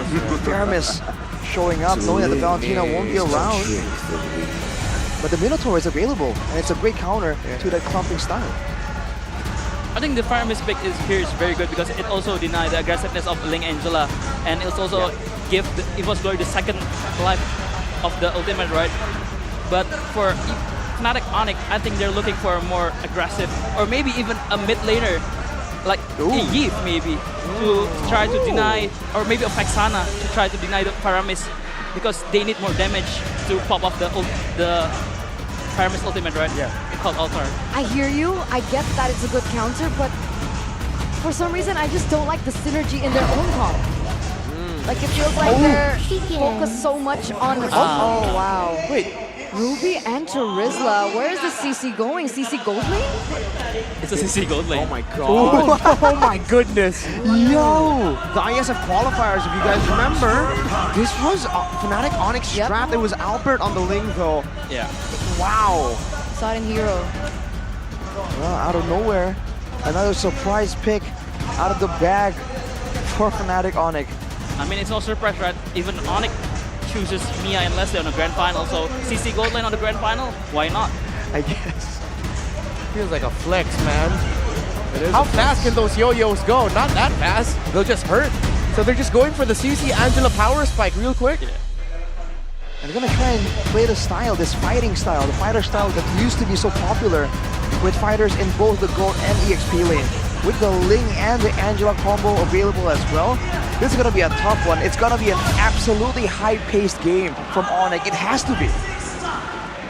Ladies and gentlemen, boys and girls, potentially the last game of the entire season. All roads have led to this point. Can EVOS force another game from the hands of the defending champs? Or can Fnatic Onyx go for a clean sweep against the People's Champs? Welcome to Let's welcome you Legends. into the land of Dawn. Match point, championship point. Looking at the jungle for now, I think Kyrie on the Ling will be able to clear so much faster. And Annabelle, he's been in this position before. He likes going for the aggressive style. For now, he has the concussive blast. Try and get more clearing speed in the jungle, try and match it. And on the Golden, actually, whoa, CW and Brands. 1v1 as Purify as well. Oh, Brands gets a shielding, gets the shot down as well. Brands, a win early on for EVOS. Beautiful, right? The snowball that is required from the Roger, the fact that he was able to get a kill early on, it will help Brands to be that driving force. The stampede into the Iron Hook, but the recalls and Sun survives. Not pressed at all. The fact that Brands also went to the Master Assassins here, we can see in the emblems by GamesMax. That's why he's getting a bit of that edge, where CW not intending to go for a lot of these 1v1s technically. And Kyrie going for the usual Ling emblem setup, but we not doing anything too crazy. Kiboy with the firmness and tenacity though leads me to believe that he's gonna be the main front line, and Lutpi might be the one just waiting in the wings for a big, massive penalty zone. We'll see the wave clear happening from Suns. On the Angela, Keyboy is there to help clear out the lane. It looks like a little bit of a stalemate. Annabelle looking to make his mark. He does get the taunt down and knock up, but Keyboy just dashes out. See the hard hook though. Connects, and just like that, Dreams. Oh, Keyboy! What? How? There's the firmness, the tenacity, and the skills, the speed. It won't be a pickup, but that's a great swing in tempo for EVOS. They're going straight for the turtle. It doesn't seem like there's going to be an answer from Onyx. Just a turtle, take it away. Lutpi not going for that penalty zone. Not just yet. Turtle and 1 kill so far, 2 minutes in for EVOS Glory. Are you not tired of asking the question how? How this, how that? Fnatic Onyx Brands though, looking to get very aggressive onto Kyrie there. Doesn't necessarily commit onto it just yet, but it does seem like the same story over and over, right? EVOS Glory always with the early objective trades. Fnatic Onyx looking for the kills, but so far they haven't found it just yet. Look at the difference in the farming for Kyrie. Whenever he does not get to actually contest for the mutual objectives, he is completely at home, just farming up a storm. Not really having the most insane of goal differences, but for now, still a great plus, but he's going to be zoned away right here. Again, Lutpi is going to be caught. The hard guard is just going to be used to hover on him. Fluffy with 2 of those straights, and the hard guard still won't be popped just yet. Lutpi flickers out, but will be slain. Seems Sans was not interested to hard guard his friend. Just completely ignored him there. Gonna actually go for the recalls as well. And now it looks like EVOS are actually gonna circle up into the top lane. Gonna be able to get a little bit of more gold in for bronze and try to facilitate that snowball from happening. On the other side of the map though, Fluffy on that Paquito, on that winning lane. That aggression is going to be having a lot of impact, but now Dreams goes for the purple buff. Great iron hook, but oh, Kyrie still is able to take it. Sans now forcing Dreams to flicker forward. Annabelle dashes in front. Appraiser's wrapped on the Keyboy, but he will not be able to find most of that value. The Netherrealm by Clock on an iron hook as well as Bloody Hot now canceling and stopping Kyrie, but Nora Wolf King and now the Seven Blades! Kyrie goes in, David Fluffy! Comes in from the flanks to pick up only one. He only got one! Kyrie and Keyboy survived! What? How did he do that? Kyrie, he was destined to die there under the turret. He got hooked. Everything was thrown at him. CW trying to fend for himself as well in the top lane. But he gets out, denies that pickup. Oh! And meanwhile, Fluffy goes in for a solo kill onto Kyrie. Great exchanges here from EVOS, but man, Kyrie on the lane is just something else. Berserker's Fury completed for him, but right now, EVOS are the ones holding control. An unfamiliar situation we've seen in the past 3 games. Dreams with the sliding iron hook, won't be finding anyone. And for now, it's just that the threat of the engage is still that deadly. But later on, in the mid-game, that's where the lane here can be just roaming around, can be split pushing with the global Angela presence. EVOS need to recognize that they have to try and do something before it reaches that point. So neutral objective takes have been controlled by EVO's Glory.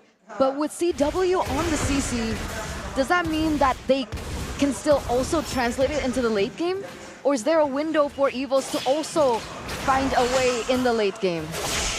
Funny enough. Oh. Fnatic Onyx just they defend that purple buff. Okay.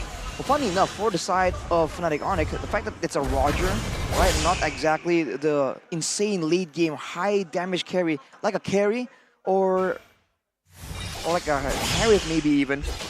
Maybe the CC can still match up to the damage dealing, but in this case, you can't really target with the CC. You can't really focus anyone down, so it has to be a full-on, either a pick-off attempt at a single target, or it has to be just random damage to everyone around you. So in that sense, Brands will have a lot more safety, a lot more security, unless of course Kyrie is tasked with just ensure that he does not get to have any impact in a fight.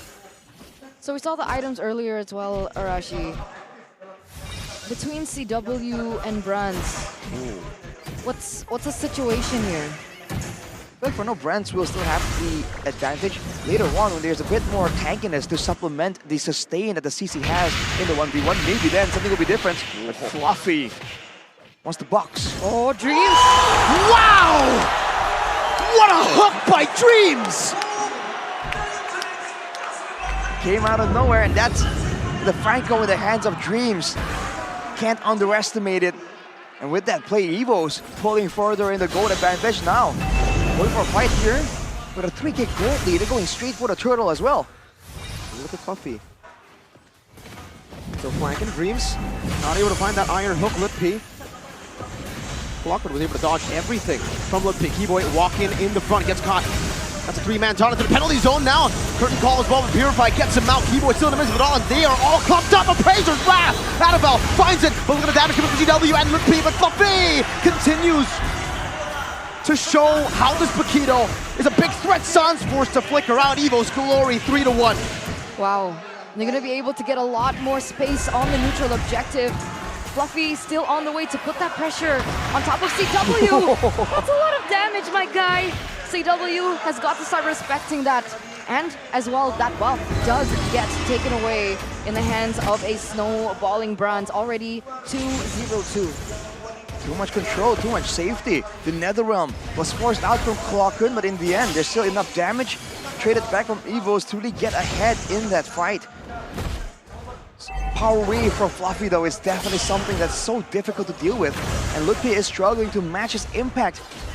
Even though in these big fights, the penalty zone technically should have more to say compared to something like a knockout strike. So disruptive. Dreams over and over, delaying these buffs from happening. Oh no! No! The disrespect from Annabelle there. He stole the orange buff away from Kyrie, and Kyrie's left with nothing. Already, they're still on the same level though, so all things considered, not the worst situation for Kyrie, but he's been denied his buffs. And from the looks of it, with this composition, every single time the purple buff is up, everyone will be having their eyes on the prize. For like Onyx, it feels like they can really get an advantage when they can try and go for that split play with the Angela.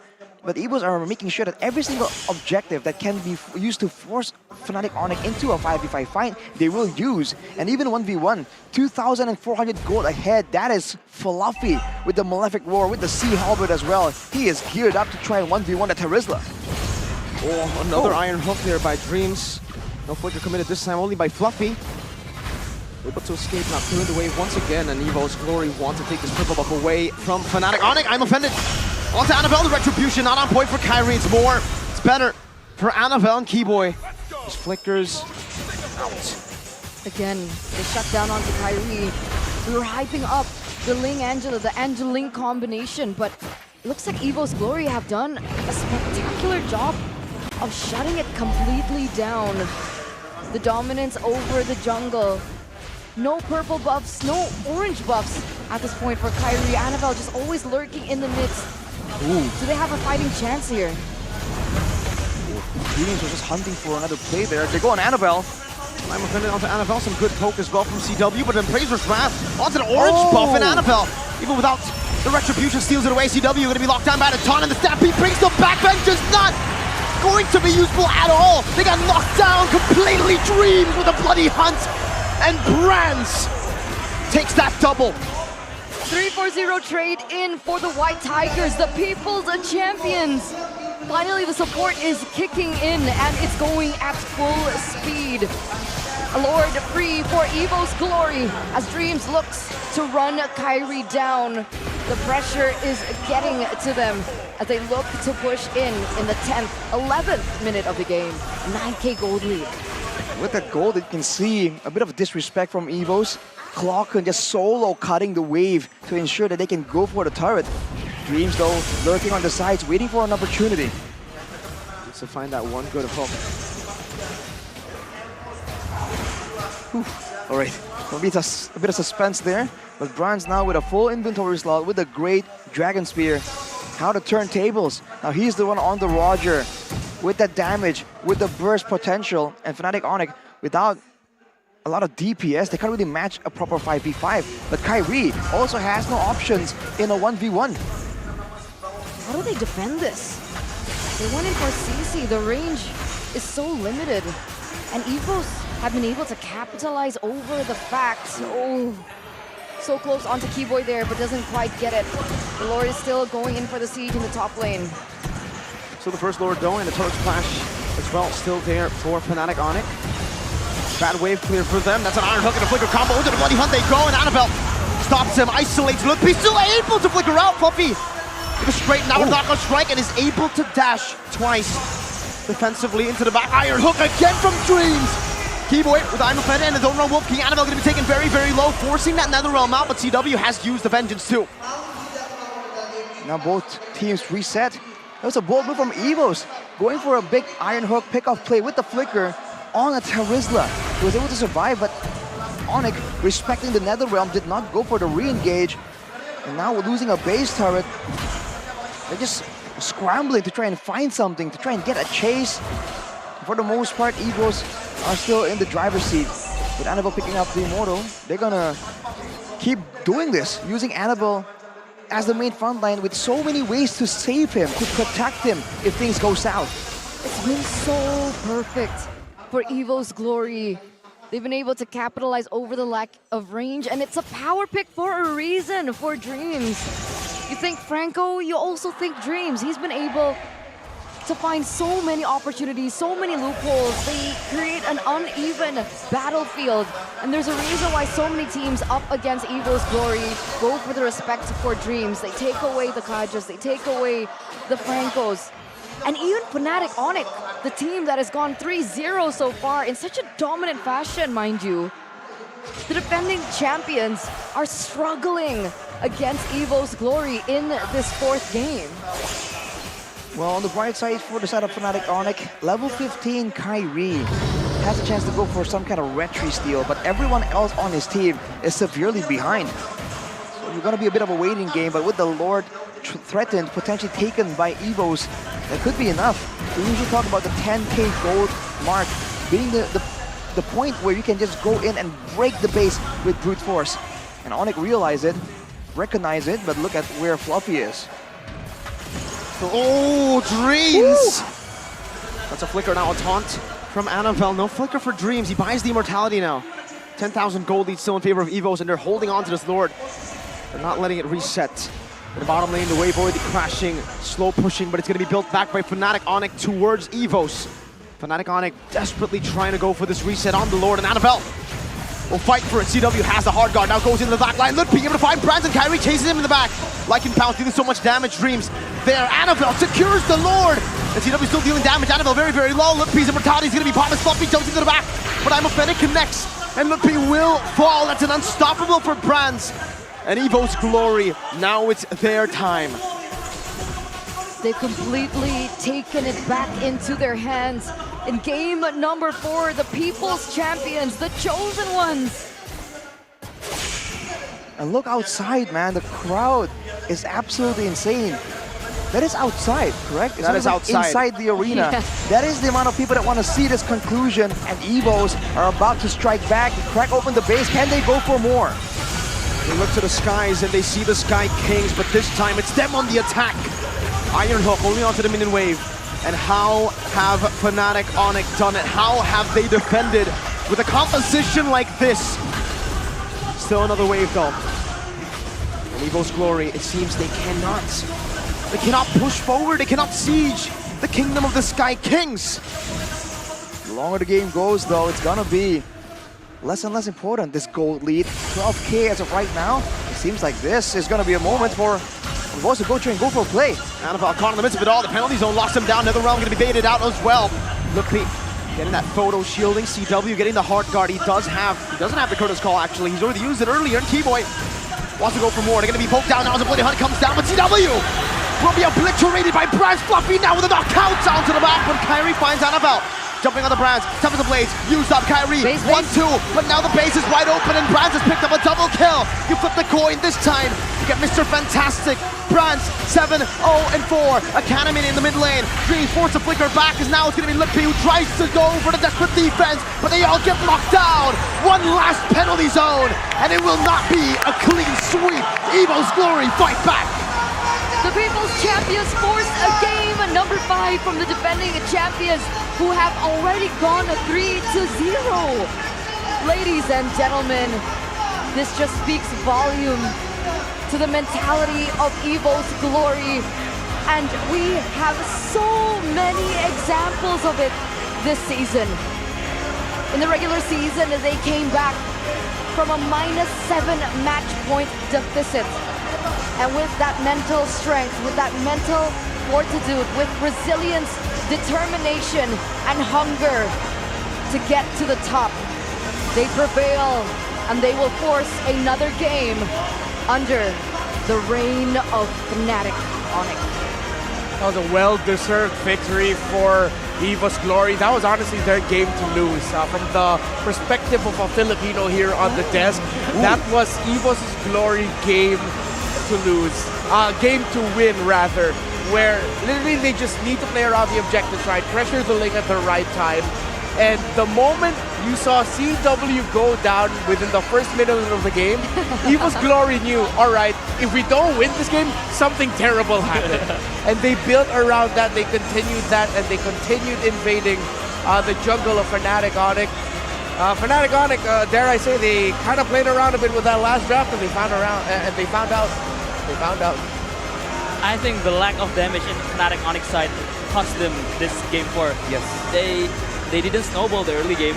The CC got first blooded by the Roger, and they have an Angela in the mid with a Ruby and a Terizla. Yeah. I don't know how much pain Kyrie can take on his back, man, if he needs to carry that game.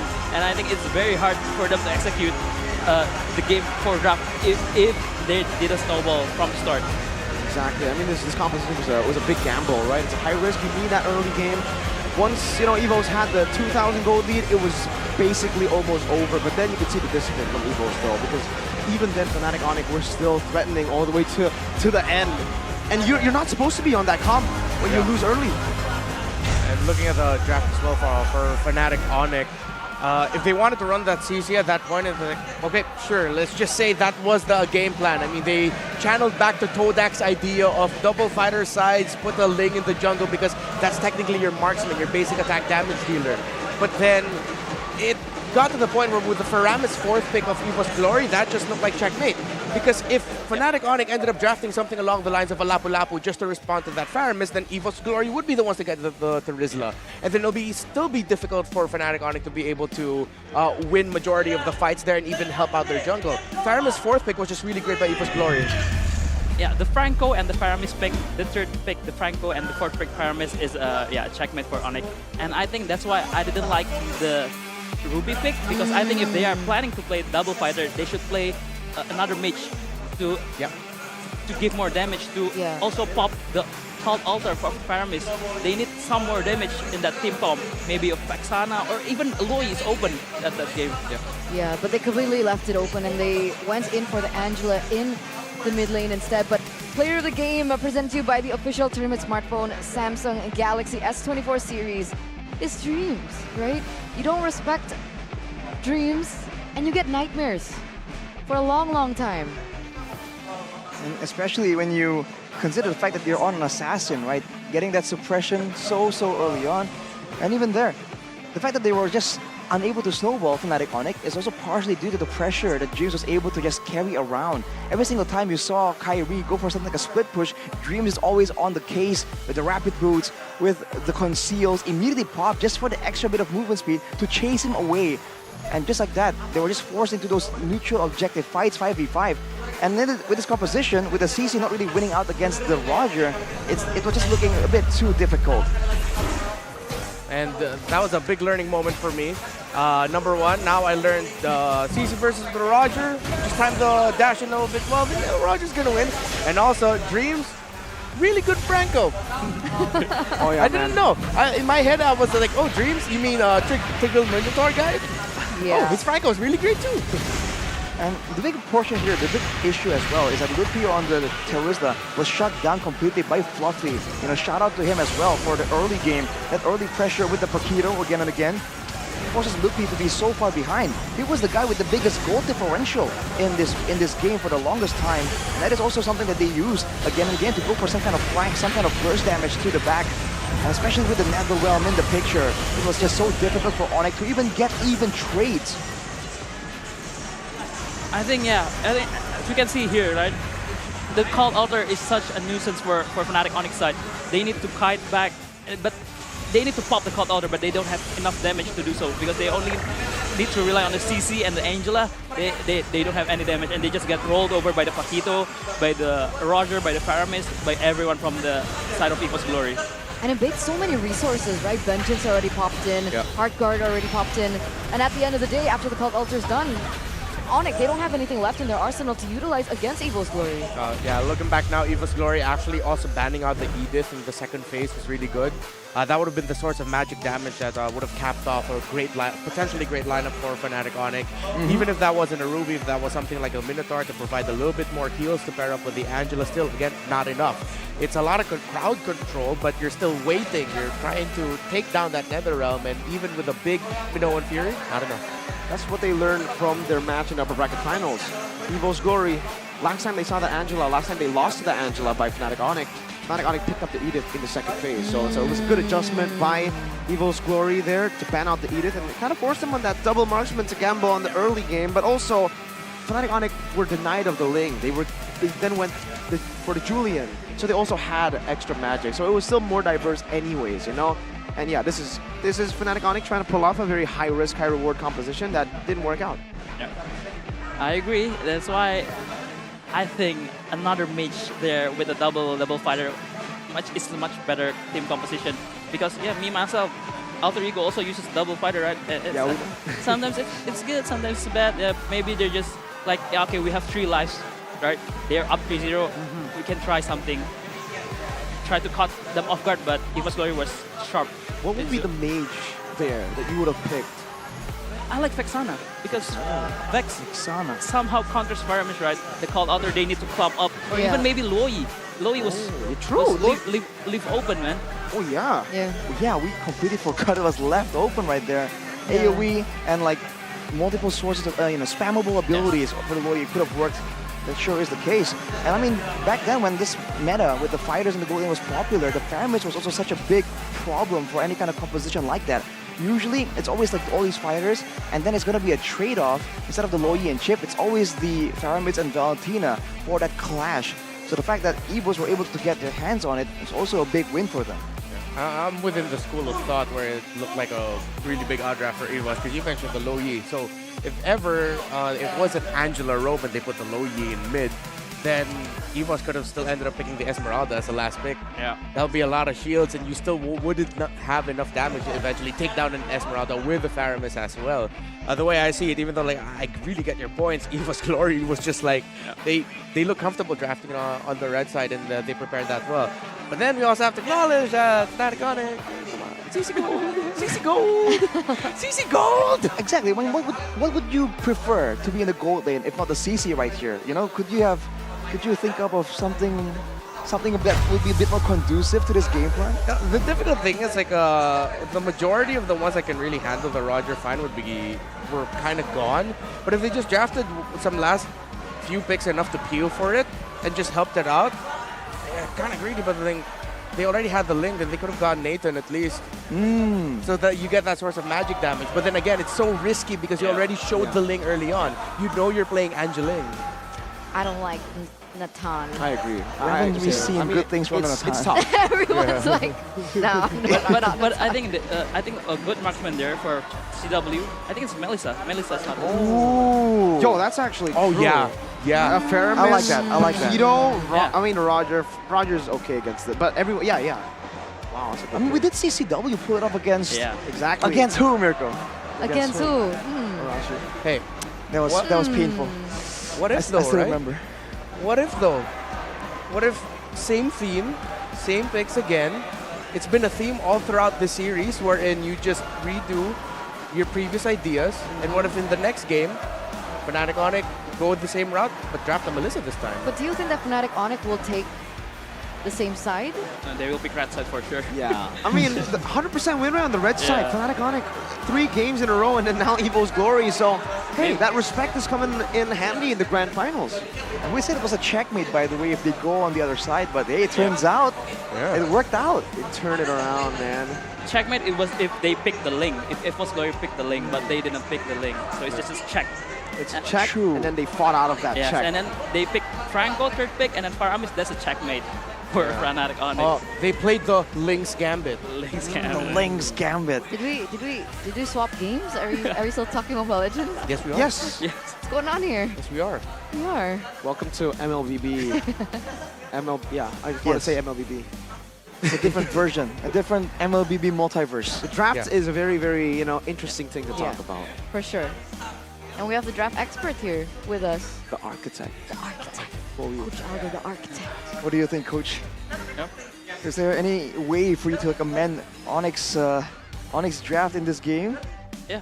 What minor changes would you have swapped in here, maybe? If we really want to play the double fighter, Vexana will be good, I think.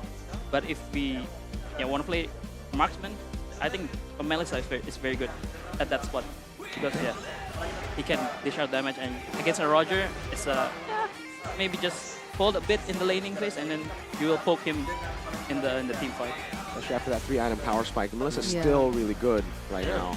I mean, I remember instantly when you said Vexana, that's what Alter Ego did in the regular season, right? I mean, when they go for these fighters, they go for the Vexana in the mid lane. So we're seeing why that idea comes through here from the source himself. What a fresh experience on the English desk. But we've talked so much about Onyx. Let's circle back to EVOS, right? They were able to come back in what looked like GG already at championship point. Everything was held against them, but we finally see Fluffy given a different hero. We finally get to see Fluffy on the Paquito, and then it's a different effect. Yeah, that's what I've been looking for this entire series. Like, let Fluffy be Fluffy, and that Fluffy isn't Fluffy. Exactly. He hurts. Allow him to make plays for himself, for the team, be aggressive, deal bursts, not just be utility. And with the Paquito in his hands, it just showed up really well. If it wasn't Dreams that was the MVP of that game with some really great hooks and really great timings with the Bloody Hunt, I would have made a case for Fluffy because of his aggression and then his quick power spike. For sure. Even Ling, Kyrie was having so many issues just going his normal route.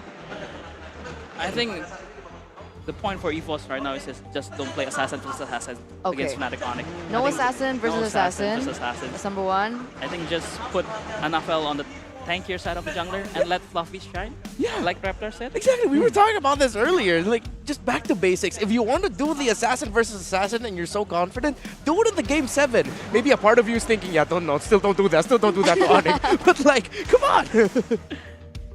But with that, ladies and gentlemen, we are gonna go to a short break. So we'll see you right after for game numero, what's 5 in Spanish? Cinco. Numero Chico. English or Spanish? Stay tuned.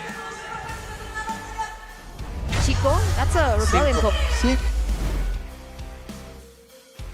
Ada harapan untuk the People's Champion EVOS Glory karena kali ini berhasil mengamankan 1 poin. Tapi tentunya ini tidak terhenti di sini karena mereka harus berusaha untuk membalikkan keadaan dengan memenangkan 3 game lagi.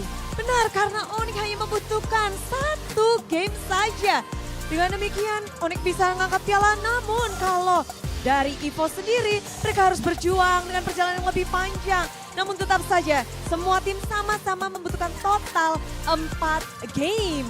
Betul sekali karena tentunya ini kedua tim, baik itu Fnatic, Onyx dan juga EVOS Glory berusaha untuk bisa mendapatkan gelar sebagai Raja Galaksi. Karena kedua tim ini mendapatkan gelar atau tiket menuju MSC 2024 ini tidak cukup ya. Tidak, mereka menginginkan kemenangan, mereka menginginkan tambahan koleksi dari piala MPL. Betul sekali, tapi ngomongin MSC tentunya kedua tim ini akan berlaga di ajang MSC 2024. Tapi tentunya tim-tim yang akan dilawan adalah tim-tim dari berbagai region. Dan kita kemarin sudah sempat ya Bude ngobrol-ngobrol dengan champion-champion yang akan berlaga di MSC 2024 dari berbagai region. Ada dari Kamboja, kemudian Philippines. Kali ini kita mau kemana Bude? Kita mau ke keluarga serumpun kita yang ada di Malaysia. Kita akan langsung rebung dengan Yums. Halo Yums. Apa kabar? Wow, Yums, congratulations for winning the MPL Malaysia. Terima kasih. Selamat. Gimana perjalanannya itu sampai menjadi juara? Perjalanannya senang sih, senang.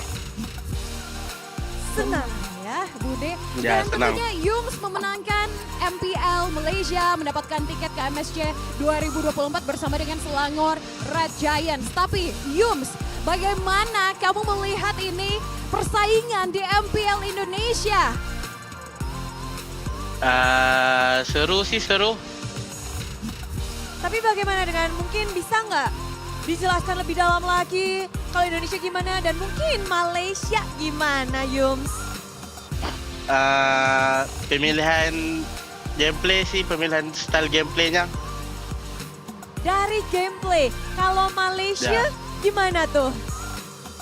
Kalau Malaysia agresif. Agresif dan kucar kacir gitu. Oh menarik ya, rame gitu ya Yums. Kalau Indonesia gimana tuh Yums? Kalau Indonesia sangat rapi dan sangat cantik sih untuk dilihat, ditonton. Wow, Indonesia sangat cantik ditonton, sedangkan Malaysia agresif.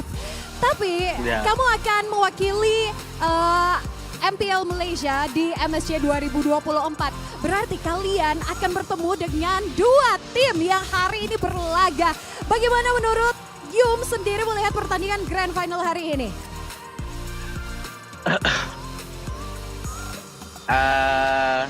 Apa? Bisa ulang nggak? Bagaimana Yums melihat pertandingan Grand Final hari ini antara EVOS Glory dan juga Fnatic Onyx? Karena mengingat 2 tim ini akan bertemu dengan Yums dengan Selangor Giants bersama-sama di MSC.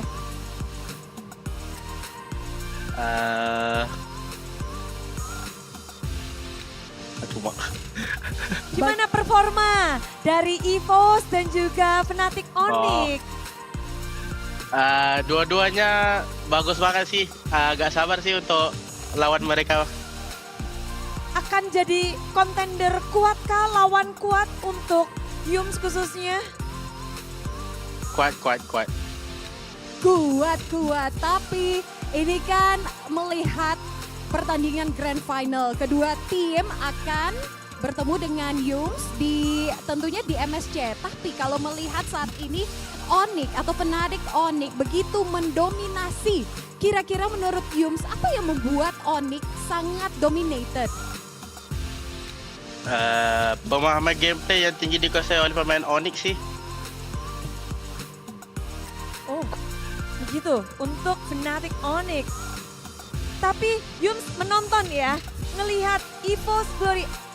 Is there anything that EVOS Glory, ada nggak sih yang EVOS Glory harus lakukan nih jika ingin mengejar poin tertinggalnya? EVOS harus menaikin lagi taraf permainan mereka dan coba untuk mematikan Kairi. Fokus Kairinya Yums? Ya. Why? Kenapa nih Kairinya nih? Harus diapain? Dikunciin? Iya, Kairinya harus masuk ke pocket sih. Masuk ke pocket disimpan Kairinya ya Yums. Tapi Yums yang terakhir before kita akan melihat bagaimana pertandingan selanjutnya, game selanjutnya. Yums ada pesan-pesan untuk fans-fans super fans yang ada di MPL Indonesia? Semoga kalian fans-fans di Indonesia. Betul.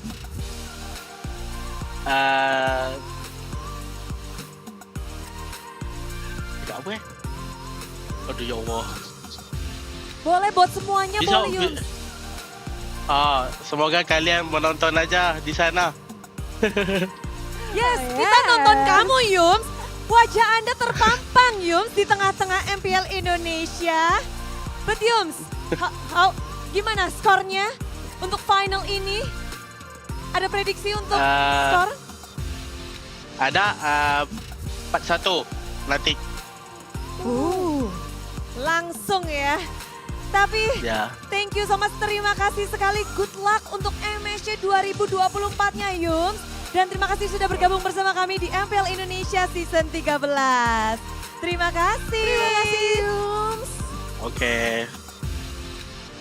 Dan itulah dia, kita sudah terhubung dengan salah satu best roamer dari keluarga serumpun kita dari Malaysia sana yang telah memenangkan juga dari MPL Malaysia. Kita akan bertemu Yums lagi nantinya di MSC. Tentu saja dua tim ini akan berhadapan langsung dengan Yums, Monica. Betul sekali, dan tadi Yums sudah mengatakan juga ya, memang ini sengit sekali kalau ngomongin memang permainan gameplay di Indonesia begitu rapi. Jadi perlu diwaspadai oleh Selangor Red Giants juga bersama dengan Yums yang nantinya bakalan ketemu di MSC. Tapi tentunya kita akan melihat apakah prediksi dari Yums akan terjadi, karena prediksinya tadi 4-1 Bude. Berarti kalau 4-1 ini bakal jadi game terakhir? Kayaknya nggak percaya ya. EVOS fans, apakah ini game terakhir? Enggak, semuanya nggak. Coba, kalau kalian berpikir ini nggak, tolong kasih semangat yang keras. EVOS fans untuk EVOS Glory. Tapi Bude, tentunya para Sonic ingin melihat langsung nih tim kesayangannya untuk bisa menang. Apakah Sonic masih semangat? Semuanya mengibarkan bendera timnya masing-masing. Dua tim masih akan berjuang untuk satu juara, satu gelar Raja Galaksi. Untuk Fnatic Onyx, mereka tinggal menyabet satu kemenangan saja. Mereka sudah bisa mengangkat piala yang kita lihat dari tadi. Sudah bertengger di tengah-tengah panggung ini. Namun untuk EVOS Glory, perjalanan mereka masih cukup menantang. Betul sekali, karena baru mengumpulkan 1 poin kemenangan. Ini berarti harus mendapatkan 3 game point lagi. Ini berarti harus reverse sweep nih baru bisa memenangkan match atau menjadi champion Raja Galaksi di MPL Indonesia Season 13 kali ini. Betul sekali, dan kita sebagai penonton, sebagai pendukung, mari kita bersama-sama menyambut game kelanjutan dari Grand Final MPL Indonesia Season 13.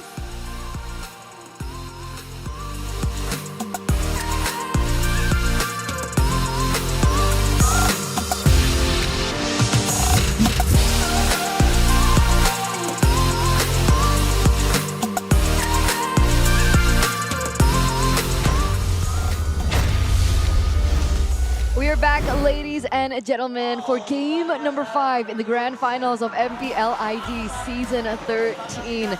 After a 3-0 win from Fnatic Onyx, EVOS Glory managed to steal a game off of their hands. And it brings us to game number 5. But of course, did you guys see the venue outside, how packed it was? Have you seen what it looks like inside here as well? This is the Jakarta International Velodrome. So welcome to #your everyday venue. If you want to have a birthday party, you want to have a concert, maybe you want to stay on stage alone, you know, have a Reptar show concert. No one's gonna watch that. I'll come. Thank We you. will come. Thank you. So that's 2 people, 3 people. Aldo's will gonna. come. I'll Okay, my go. Aldo. So that's 4. Nice. All right. I got Get 2 the of my ball friends rolling to with that join. idea. I love it. Thank you. Super flexible. You guys can utilize this venue for multi-purpose events such as concerts. You can have a boxing match against Arashi, school events, corporate gatherings, and of course, brand activations. Your everyday venue for all your needs. And I'd really love to see, you know, Arashi like buy one. Against you know, who? Beyond. Oh, that'd be cool. That'd be really, really cool. Beyond with Coach Aldo, maybe. Oh, Aldo. Who would win? I knock him out clean. Oh, bring it. Okay. We got. Hey, calm down, calm down. That's for the future, all right? We save that for the press conferences. But sign the contract. Hey, Arashi, calm down. Maybe he needs some snacks. You know? Why is he getting all feisty? I think he's a bit hangry. Are you hangry? I kind of am though. Are you angry because you're hangry? I kind of is though. All right. Yeah, I get hangry too. I see you Reptar snacking. Did you use the Retri discount code? 10K? There's a 15K, discount sorry. code? Oh, I missed the discount code. Bro, check your screen right now, right? You guys can also utilize it. It's click playoff 15 or 15, 1-5. And you guys can utilize it by becoming a new member to get the discount.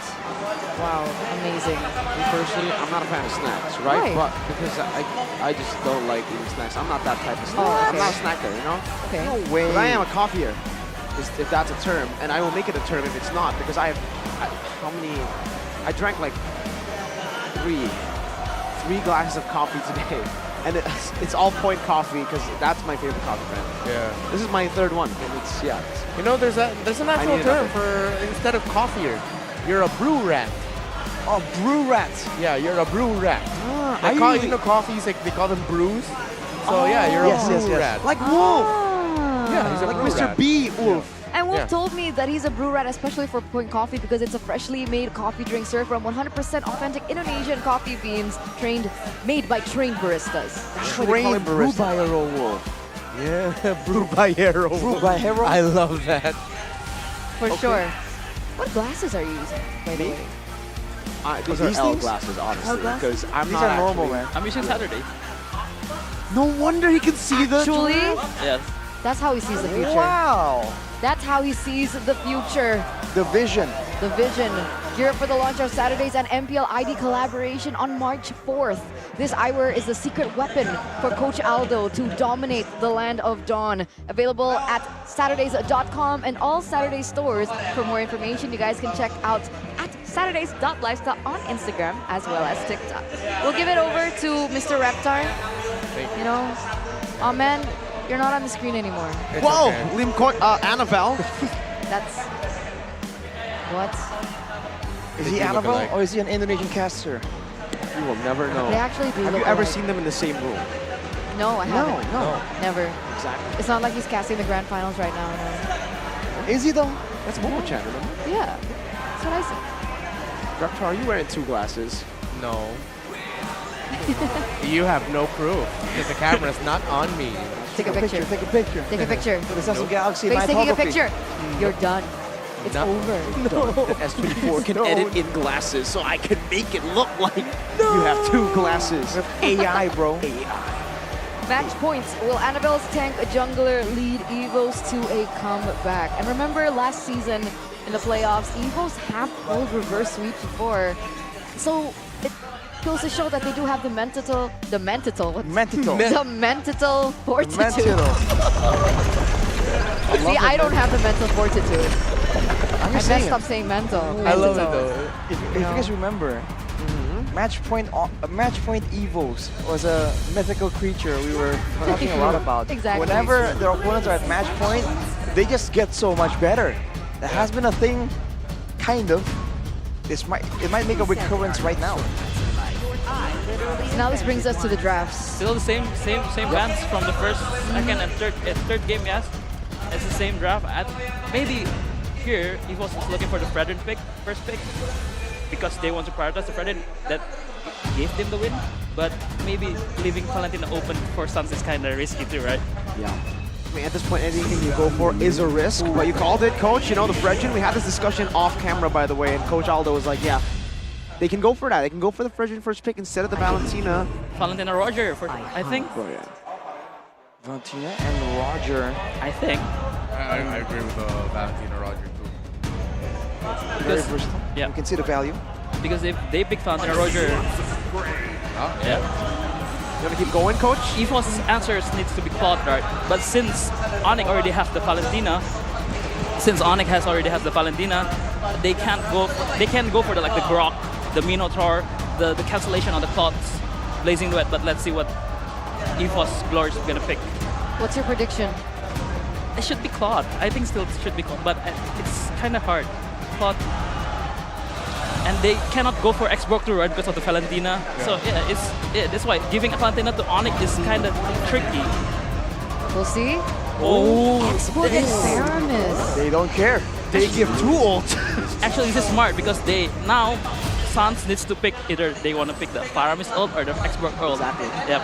I think this is smart move. Yeah, it's funny because let's say Sans gets the ultimate of the Paramis, they have an X-Borg to deal with. Yeah. You know, the X-Borg can quickly take away the Nether Realm that Fnatic Onyx will have on their side here. Going into the second phase without their gold laner though, you mentioned the Claude. I feel like Fnatic Onyx will ban out the Claude in the second phase now. Be really good, get that mobility, because right now the EVOS lineup is very team fighting. Yep. You need at least one hero to open up the map, split push, be mobile.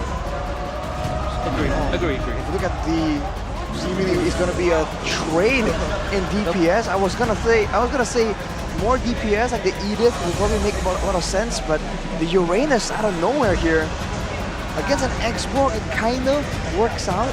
You can regen from all the harassment in the lane. Yeah. I think they just wanna to mirror the X-Borg, and since they already picked the Paramis, I think EVOS Glory doesn't have that option to punish from the mid lane for the Uranus. So I think it's a good pick to mirror the X-Borg and also the Fredrin, the tank jungler. I wonder if they're going to ban out the carry Claude now, because the Uranus does not like going up against those two, That's those a fast must. basic attack heroes. Yep. Seems like that's going to be the logical ban here for Fnatic Onyx. If not, then they're going to be playing a dangerous game. First the carry, If they're ever going to open up the Claude, then that means they're going to pick up something maybe like Grok, Minotaur. Yeah. The heroes that the moment the Claude goes in, you have to force the Purify out of it. Those bursts. Wow. Oh, they're respecting the Julian. Oh, wow. Do you think the Julian could come up here? Yes, I still think so, right? I mean, Fnatic Onyx, there's a reason they have left that jungle out and open. And they really like to do that. I mean, even from the old days of Aldo and Mars, that's what they like to do, especially for Kyrie. Leave the red side, especially when you're on red side, to give Kyrie an assassin pick. I think they can pick the Claude and flex the Roger somehow.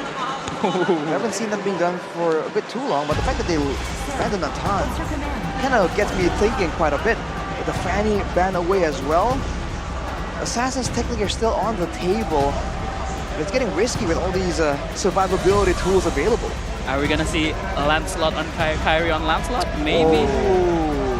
I think it's not a bad pick here. Maybe on the last pick, but yeah. Yeah. It has to be last pick if ever. It has to be last. Is it okay against the Paramis? I mean, it's like one of the better in and out assassin, right? They can just first skill in, dash in, and then dash out. Yeah, in a way, because assassins in a way can counter the Paramis, because when you go in and go out like that, and the way that assassins do, you bait out that Nether Realm. They'll go for the Grok first, anticipating that Claude pick again. This Grok is phenomenal to cancel out, especially, I mean, technically, the dive of EVOS, right? If they want to Nether Realm and dive in, boom, smack with the wild charge.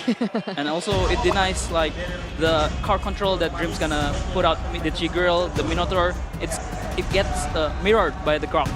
So they have an early advantage on that side. And don't forget the barriers, right? It will kind of force Clockun to be a bit more conservative with his Stampede. If he wants to use it aggressively, he might get stuck behind a wall. We've seen Keyboy's barriers being so good. It's gonna be a Beatrix Franco though, a bit of a throwback. Okay. Yeah, like if they're gonna need a dive, they're gonna need burst, Wuzong. Oh wait, no, they already have the EXP laner. Oh, there's burst, there's dive. It's the Nolan. It's the Nolan. It takes both of them out. But this is a combination that we've seen way back in the day, right? The Beatrix and the Franco. And that's something that is a bit of a power now for EVOS Glory. Do you think it can work against Fnatic Onyx? Yeah, I think it can work because Beatrix and Franco can burst the front line of Onyx, and also they have the Pyramis to back up if ever they get engaged by the Nolan. In theory, it makes sense, especially with this combo. Even the Uranus, if you are stuck and suppressed and hit with a Bennett's Rage, we've seen that even the tankiest of members can get absolutely deleted. The last time EVOs were in the same exact spot, 3-1. It was at M1 World Championships, 3-1, and they came back up against RFG Hoshi. We will be seeing that same storyline unfold in front of us today. Because it looks like the White Tigers, the people's champions, they're not going down without a fight. Not until they take Fnatic Onyx. The champions of the galaxy down with them. Welcome to game number 5. Welcome into the land of Dawn as we are still at championship point for Fnatic Onyx. Was that a hook? It was an Iron Hook early. I don't know about whether he survived Purify. There's no first blood. I would love to see it over the clear, man. Give it a second. There we go. A flicker. Okay. Oh, it came out of nowhere. Dreams again on his signature pick. Onyx seems to want to try and go for it. And Keyboy doing the roundabout special, delaying the clear speed from Annabelle a bit more. Looking at the Endless by GameSmax. Master Assassin now for both gold inners, but Keyboy gets jumped on. Oh my god, Dreams, I don't know about that. The barrier as well is very, very low, still in the bush. Kyrie gets the passive down on Clockun and backs away. Brands though, look at that. Thrill and Master Assassin. He wants to make sure that in the laning phase, we see it again and again. And in this match, the laning phase becomes so much more important because then you have control. That's the same thing, that applies for the EXP lane, but even also for the gold lane. Get the rest of them. Fluffy going in with the agility, he definitely wants to be participating in a lot of these engagements. But against the Uranus, we'll have to see. Ludwig can be annoyingly cutting those lanes again and again, keeping this X-Borg just in the lane. So far, if we circle back into the gold lane, that level 4 will be a bit of a power spike, right? That's when Dreams and Brands can utilize it to look for a combo, perhaps maybe even a pickup into the side lanes. Meanwhile, 9 seconds left on the next neutral objective spawn. The turtle gonna jump in. Annabelle at level 4, but so is Kyrie. So it's a little bit of a 50-50 here, but we'll have to see how this pans out. Would be okay. Annabelle stuns it up. Taunt as well. Razor's Wrath committed too, but Lupi just dashes out of that and picks up also that XP creep. Oh, Iron Hook from Dreams. San's getting popped another element. Tiny cannot block us. Bursts him down. The audacity for Sans to not have a Purify. He won't be around, no Netherrealm, but Keyboy and Ludpi trying to find some space while Church is available. He should be able to use a Keyboy with a wild charge and a Fracture coming out with Retribution. Meanwhile, Ludpi pops in a Purify and the Consecration gets out to safety. Fnatic Onyx trade that kill for a turtle. Yeah, Kyrie's gonna be able to get and secure that neutral objective for their team, despite things looking like it went south in the team fight. And that's a problem, right? Sans on the Valentina, you don't want to pick, you don't want to have to be forced on the Purify. It's just not worth it, right? It cannot exacerbate the creativity that Sans has, especially with how many choices he has on the side of EVOS Glory. There's so many different ultimates that he can pick up, that he can utilize according to the situation. So that is actually something that EVOS Glory can exploit. Iron Hook into the bloody hunt and the damage comes down, but Keyboy just walks out of there, man. What a Chad. Really is depending on Brands getting that item power spike. He's still too tanky for the early game. He is running the firmness for an extra tanking as well. Kyrie, though, slashes Clocken down. It's kind of funny, though. We're seeing so many old metas, quote-unquote, with a wild charge to secure the neutral objective, the Franco and Beatrix. Valentina Ferriman. Exactly. Both teams are just pushed to the brink so far back, they have to go back in time. Power of nature. Boy already used it earlier. Annabelle also stealing away that gold crab from CW. It's a small victory for EVOS Glory, and they look to go towards the enemy purple, but Kyrie is 2 levels ahead of Annabelle. Farming up the storm. Dreams looking for a way to shut him down, but hasn't really found the answer just yet, despite it already going to 4 minutes. The longer this game goes, the more Lutpi is going to be a big problem here. For EVOS, the only real way to try and shut him down is to just use all your resources to go on the experience, but look at this. Stampede into the Iron Hook, but Sans has another round. Keyboy, still able to flicker out of the Appraiser's Wrath. Meanwhile, Kyrie stays busy, goes to the purple buff, steals it away, and still has the Retribution. It's just all-out pressure all across the map, but look at the response. EVOS immediately going for the turtle. Keyboy will be trying to deter, but Lutpi is in the area too. No bloody hunt this time for Dreams. Brand swaps to the Renner, gets a shot down on the Lutpi and the Renner's apathy, but Kyrie secures the turtle. 2 turtles to FNOC. They're gonna have to try and build a snowball from here on out. And that's exactly the plan that they're going for. B-Boy, he's going in very aggressive, being able to back Kyrie up. But at this point, right, a 2K gold lead, CW on the Roger, needs the snowball, still at a 0-0-0. What do EVOS Glory do here? Oh, force the flicker there. Whoa! That's the Uranus pressure, man. It's relentless. And you're seeing that he's always 1 step ahead from Fluffy. She's trying to be as effective as he was in the previous game, but with this Uranus constantly pressuring, already with the Brute Force Breastplate as well, it's going to be very difficult. And it's pulling away a lot of attention towards that EXP lane, which is allowing the rest of the map to be controlled by Onyx, especially with the fast clear from Kyrie. Already 2K gold ahead. BOD soon, right in time for the next neutral objective. Has to purify out of that, man. Oh my goodness gracious. Hold your breath, ladies and gentlemen. Kyrie, 4 levels ahead, wants to continue this. Keyboy has the wild charge, he can go for it. But he decides to go for the power of nature instead, just revealing it. And Annabelle wins out the retreat battle, gets an Iron Hook and the Bloody Hunt under the Determined Another Realm. Saves it, wild charge! Onto 3, and this time no purify for Clocken, but Kyrie is able to get rid of the NetherRealm. The Bennett's Rage actually is able to save them from that dive. Fnatic Onyx, that's another Iron Hook, but a Purify from Lutpi grants them their safety very easily. CW Lycan pounces to the wave. The entire Engage Keyboy gets taken down, but both of these teams, they're not going down without a fight. And even there, Kyrie, already level 11. He's actually 3 levels ahead of Annabelle as the next neutral objective comes up. And we've seen that the wild card is an optional, it's a very great option, a great tool. And Lutpi, there's still no solution just yet. Brands, not enough damage to really one-shot him just yet, even with the Bloody Hunt. Yeah, Brands just secured the BOD. Whoa. Is that a Malefic Roar afterwards? Is that the usual build for Beatrixes these days? Yes, it is. Build on the Beatrix now, but I'm more concerned about Kyrie. He has a BOD already. Iron Hook onto the Grok. That's a Bloody Hunt as well with the Venice Rage, but he's still able to survive. Wild charge to the back, and Kyrie gets the fracture down. But another round saves them. Boom! There goes Lutpi. A bit more damage than he can tank out. Dream still going for some more. Without another realm, EVOS still hold their ground. They know they have more combos available. Fnatic Onyx respect the potential. And it's back to the waiting game. And it's still very much even though there's a 2.3k gold lead just by Kyrie power farming.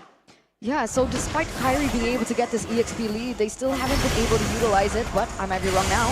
There's apathy used up, but Keyboy gets back almost a read on that Stampede. Well, just like that, it's a rush take onto the turtle.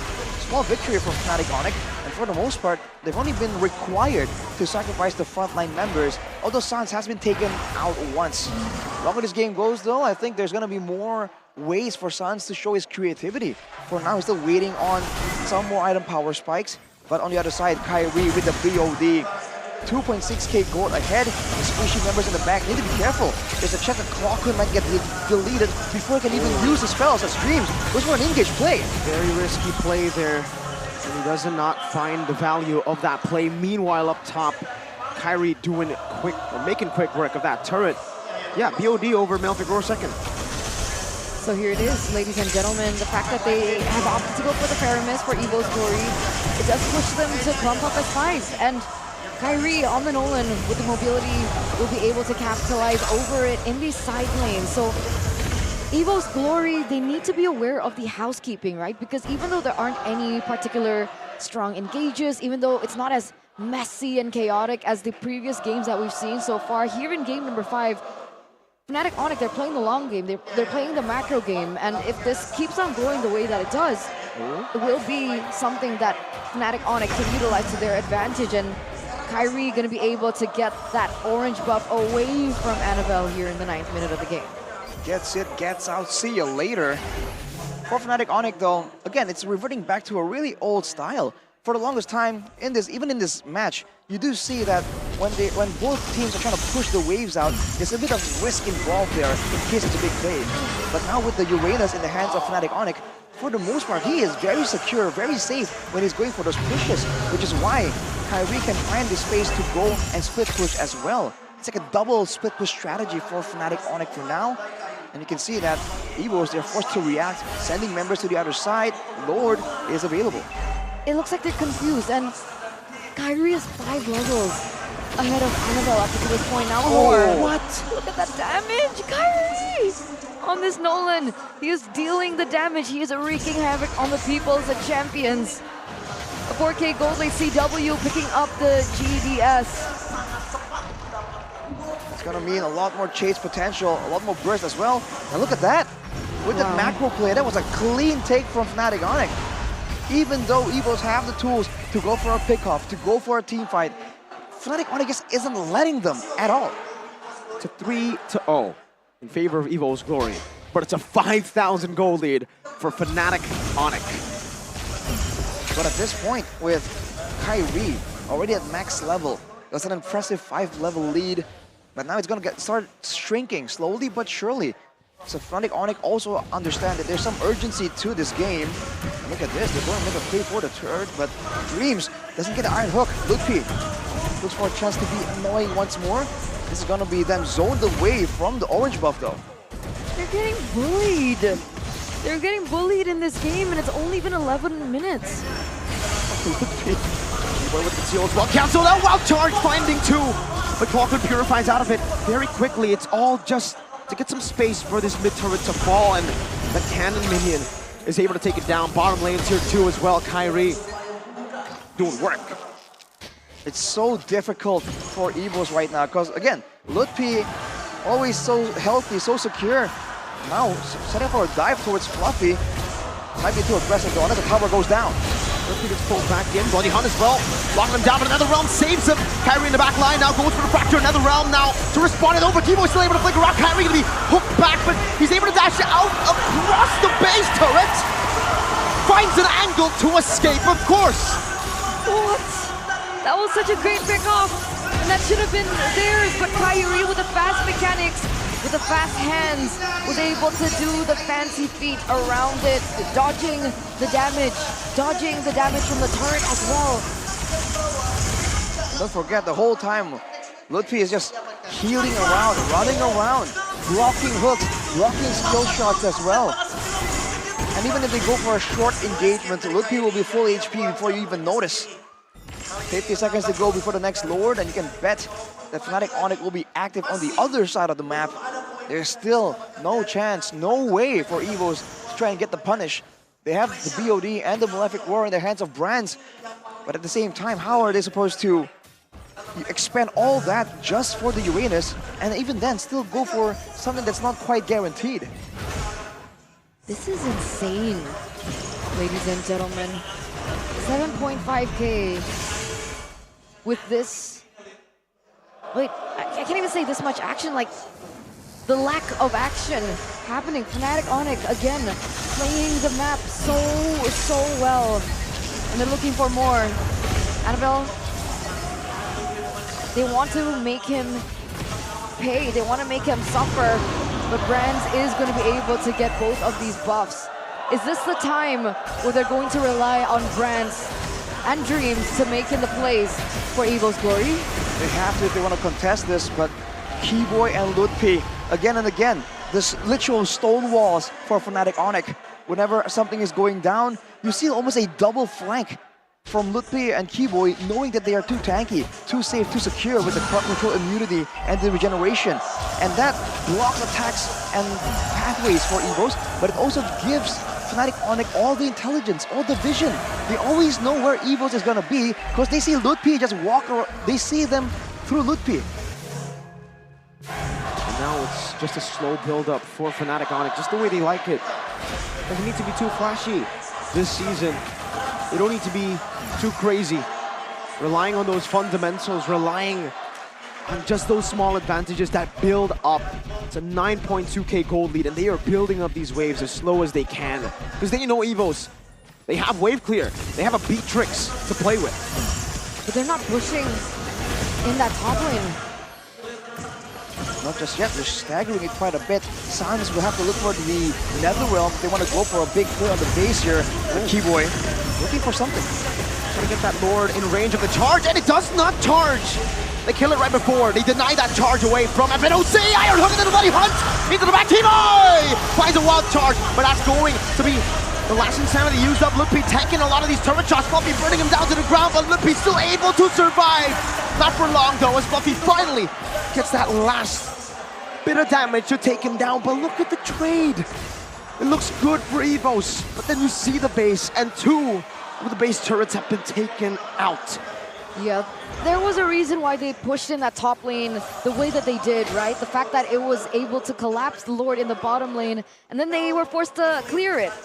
And so they were able to actually get the tower in the top side under the nose of EVOS Glory as they were distracted, and only one stands in their way. It's building that Lord advantage. You can even see it has a 1.9k gold advantage. I've been harping on and on about Ludpi on the Uranus, but the fact that he was able to buy so much time and force out so many resources is part of the reason why that turret on the top side also fell.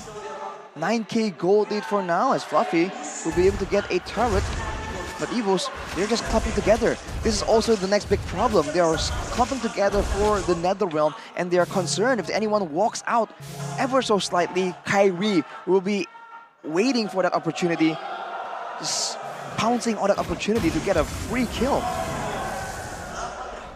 For those who have followed Kyrie and Onyx since back then, you should know this playstyle that Fnatic Onyx are playing. This is the banana split of Onyx PH, Season 8, and the M3 World Championships. And so far it's working, with the way it's already pushing by default. Seems like EVOS, Annabelle, actually is on the scene faster. That allows CW to go for the push. There's not enough damage for EVOS to try and shred this Lord down that fast. With the wave pushing in, now Fnatic Onyx have a window to make their move. They might go for the purple buff first. Oh! Gets barriered, forced to flicker. These small wins, man, it all clumps up, it all stacks up, and it's a mountain now for Fnatic Onyx. Not even the purple buff given to Annabelle, not just yet. Even for the purple buff, they need to work for it. Okay, but they don't force a retribution there, so it's still being able to be used in the next Lord take. Iron Hook purified away. Keyboy goes in for the wild charge. No real initiation now as Annabelle walks up forward, but now gets isolated. Fracture as well. Netherrealm just to help Annabelle escape, but look at the resources burnt out. 3 ultimates, basically. And this is like a miscommunication for quite a bit. Seems like Ludpi went for the Purify, but Keyboy went in to try and save him from the Iron Hook. Now with the Lord Evolve, there's a time for Onyx to make their move. The Iron Hook doesn't land, so now there's a window of opportunity, and they have to send Fluffy. He's the only one that has the survivability, but it's so limited. The resources are now back up for EVOS Glory. If they want to go in for the contest, this might be the time. I think they're waiting on the Netherrealm from Klokun, but as soon as that is up, They will go for the exchange. There we go, What Towers! Keyboy finds the back, tried to save Lutpi, but now no one's there to save Keyboy. 2 members down, and Fnatic Onyx did not get the Lord. A great play by EVO's Glory. That didn't work out at all the way that they planned it. But it looks like Fnatic Onyx, they still want to go in for the commitment. Are they looking for a bait here? Are they looking to prolong the series? But EVO's Glory, the people's champions, they've been waiting for this moment. 8 minutes in. It's a dangerous situation to be in with 2 members down for another 20 seconds. The wave was pushing for Onyx on the bottom side, but that's why the Franco becomes such a valuable tool. Forces the engage, and now shoes on the other foot. Xborg. Fluffy is the one exposing everyone. It's gonna be a Lord for EVOS. You have to give it away, that's a Lord, and EVO's Glory finally, after 19 minutes, we see that sign of life. They were still in the lead in kills, but their first real objective is in the 19th minute of the game. And look at the gold lead. It's shrunken from 10k down to 5k. Definitely not the way Fnatic Onyx wanted to end this game out. But this is the problem when you go up against a team like EVOS, who are so patient, who are so systematic, and they have the tools available to really go for a long base defense. The Netherrealm, the B-Tricks with the insane amount of burst and wave clear, and as well as the X-Work can do the same thing with true damage. And of course the beefy frontliners like the Franco, like Annabelle on the Fredrin. A lot of players here that Fnatic Onyx will have to peel first before they can go for that crystal. And now Klokun, he picked up the glowing one. So with these frontliners, with the way that Fnatic Onyx have been playing for the past few minutes of the game, they're gonna start feeling that pressure. They're gonna start feeling that burn. Because the damage from Feramis, it's not exactly as evident, but it builds up. And now Klokun with the glowing one. He'll be doing a lot of damage, particularly to Lutpi on the Uranus, who likes to stack up that HP. Lutpi also has to recognize that he is no longer as tanky as he was in the early game. Up till that fight on the bottom side of the base for EVOS, that was still pretty okay, but now he can be one-shotted. EVOS have bought enough time to reach that level, and with Fluffy being the front liner now, Onyx are the ones that are finding it difficult to burn through his HP bars. The people's champions are making the impossible happen. They go in for the siege. Whoa. Let's see the defense. Harry's still in the mid lane right now. Lutpi gets targeted down as an Iron Hook not connecting Lutpi. Just another realm just in time, Sans. But look at another realm now popped in. The fracture going to be used up to try to clear the Lord, but the waves are crashing down into the base. That is open. But Fnatic Onyx stay resilient in their own base. Sans picks up the Holy Crystal now with some more burst damage to play with.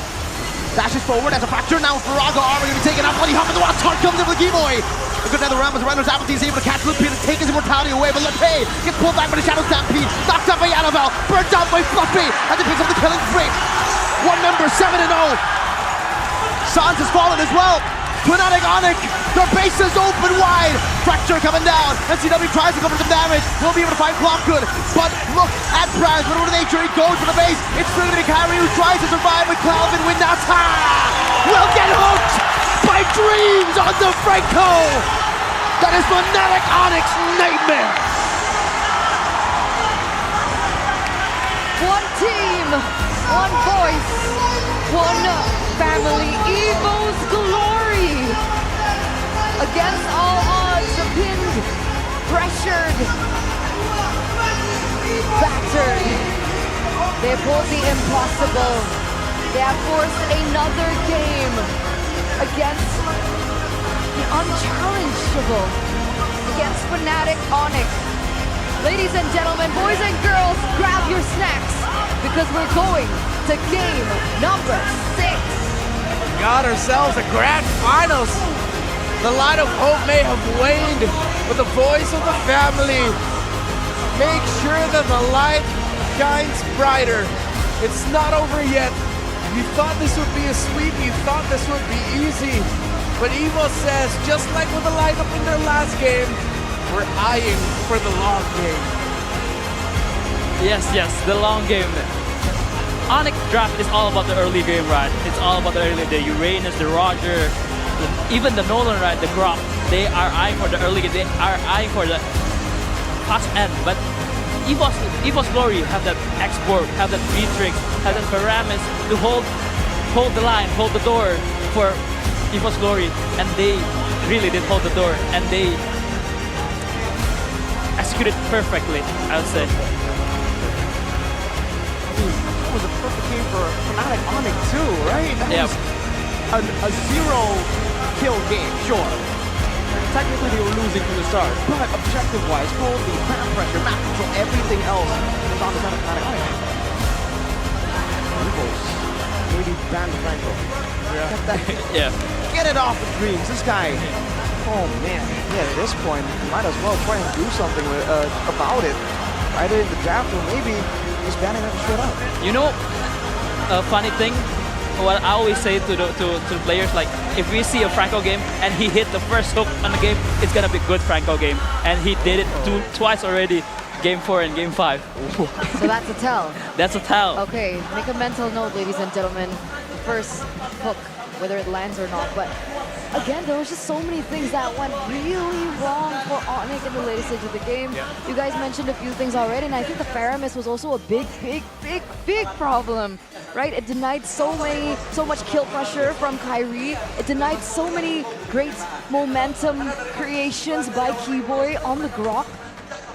I don't know, yes, Franco is a problem, but I think the Faramis was too. The Faramis, and I really appreciate the last two picks. Along with the Franco, they also picked up the Beatrix.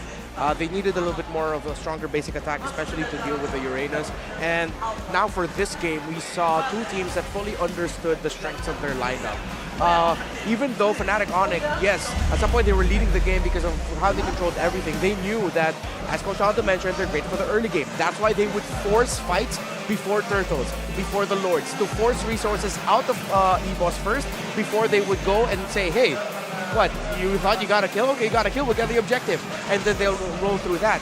But eventually it'll just get to the point where EVOS Glory's lineup will just make the Uranus feel useless. And that Uranus was so important to the lineup of Fnatic Onyx. Yes, and as we can see, the layer of CC that EVOS Glory did to the Uranus for the last team fight was beautiful. They wait for the Purify, and then after the Uranus pop the Purify, the Fredin goes in first, get the taunt, get the knock-up, and then Franco goes for the hook, and I think it's kind of GG for Fnatic Onyx at that point. Player of the game, however, presented to you by the official tournament smartphone Samsung Galaxy S24 series. 2 games in a row. Franco, 2 times player of the game. It's gotta start to tell you something, would it not? You have to wonder if they're thinking like they can maybe deal with it one more time, one more try, right? Hey, 3 man. times the charm. Then we'll be back to a best of 1, right? I don't know if Fnatic Onyx want to take that gamble, man. You know, they've been confident, but I think it's like, you gotta do it now. You gotta close it out, bro, because the momentum is shifting. Along with the Franco, if I'm Fnatic Onyx, yeah, bro, just really don't give the Fredrin anymore to Annabelle. Do not. Yeah, I agree, and also, if you look at these team fights that ensued, I really appreciate Clockwood's positioning. He doesn't show up for Sans to steal his ultimate. He just hide, and when the timing is right, they all go in together. So Sans have a hard time to steal the Pyramis ultimate to save the team. I mean, to make things worse for the side of Fnatic Onyx, the fact that they have the Grok as a counter engage tool, he's forced to use it as an engage tool because the hook keeps landing. And he needs to try and use it, and that way, once the Nether Realm is popped by EVOS, they just keep moving forward. And we kept talking about the moving forward for EVOS. If they have the pace, if they have the aggression, it's hard to stop them. And they really also played around the idea of every time Dreams got a hook, every time they did that layer of crowd control along with the Fredrin that you mentioned, Coach Aldo, even the little pullbacks by Grokun with the Shadow Stampede, they know Keyboy will be the first to respond. You know there will be a Grok coming in with a wild charge, so prepare for that. And I like how, along with the positioning you mentioned, Grokun didn't waste his Nether Realm. He made sure that the ultimate was, if it's gonna negate the damage, if it's not going to negate the damage, it's going to save someone's life. He made the most out of every ultimate as a Pyramis. Match point EVOS. What a mythical creature. Match point EVOS. My Not again. goodness. I mean, it happened yesterday up against Geekfam. 2-1. They had the match point. Geekfam had the game as well. And EVOS, suddenly they have a spell casted on those boys, those BBs, man. have to wonder if it's just the experience, right? We talked about how brands always nerves of steel, Dreams and brands? Dreams and brands, as we say, they're ex-BTR players. Shut up, bro. Oh man. That is not where I was going with that. The point Arash is is, just so sick of it. He's been hearing it for how many months already? back to it. Again, they just were able to stall for long enough that everyone just came online. Even Fluffy on the X-Borg, right? The fact that Fnatic Onyx were trying to do their whole kiting thing again and again, but with the with the Ice Queen's one, in the hands of Fluffy, it became a lot slower, right? Everyone was slowed down by the fire, and that is also part of why the skills, the catches, the card control tools from EVOS Glory were just landing that much more reliably as well on top of the whole combo, the card control into the Iron Hook. Man, like, I mean, this whole game was so cool. We get to see the Fnatic Onyx version of a banana split. Up until EVOS Glory going back, and all the way from the draft, it just seems like they are doubling down on how good Dreams is on the Franco, because that Beatrix pick is just a weird pick right now. Unless you combo it with a phenomenal Franco. And even in this game, when they were behind, they're like, all right, it's okay. We rely on the Franco, we gamble on the Franco. This guy can look for one moment, and that one moment can change the game. And he didn't just find one moment, he found so many moments. It was so ridiculous. And it's all through what Coach Aldo said.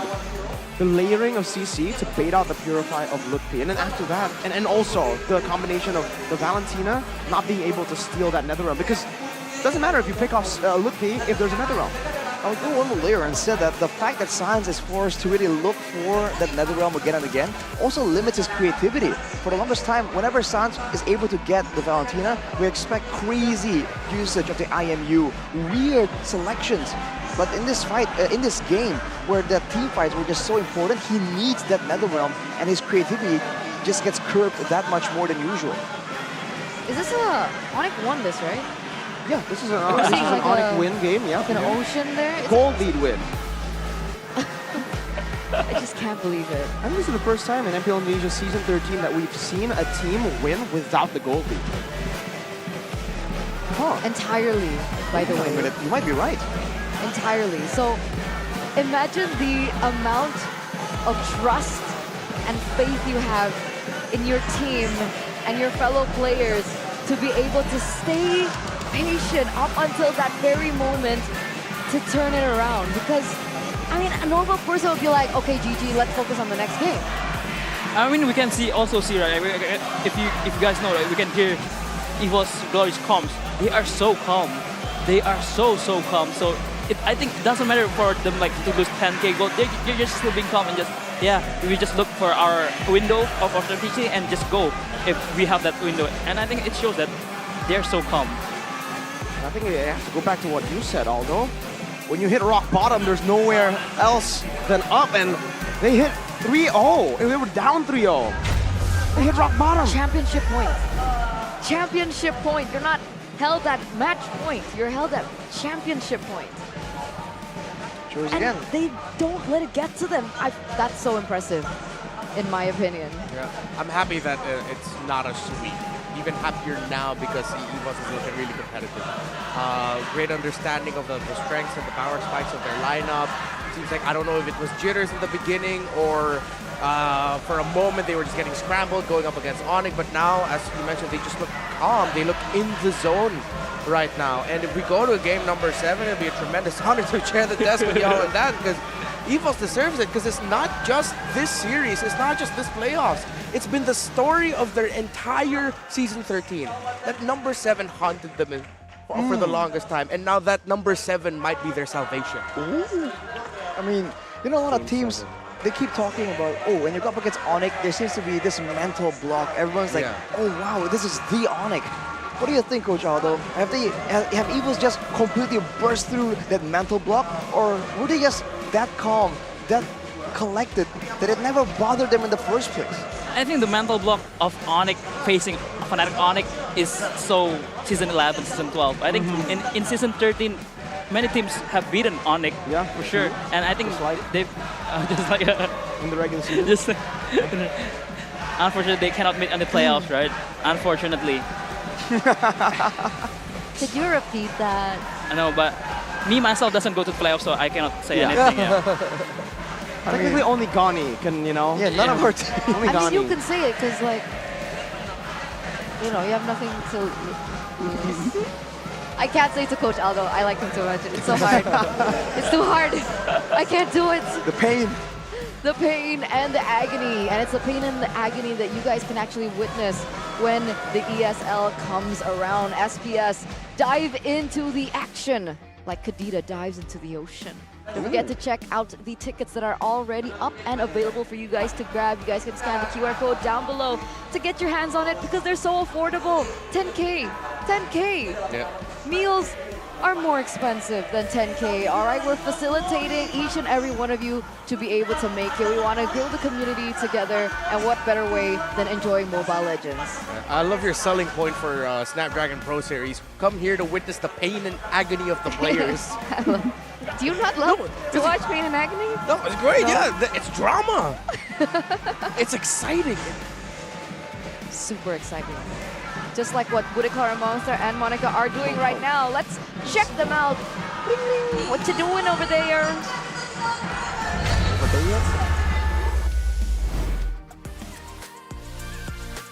Bersama dengan Monica, Bude sudah menemukan juga nih Monik yang menarik di sini. Tentunya ini di samping Monica ada seorang content creator yang tentunya udah dikenal ya. Ada Ivan Love di sini. Halo, Ivan. Apa kabarnya ini? Kayaknya hari ini ke Grand Final MPL Indonesia Season 13 bareng siapa nih? Aku lagi bareng orang kaya di sini, Pak Ais. Ini Halo, owner halo. nih, owner. Wah. Owner dari Dari brand Erigo. Ya. brand Erigo. Ya. Halo, salam kenal, salam kenal. Salam kenal, Salken. Banyak banget pantas dari tadi ya. Bude ngeliat selain pada pakai jersey, pada pakainya kaos Erigo. Ya, alhamdulillah, terima kasih. Dan nggak cuma dari para pengunjung, tapi kan kita tahu sendiri Erigo itu udah nggak asing di Yes. kuping kita. Dari pro player pun juga banyak collab-collabannya dari Erigo loh Monik. Betul sekali ya, jadi banyak sekali juga merchandise dari tim-tim MPL yang menggunakan Erigo. Jadi udah nggak asing lagi. Tapi anyway, Ivan dan juga Mas Haris, ini gimana rasanya menonton langsung nih Grand Final MPL Indonesia? Kalau dari aku ya, kalau aku kan emang setiap season nggak pernah absen. Aku nongol terus tuh, setiap Grand Final doang tapi. Khusus Grand Final ya? Khusus Grand Final. Oke. Kalau kali ini aku langsung aja nggak usah ditanya lagi, aku Onyx. Kenapa yakin banget? Ini dari Karena aku dari season 8, 9, 10, 11, 12, 13 Onyx Bude. Udah aku Onyx pokoknya. Darahnya kuning? Karena teman-teman aku Onyx semua juga, jadi aku Onyx aja. Persobatan lebih pekat daripada apapun dan udah yakin banget. Belum kita tanya, dia sudah menjawab. Iya. Namun kalau dari CEO Erigo ini, ada prediksi nggak ngelihat Grand Final yang begitu ramai, suasananya gimana sih ini? Antusiasnya luar biasa sih, luar biasa. Fans-fans dari Sonic, kemudian EVOS fans nggak berhenti-berhenti nyanyi ya. Terus komunitas MPL juga luar biasa, ramai banget yang datang. Thank you nih, MPL sudah mengundang kita nih untuk hadir di sini. Kita yang seneng banget. Tapi kalau ngelihat Fnatic Onyx sama EVOS Glory, gimana tuh? Ada prediksi-prediksi kah seperti halnya Ivan? Enggak sih, kalau kita karena kebetulan jujur pada saat Januari kemarin kita ada collab sama Onyx dan itu collab pertama kita antara Erigo dengan Onyx. Dan alhamdulillah kemudian collab kedua itu EVOS di bulan April kemarin. Alhamdulillah masuk final dua-duanya. Membawa hoki kah? Iya, apakah Erigo ini, tim yang menggunakan Erigo ini membawa hoki ya? Bisa langsung. Udah pasti kalau itu, udah pasti. Udah pasti. Belum ditanyain udah langsung dijawab sama Ivan. Tapi. Jadi nggak bisa milih ya, Udah karena nggak bisa dua-duanya milih ya. pakai Erigo. Nggak enak karena kita disupport juga sama manajemen Onyx, pro player, talent sampai Sonic, kemudian sama EVOS juga sama. Talent sampai EVOS fam juga bantu Erigo banget, support Erigo banget pada saat kolaborasi kemarin.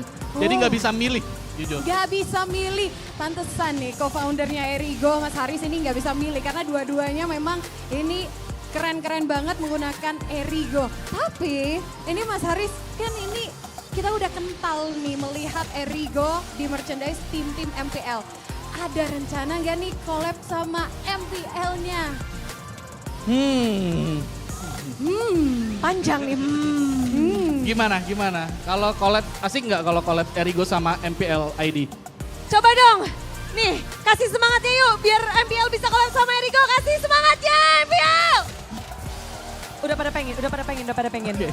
Ya, jadi jujur Bude, karena ini antusiasme juga luar biasa, jadi kami akan support komunitas Mobile Legends Indonesia, terutama MPL ID. Terima kasih buat semuanya. Yes, tentunya pada menantikan juga ya kan seperti apa. Namun ini kan udah 3-2. Kita harus melanjutkan permainan. Ada yang mau disampaikan mungkin satu persatu? Kalau dari gua udah Onik kelarin aja 4-2, piala kasih ke Onik, oke? Udah sangat jelas ya. Tapi kalau dari Mas Haris, ada yang ingin disampaikan? Dua-duanya memberikan yang terbaik, jadi saya nggak bisa milih. Semangat dua-duanya saja ya gitu. Jaga cari aman.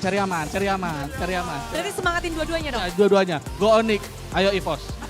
Go Onik, ayo EVOS. Pokoknya siapa yang menang, mereka tetap yang menggunakan merchandise dari Erigo ya. Keren sama ya.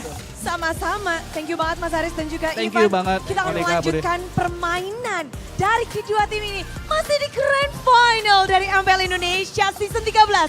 Fnatic Onyx. Lagi dan lagi kita hanya mengatakan 1 poin lagi. Tapi dari EVOS mereka mulai mengejar 2 poin lagi. Bisa membawa mereka untuk mengangkat piala ini dan menghentikan dominasi dari tim Fnatic Onyx. Siapakah yang akan mendapatkan game selanjutnya? Mari kita sambut bersama Grand Final dari MPL Indonesia Season 13 lanjutan.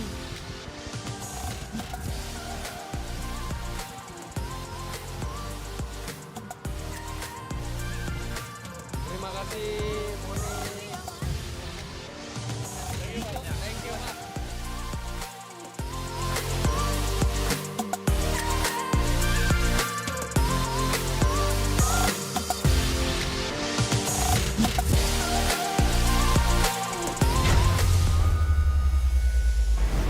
We once thought of EVO's glory as mere mortals, but they are making the gods bleed, pushing this to game number 6 in this best of 7 series.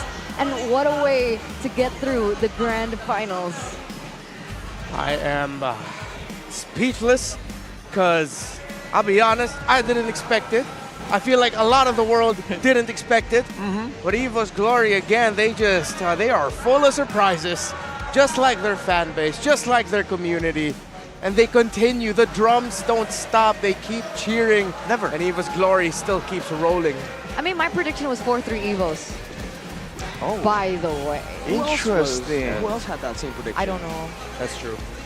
How did you get that right? I mean, like, you know, like I mean, it's 4-3, you predicted 7. Wait, are you convinced that's going to be an EVOS win already?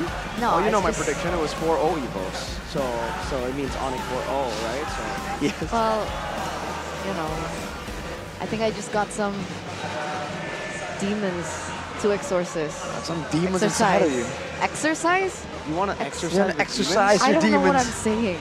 Maybe, I you know, don't we know should what get I'm an saying. exorcist to exorcise those demons out of you because for some reason, those demons are taking your capability of speech. And for you guys, Granger and Hayabusa has joined in the fray for the exorcist lineup. You guys can go and check it out on the 18th of May. It starts and it'll be all the way up until the 16th of June. So that's what it means. Yes. Not exercise, exercise. Need to exercise. Speaking of exorcism. Yeah, Speaking of Jujutsu skins. Kaisen, ladies and gentlemen, the collab skins are back for a limited time. And not to mention, there are a little bit of revamps here and there. So if you guys are curious as to the changes, you guys can actually check that out because in the draw event, you guys can enjoy a 50% off on your daily first draw. So draw smart. Oh, we have Arfa Tahir in the building. Is he gonna go? Okay, he's not. I thought he was gonna go for a roll for the Exorcist skins, you know? No fun. That'll be fun. That'll be cool, man. Why doesn't he go for the roll? Is he going? Oh, he's not. Oh, no. I just keep getting my hopes up. I just love it when people draw on screen. It's like, Yeah, that used to be a thing, you know. exactly. It's like, you know, burn the diamonds that I can't. Because you have way too much. that's Unlimited. That's not what I meant. You know why? Because you save so much cost by just sitting in the Samsung zone every single time, man. Wait, I know this guy. Who? Is he your brother too? Huh? What the heck? It's Niall, bro. Niall. I had a lot of brothers. Niall is Mirko's long-lost brother confirmed. Hello, brother. We're equally as good at jungling, too. So. Really? Okay. Okay. Okay. CW jangan galak-galak. Coach Aldo will translate it. CW, don't be so scary, man. Don't be so Yeah, scary. don't be so scary. In the last 2 games, he hasn't been too scary, right? He's been tame, kind of, on that Roger. Just a bit. Just a bit. Yeah. Seems you got a few girlfriend buffs in the building. Who are you talking about? Oh, this Hang on. Gugun. Is this your girlfriend, Arashi? What? I don't think Gugun is a girl, no. Oh. Or maybe we see Yaoi. I was referring to the one at, what? Did you say? No. Sorry, what? Oh, that caught you off guard, didn't you? No, I was about to say, right? Like, Arashi, no girlfriend in the crowd, but maybe if Okay. we see Yaoi, we'll see someone's girlfriend. Yeah. That's What? a fair point. Oh, look at this utility jungler plus Franco pick. Can they get a win, pull a win? For EVOS. We have to see. There's ways to get around it for sure, but I'm wondering if Onyx are thinking about going for a ban straight up, or if they have like an approach, like a strategy to go up against this. Because previously it was looking so good, right? Beefy, tanky guy that you can't kill, or beefy, tanky guy has crowd control immunity, and they've been able to shut down that Iron Hook, but only in the early game, right? So that being the case, I wonder if they're gonna try the same thing, but maybe go a bit more aggro, or are they gonna actually go for something like a straight up ban? But I think if I'm in the Fnatic Onyx shoes, I will choose the blue side now, and I will respect Ben the Fire Mist because it's been so much nuisance. Because I think that game, the MVP was Clockun because his positioning, his timing of the Nether Realm was so on point, and I think Onyx can go toe to toe with the Franco alone. But with the Fire Mist beside the Franco, I think it's harder. So I think if I'm in the Fnatic Onyx side, I would choose the blue side and I would prioritize the Fredrin too, because it's been the winning formula for EVOS Glory, right? For 2 games straight now. All right, we'll put that to the test. Ladies and gentlemen, as we enter the drafting Oh, phase. still same. But here we are, presented to you by the official Still tournament same. smartphone Samsung Galaxy. Okay, there are some changes in the bands. Okay. Kadira, Luoyi, and the Farsa. Reptar, what's going on? I think EVOS is eventually going to think into drafting the X-Borg for their first 2 picks into the blue side. Then Fredrin, of course, they're still going to want to prioritize that. The Farsa ban is surprising to me. I would be even more surprised if Fnatic Onyx let slip the Farsa or the Fredrin. Excuse me, Faramis or the Faramis, Fredrin. yeah. So either one of those two. Because if they decide to give the chip here at EVOS drafts chip, then you can still draft into the chip and just draft picks so that come the team fight, come the entry of the shortcut, you have an ability to counter it. But no, they're still going to give it. They're going to overload the choices. So they might, if it's the Fredrin get picked here, they're going to have to take the Faramis on the first 2 picks. Yep, I agree. I think Fnatic Onyx needs to deny the Faramis pick. Okay. Different approach. They want to shut down Sans. So Interesting. no Angela, no Fredrin in the first phase here for EVOS. I wonder if Fnatic will go for the Faramis instead, or knowing that there's already Valentina, take that out of the equation completely, and then go for some of the prio picks. Maybe instead of going for the mid lane, go for the side laners as well. Because again, that was a big part of their success earlier, at least, in securing all that early game pressure and the early game flank routes. It also allows Kyrie to farm efficiently as well. And yeah, I think this Valentina pick also set up for the X-Borg pick. So either if Fnatic Onyx picks up the Faramis or whatever, I have the X-Borg and I have the upper hand now. But if they're going for the Chichi Angela pick, they're going for the Link third pick maybe. You can see. The thing is, right, the Valentina pickup, it was basically a way to deny the Faramis, the Angela as well, because now technically EVOS Glory could go for the Link pick themselves. It'll be kind of tough up against the CC because she can hold on her own in that lane. It's going to be Fredrin X-Borg. It's still going to be Fredrin X-Borg for sure. So they're like, hey Onyx, pick the Link. We're ready for you. It's like asking them, yeah. Well, it turns out that Onyx will not bite just yet. We'll have to wait and see. So they go for the Claude first, so they're playing their jungle later. If my Filipino brain is telling me Baksha is still open, but then at the same time it's Baksha, Jella, CC Jella, but then you're gonna need another frontliner because then you'll be lacking magic. Alright, so complicated right now. Other than the fact that we already saw or telegraphed the export getting picked in the first 3 picks because they banned out the Farsa. At the same time, looking at the pick for Fnatic Onyx, if ever they could have gone export jungle, I wouldn't have minded it. Export jungle plus the Angela plus the CC. I feel like EVOS Glory read into that. That's why they said just pick up the export in the Fredrin already. Steal it away. So now you're really left with you're not gonna Barrett's into an export. Boxer is what you're left with if it's gonna be a tanky jungler. And I think EVOS Glory will ban out the Ling and the last pick because they still don't want to fight the Ling Angela combo for sure.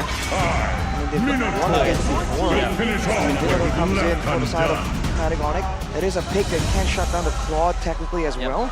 And from the looks of it, it's going to be an all-out dive, so the huge song is something that's in the consideration. Because the Edith is the ban that EVOS will go for. They are challenging Onyx to pick the Ling here, for sure. They're challenging, hey Kyrie, pick the Ling. We are ready for you. That Edith ban, basically, they're doubling down on the challenge. Fnatic Onyx did not bite, but now they are forced to answer. Will the Ling be picked? Will Fnatic Onyx answer the challenge of the mortals? I'd be scared for a Ling. So yeah, so it has to be a Baksha. You're gonna have to play the safe route here. So they already have their frontliners in the Baksha and the CC. Your CC is your main frontliner alongside the Angela. You still need magic damage. That's what hurts. There's a little bit of magic damage from Baksha, but it's not gonna be enough. Is this Carry Kaja for EVOS Glory? Ooh. I like it. Yeah? Dream signature, right? We were Signature. talking about how Tigreal Minotaur has been the way to go for Dreams. This tournament, they're one-dimensional. They played that way, but this series, they brought up the old Dreams. Kaja, Franco. Remember, he used to be known as only Kaja, only Franco. This honestly reminds me of Rebellion, to be honest. Right, the Kaja and the Carry, the Franco band, these are all very Audi TZ-esque. But we're seeing it in the hands of EVOS Glory. Now, final pick for Fnatic Onyx. I'm going to give it to you again. Coach Aldo, prediction. It's a board, All right.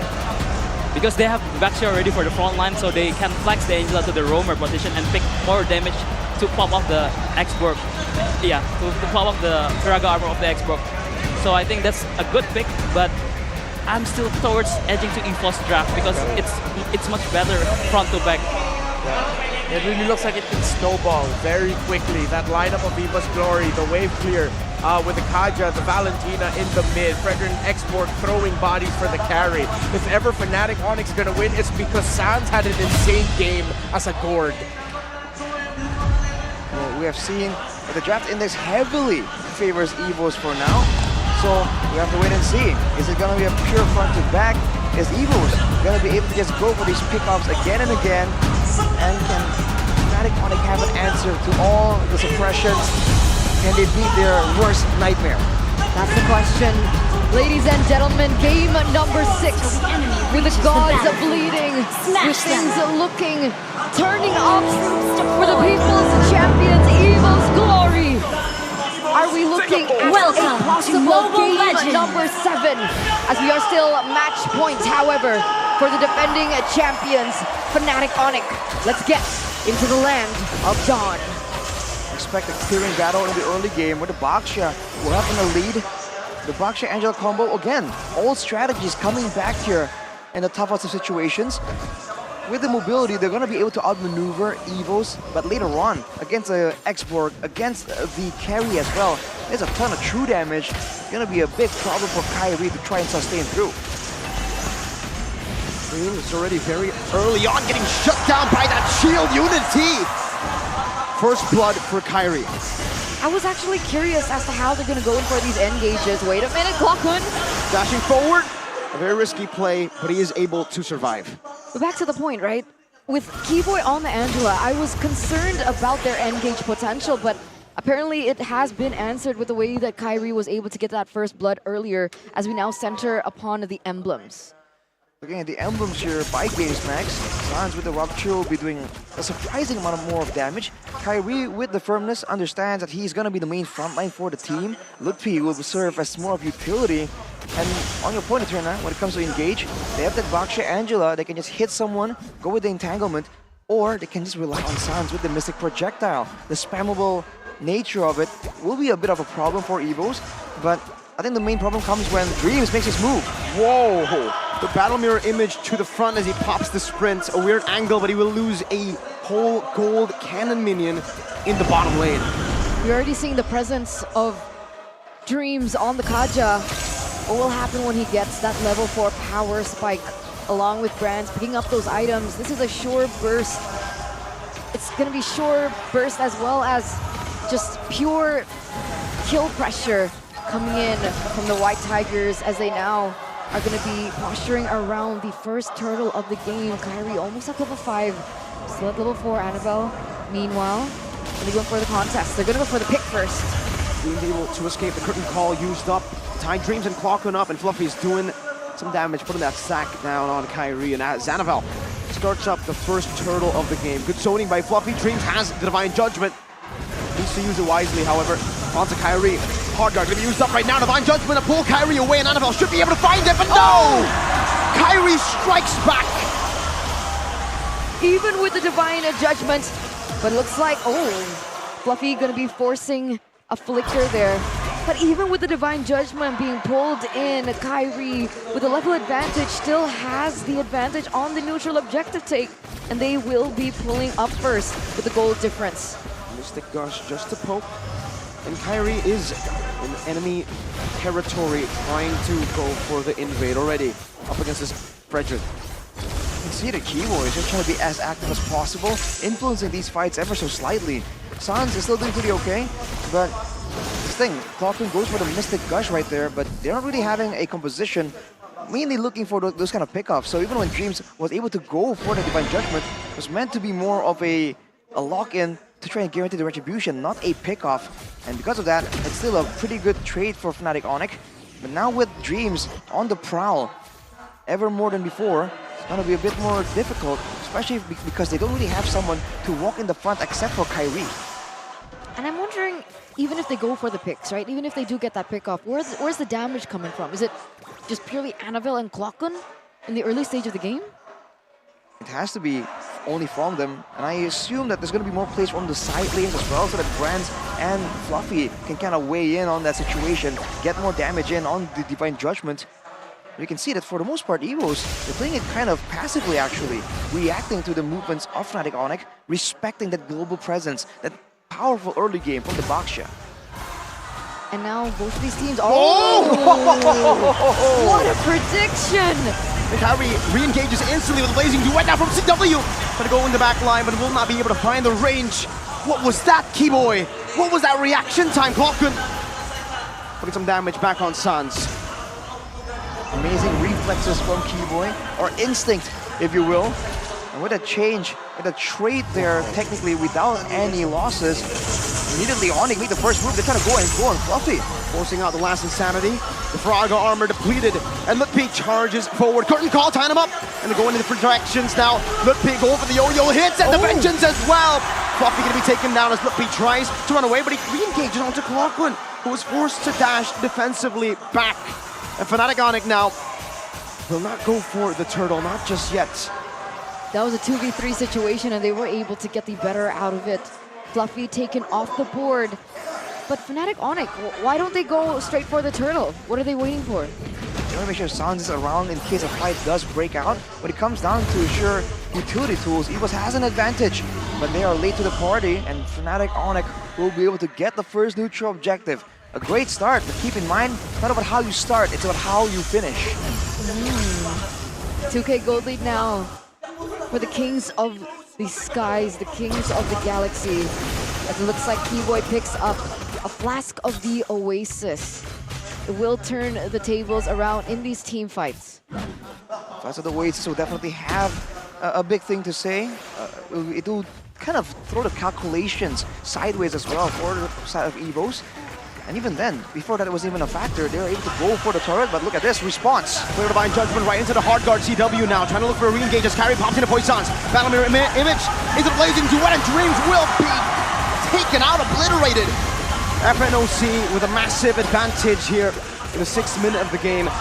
Looking for the siege in the bottom lane with Falcon stealing away the Mystic Gush. That will be able to zone them away, but he's standing in that DOT and overtime damage. He's recalling. Lutpi cancels it out. The Terrify out to disengage. The Vengeance from Lutpi and a curtain call ties them up, and that Agonic collapse in the bottom lane. Klokun is down. The sandwich play works out for Fnatic Onyx with 2 members taken down in that exchange with the price of none. That exchange from Dreams with the Flicker Divine Judgment did not pay off. And turns out CW was able to get a lot out from it. A tower in the bottom side, 2 assists as he's looking for more items to get to that power spike. In the meanwhile, though, on the top side, Fluffy was able to actually equalize in the turret game. Great news for EVOS, but they're still on the back foot. Same thing applies, though. The longer this game goes, the more there's ways for EVOS to try and find their way to claw back the victory, especially with a tool as powerful as Divine Judgment in the hands of someone like Dreams. They're gonna keep their eyes out and wait around. If they want to play the macro game, it will still be able to be maneuvered, manipulated by them. And now you can see EVOS always first to the party. Let's see if they can finish it, right? We can see that Kyrie is at level 10 already. So Dreams, he needs to pull out a miracle. Look for a proper play to get the better in this Retribution battle. Lutpi zoning Annabelle away. That's a hard guard. CW going back to the battle mirror image that he plays down Lutpi. With the frog arm with the curtain call as well. Dream's gonna be isolated there with a blazing duet now. CW spacing so well. Calvin Winata, my goodness.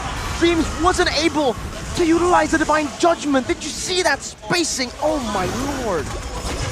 Beautiful spacing for sure. It's not just the HP, the shielding, the healing, it's also the movement speed boost. And in the hands of someone like Calvin Winata, that small movement speed addition is enough to swing the balance. Of course, great moves from Lutpi as well, zoning away both Annabelle and Fluffy, the key players here for EVOS' composition when it comes to contesting ground. The fact that they have to back away so fast means the rest of the team needs to back away with them. And just like that, Fnatic Onyx will be trying to go for more objectives after getting actually the mid lane turret as well. If you take a look at the items, with the War Axe and the Brutal Breastplate, this is one of the biggest power spikes for Lutpi, having both the big movement speed and the damage to really chase anyone down. And now it looks like Brands is just a second away from his 3rd item, that power spike from the carry, to be able to combo that in with the Divine Judgment from Dreams. And if you look at Sans here on the gourd, Ice Queen's one's very early, less damage technically compared to the glowing one, but all the utility that they very desperately require as Kyrie rolls in for a play. Sandwich maneuver, Dreams gets spotted on the bush as well, and now gets isolated from the team. Fnatic Onyx are going to capitalize on this moment. Dreams cannot even use the Divine Judgment in time. Well played, Fnatic Onyx, attacking from different angles to isolate one, and EVOS Glory had to sacrifice their roamer. They push the tempo and they push the pace, they look for a pick. Just as CW gets that golden staff, right? So that 3-item power spike for the Claude finally hit, and it looks like they're looking for more. And Lutpi is taking advantage of it. Annabelle! Slain in the bottom lane, blazing duet from Calvin Winata! But it's Lutpi who claims the double.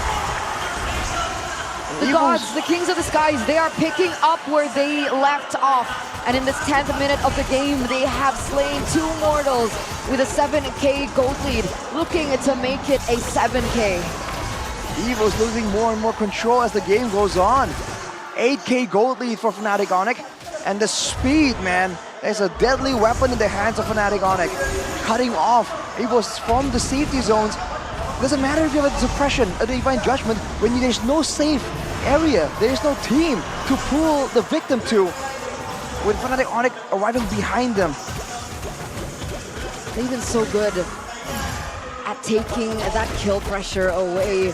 Dream still at 0-3-0. Imagine on one of his signature picks, they have not been able to make it work. But mind you, ladies and gentlemen, we have been in this position before. 8k gold lead now for Fnatic Onyx. It still needs finesse if they want to finish this off. Well, the big difference is damage output. Earlier we saw that Fnatic Onyx later in the game kind of loses out on it, but with a Claude approaching the final item, already with the Wind of Nature, and with the glowing one ready for Sans, there's a ton of high ground pressure, and Annabelle takes the first Mystic Projectile. Yes, Fnatic Onyx are waiting for a chance here. With the First Lord, remember, there's still a chance at the siege working, but it seems EVOS Glory have enough wave clear to deal with it for now. Fnatic Onyx unable to get any base turrets, not with the First Lord. It's back to just controlling and increasing that gold advantage even more, and especially the level advantage as well. Once the next Lord comes around, if Kyrie can secure an insane level advantage, already approaching level 15 here, it's going to be a great situation for Fnatic Onyx to be in. Great security in securing that Lord, but also great team fight potential if they can make sure that they keep the gold differential increasing. The crowd is silent, ladies and gentlemen. Everyone is watching in suspense. EVOS fans, their eyes are locked onto the big screen as they are antsy, they're frantic in suspense of what will come next. Dreams gets engaged on Mystic Gush, not able to take him down right now. Last Insanity to the backline as he gets caught by the curtain call, but he uses the second part of that Last Insanity to still escape. And it's all Fnatic Onyx. EVOS have only been able to react. And it's a great situation, especially from Fnatic Onyx, because they can just keep going for plays like this. They trade half their HP bars, but Keyboy, the health dispenser, is literally there. Just top everyone up for a rinse and repeat. So even, especially in those neutral objective fights that EVO's Glory have always been so solid, so good in, they're losing out in ways to just outplay Fnatic Onyx. But now it looks like EVOS are up to something here. They're trying to control their orange buff. And remember, if Keyboy goes in for a split, EVOS might go for the launch, but it also could be a trap. So it's just the mind games, the chess match in the game that is happening between both of these teams so far. But you can see that Fnatic Onyx, they have their eyes on the prize. They have that Lord as their next moment. I think right now for EVO's Glory, the CC ultimate also plays a big role here. It just exacerbates the damage output from the side of Fnatic Onyx, and it also locks in the two heroes that want to go in and out, kind of in and out of danger, forcing them to stick around, to be gunned down by CW, to be melted down by Sans. The next objective falling into their hands with the Holy Crystal in the hands of Keyboy. I think Onyx are trapping for a massive play to seal the deal. And EVOS, they secure some utility. Clockun with the Winter, can they find a big play, a big opportunity to save this game?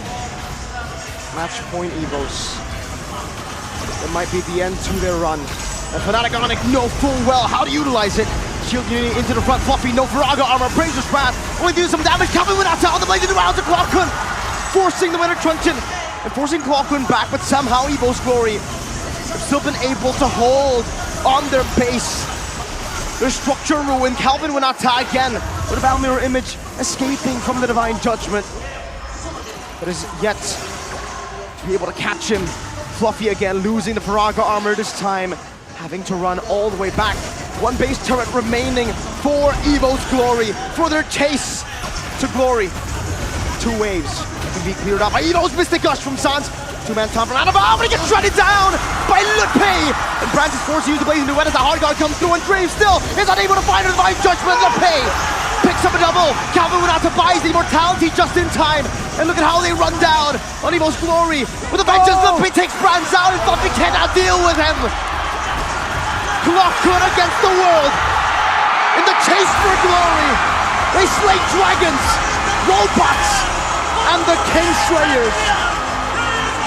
But today, they receive the grim reminder that they still live in fear of the Sky Kings.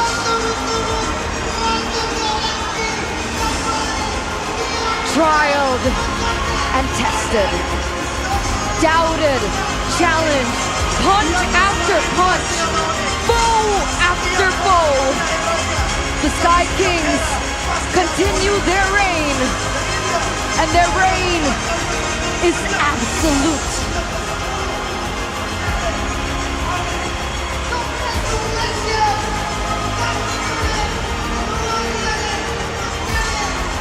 and gentlemen, Onyx, their run in the regular season, it wasn't as dominant. There were so many contenders this season. We had EVOS, we had Geek, we had Bigatron on their upward journey. And yet, at the very end, none of it mattered.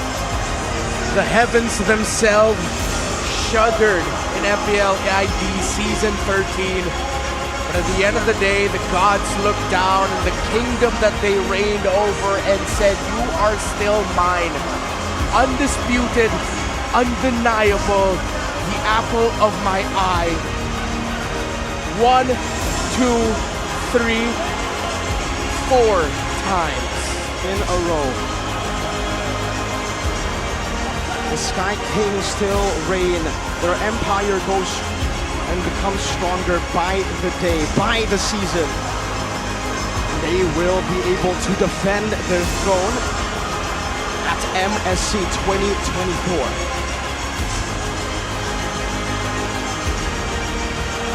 It's a crazy turn of events. We thought it was going to be a one-sided endeavor.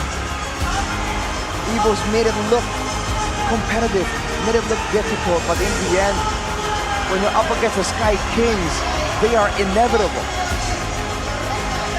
But despite all that, ladies and gentlemen, we have got to give it to EVOS Glory.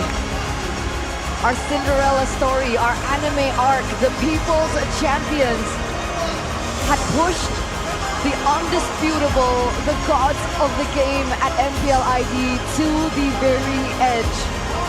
Nobody expected a 6th game. And EVOS Glory will still be the representatives of Indonesia at Riyadh, at MSC, to look for a trophy for themselves. We are gonna see the last bow from this organization, this team that went -7 match points in week number 2, day number 3. EVOS Glory, one team, one voice, one family. And one goal, which was glory. They were able to find their way to Riyadh to accompany the Sky Kings, and they have nothing to be ashamed of. An absolutely spectacular season, a comeback worth everything, and the fans in the building know. The supporters of EVOS will smile even with that loss. They know they'll come back stronger, just like they did in the regular season, just like they were able to prove. But today is a time for this team you see on screen. This is the moment that we have been waiting for, ladies and gentlemen. Fnatic Onyx to claim what was rightfully theirs from the beginning. Without further ado, ladies and gentlemen, your Season 13 champions, Fnatic Onyx!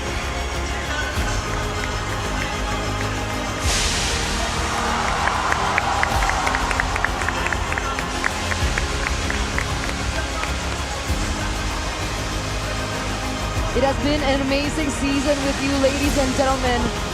It's been an honor to share the desk with Mirko, Arashi, Reptar all the way from the Philippines, and of course, Coach Aldo. After 9 weeks of sweat, blood, and tears, after what feels like a million matches, a million games, after seeing the sweat, the blood, the tears, the agony, and the glory, we will see you next season. We're signing out for the day. Thank you very much. Onyx, long may thy reign.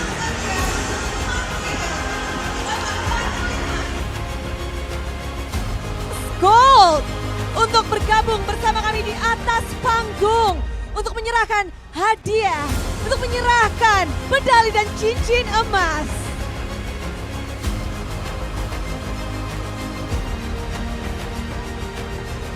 dari UBS Gold akan dikalungkan kepada tim penarik Onyx.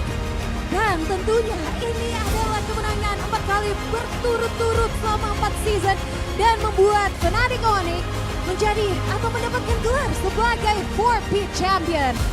Yap, mereka memiliki banyak sekali emas.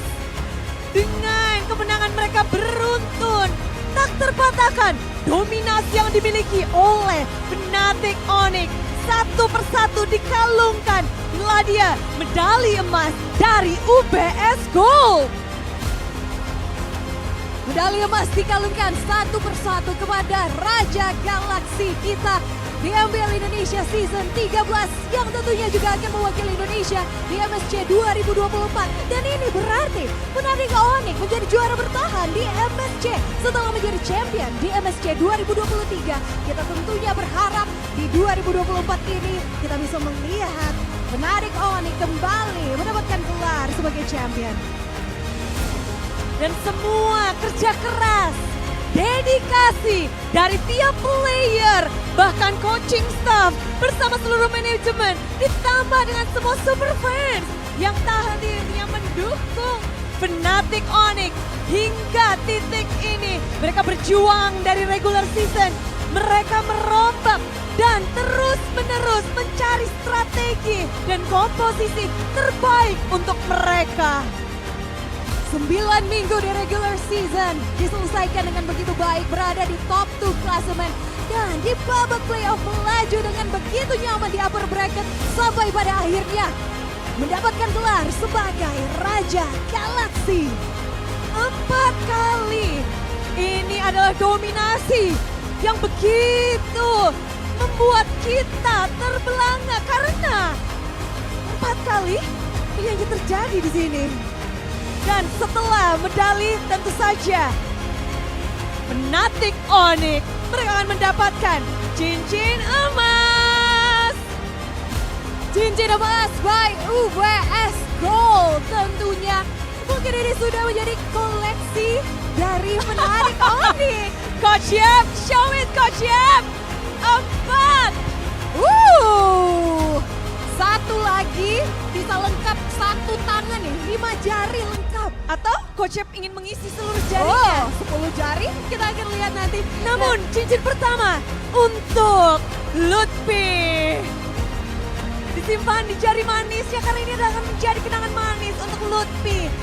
Baru saja bergabung dan dia sudah bisa mengangkat piala ditambah dengan mendapatkan medali dan juga cincin dari UBS Gold. Medali dan juga cincin telah dikalungkan dan telah dipasangkan di jari Fnatic Onyx. Sulap, cewek tetap jenaka. Dan mengingat kita melihat para player yang berjuang pula. Mereka berjuang sebagai tim, mereka berjuang sebagai satu kesatuan. Dan begitu banyak pula hadiah yang mereka dapatkan karena perjuangan mereka sampai titik ini. Tentunya bukan hanya para player tetapi juga seluruh coach dan juga seluruh coaching team menjadi inti kemenangan dari tim Fnatic Onyx. Kacing, babling, Fnatic Onyx begitu berkilau. Dan tentunya selanjutnya kami turut mengundang Bapak Faris Shitki, MX Assistant Product Marketing Manager Samsung Electronics Indonesia untuk bisa berada di panggung dan tentunya akan menyerahkan Samsung Galaxy S24 Ultra. Wow! Tim Fnatic Onyx akan mendapatkan Samsung Galaxy S24 Ultra. Ternyata emas saja tidak cukup dan kali ini mendapatkan smartphone dari Samsung Galaxy S24 Ultra. Ya, mereka menang dengan device ini pula. Kali ini mereka pulang dengan membawa device baru. Samsung Galaxy S24 Ultra nanti akan membantu mereka di Riyadh biar bisa berkomunikasi dengan semua pro player internasional yang akan mereka temui dari berbagai region. Betul sekali karena dengan Samsung Galaxy S24 series begitu banyak fitur-fitur yang bisa membantu Pak tim dari Fnatic Onyx ini untuk tentunya memberikan performance yang terbaik di Riyadh nanti untuk MSC 2024. Satu persatu menerima Samsung Galaxy S24 Ultra. Luar biasa.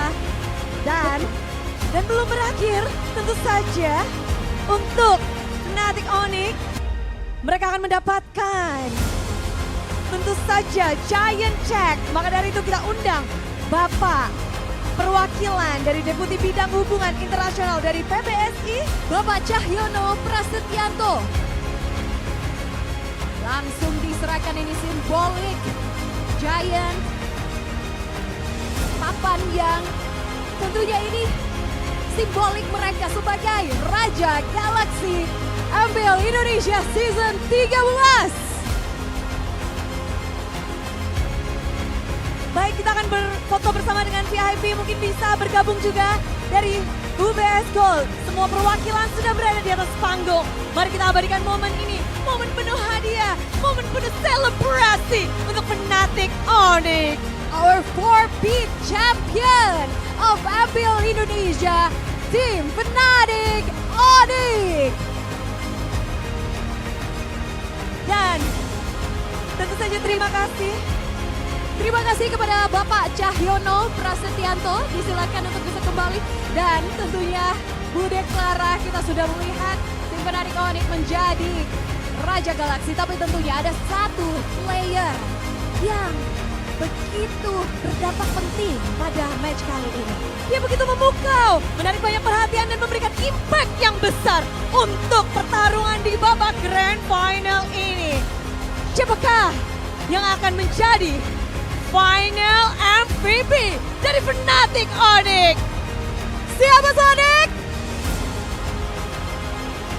Begitu banyak nama yang disebut, namun Bunda mendengar ada satu nama yang terus menerus disuarakan. Dan langsung saja inilah Final MVP MPL Indonesia Season 13.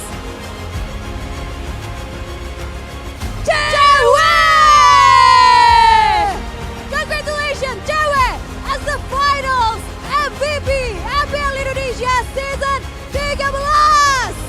Cewek, berseason-season dia berada di Onyx hingga pada akhirnya menjadi Fnatic Onyx. Dia membela Onyx dan pada akhirnya performa dari Cewek di season 13 khususnya di final ini. Dia membuktikan diri dan bahkan dia sempat tidak tersentuh di beberapa game. Untuk Cewek, mohon maju beberapa langkah untuk kita selebrasi bersama. Cewek our finals MVP bisa maju ke depan. Maju karena akan mendapatkan Golden Thumb yang akan diserahkan oleh Bapak Daniel Limas, perwakilan dari UBS Gold. Dan tidak hanya itu, Cewek akan mendapatkan banyak sekali, tapi inilah dia. Mari kita abadikan momen Golden Thumb, jempol dari Cewek yang benar-benar membawa masa keemasan dari Fnatic Onyx. Cewek, our finals MVP, menerima Golden Thumb by UBS Gold dan tentunya juga akan menerima Samsung Galaxy A55 5G Piala MVP yang akan diserahkan oleh Bapak Faris Shitki, MX Assistant Product Marketing Manager Samsung Electronics. Begitu banyak hadiah yang Cewek dapatkan, bahkan konfeti pun juga menjadi hadiah dari para sobat Cewek. Wow, Giant Thumb by UBS Gold. Kemudian tentunya ada Piala MVP Samsung Galaxy A55 5G. Dan inilah trofi sudah diberikan. Lalu tentu saja ada Samsung Galaxy A55 5G untuk Cewek supaya bisa bermain lebih lama lagi, bisa bermain lebih luas lagi. Dan juga tentunya ini adalah simbolik Cewek mendapatkan gelar sebagai Finals MVP MPL Indonesia Season 13.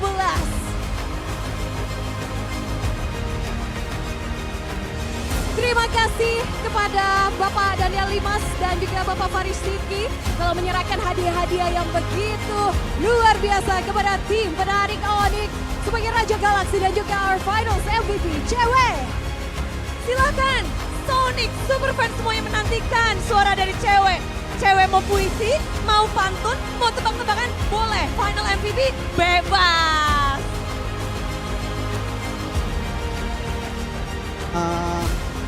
Pertama gue mau ngucapin terima kasih banyak kepada yang udah dukung. Sama kedua orang tuaku, sama nenekku tercinta yang ada nonton di Medan, dan keluarga besar. Ada juga pacarku yang nonton sekarang. Sama Sonic yang udah ngedukung, thank you banget semua. Gue gak bisa berkata banyak lah, pokoknya terima kasih dukungan kalian selama ini. Semoga gue sama tim gue, Onyx, bisa melaju jauh lah di MSC. Dan kita bakal coba yang terbaik buat mempertahankan gelar MSC. Cakep. Belum dong. Apa dong? Ada pantun. Asik. Siap-siap Nah, cakepnya ya. Budi udah ngecakepin duluan. Cewek dipersilakan. Beli lontong sama si Kairi. Cakep. Jangan lupa bagi-bagi.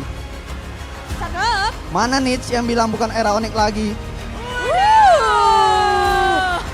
Dan tentunya tim penarik Onyx memperlihatkan mereka masih era Onyx. Dan mungkin tim penarik Onyx masih ada yang ingin disampaikan. Tolong sampai ingin disampaikan. Untuk tim Onyx, Fnatic Onyx, kita ingin mendengarkan. Adi. Apa nih? Sampaikan sesuatu atas kemenangan kalian. Makasih. Forfeit champion. Jangan. Kenapa? Sampaikan sesuatu sebagai forfeit champion. Sejarah baru. Mungkin ini udah lama sih, karena kan MPL ini 9 minggu kan. Terus terakhir kita itu di regular season terseok-seok lah bahasanya. Terus yang gue lihat banyak banget orang seneng gitu, kayak ini bukan era Onyx, ini bukan era Onyx gitu lah. Tapi yang kita pengen bilang, di sini Onyx juaranya, jangan pernah bosan kalau Onyx selalu juara. Jangan Aja pernah sih. bosan.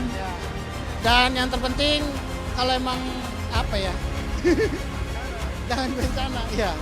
Ya yang terpenting inilah, kita juga selalu bakal melakukan yang terbaik lah.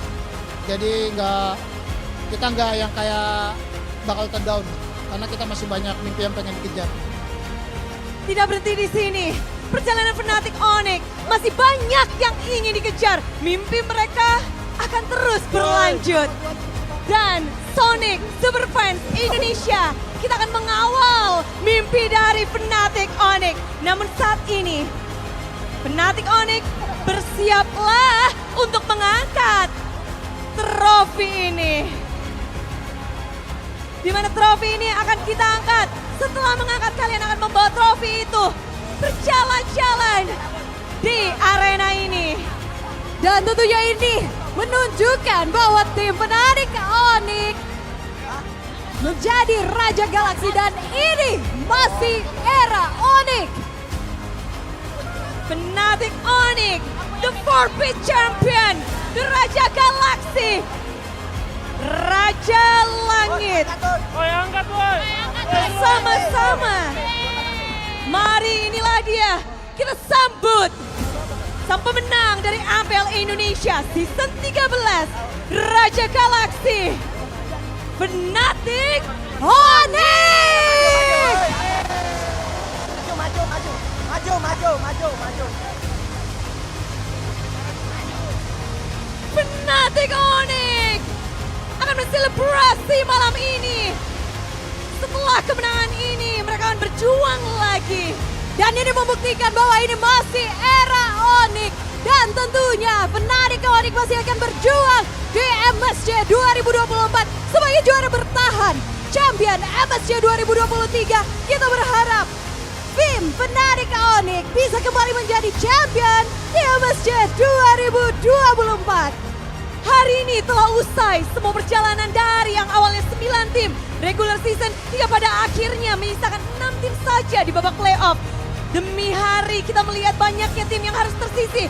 Dan akhirnya Onyx lah, Fnatic Onyx yang menjadi pemenangnya. Bude Clara Mongstar mengucapkan banyak terima kasih untuk dukungan para super fans.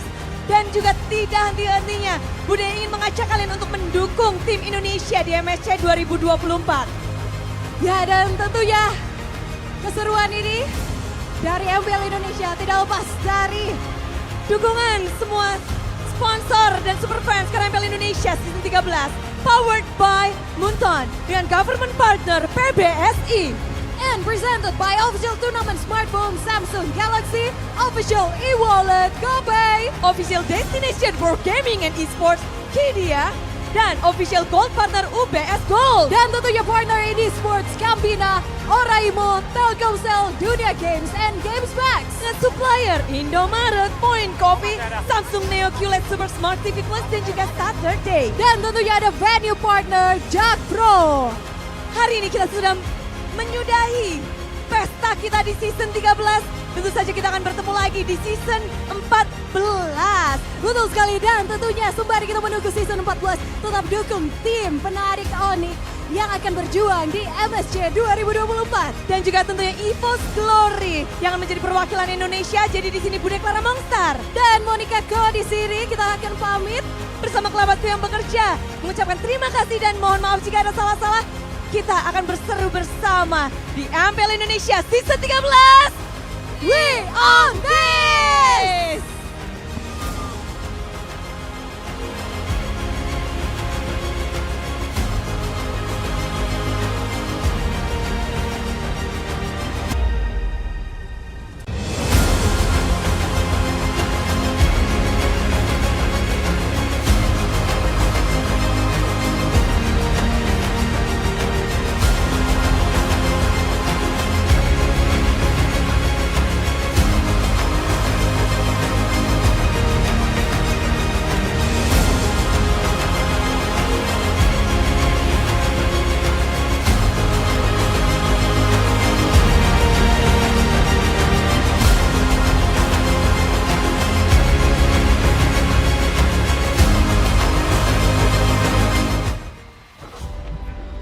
Kita memang bukan raja dunia.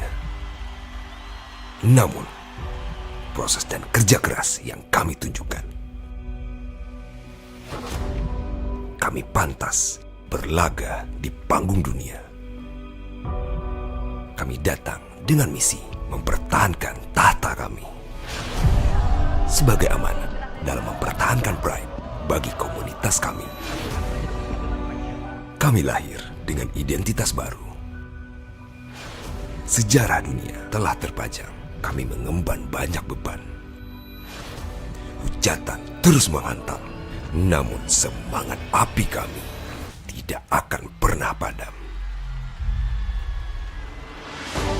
Kami tak mengenal kata lelah. Kebersamaan dari setiap kami membakar semangat kami untuk membuktikan bahwa kami pantas menjadi penerus sang legenda. Kami percaya dengan kobaran semangat yang tak terkira, bersatu dalam harapan dan perjuangan yang baru. Untuk mengukir sejarah dalam meraih mimpi di panggung MSC 2024. See the world.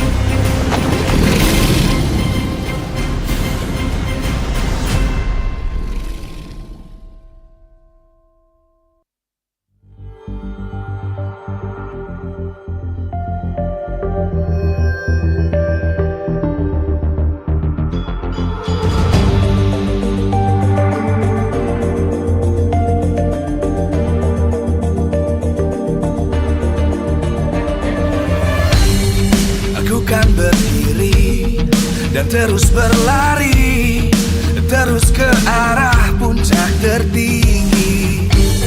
Ku takkan berhenti, hanya sampai di sini. Kemenangan abadi menanti. You know we won't miss if we unite our focus. And if you haven't noticed, we all live. Nyalakan apimu, hadapi semua tantangan, hadang semua serangan, jatuh bukan halangan. Bakar semangatmu, janganlah engkau menyerah. Kita akan buat sejarah. We all this, we won't miss.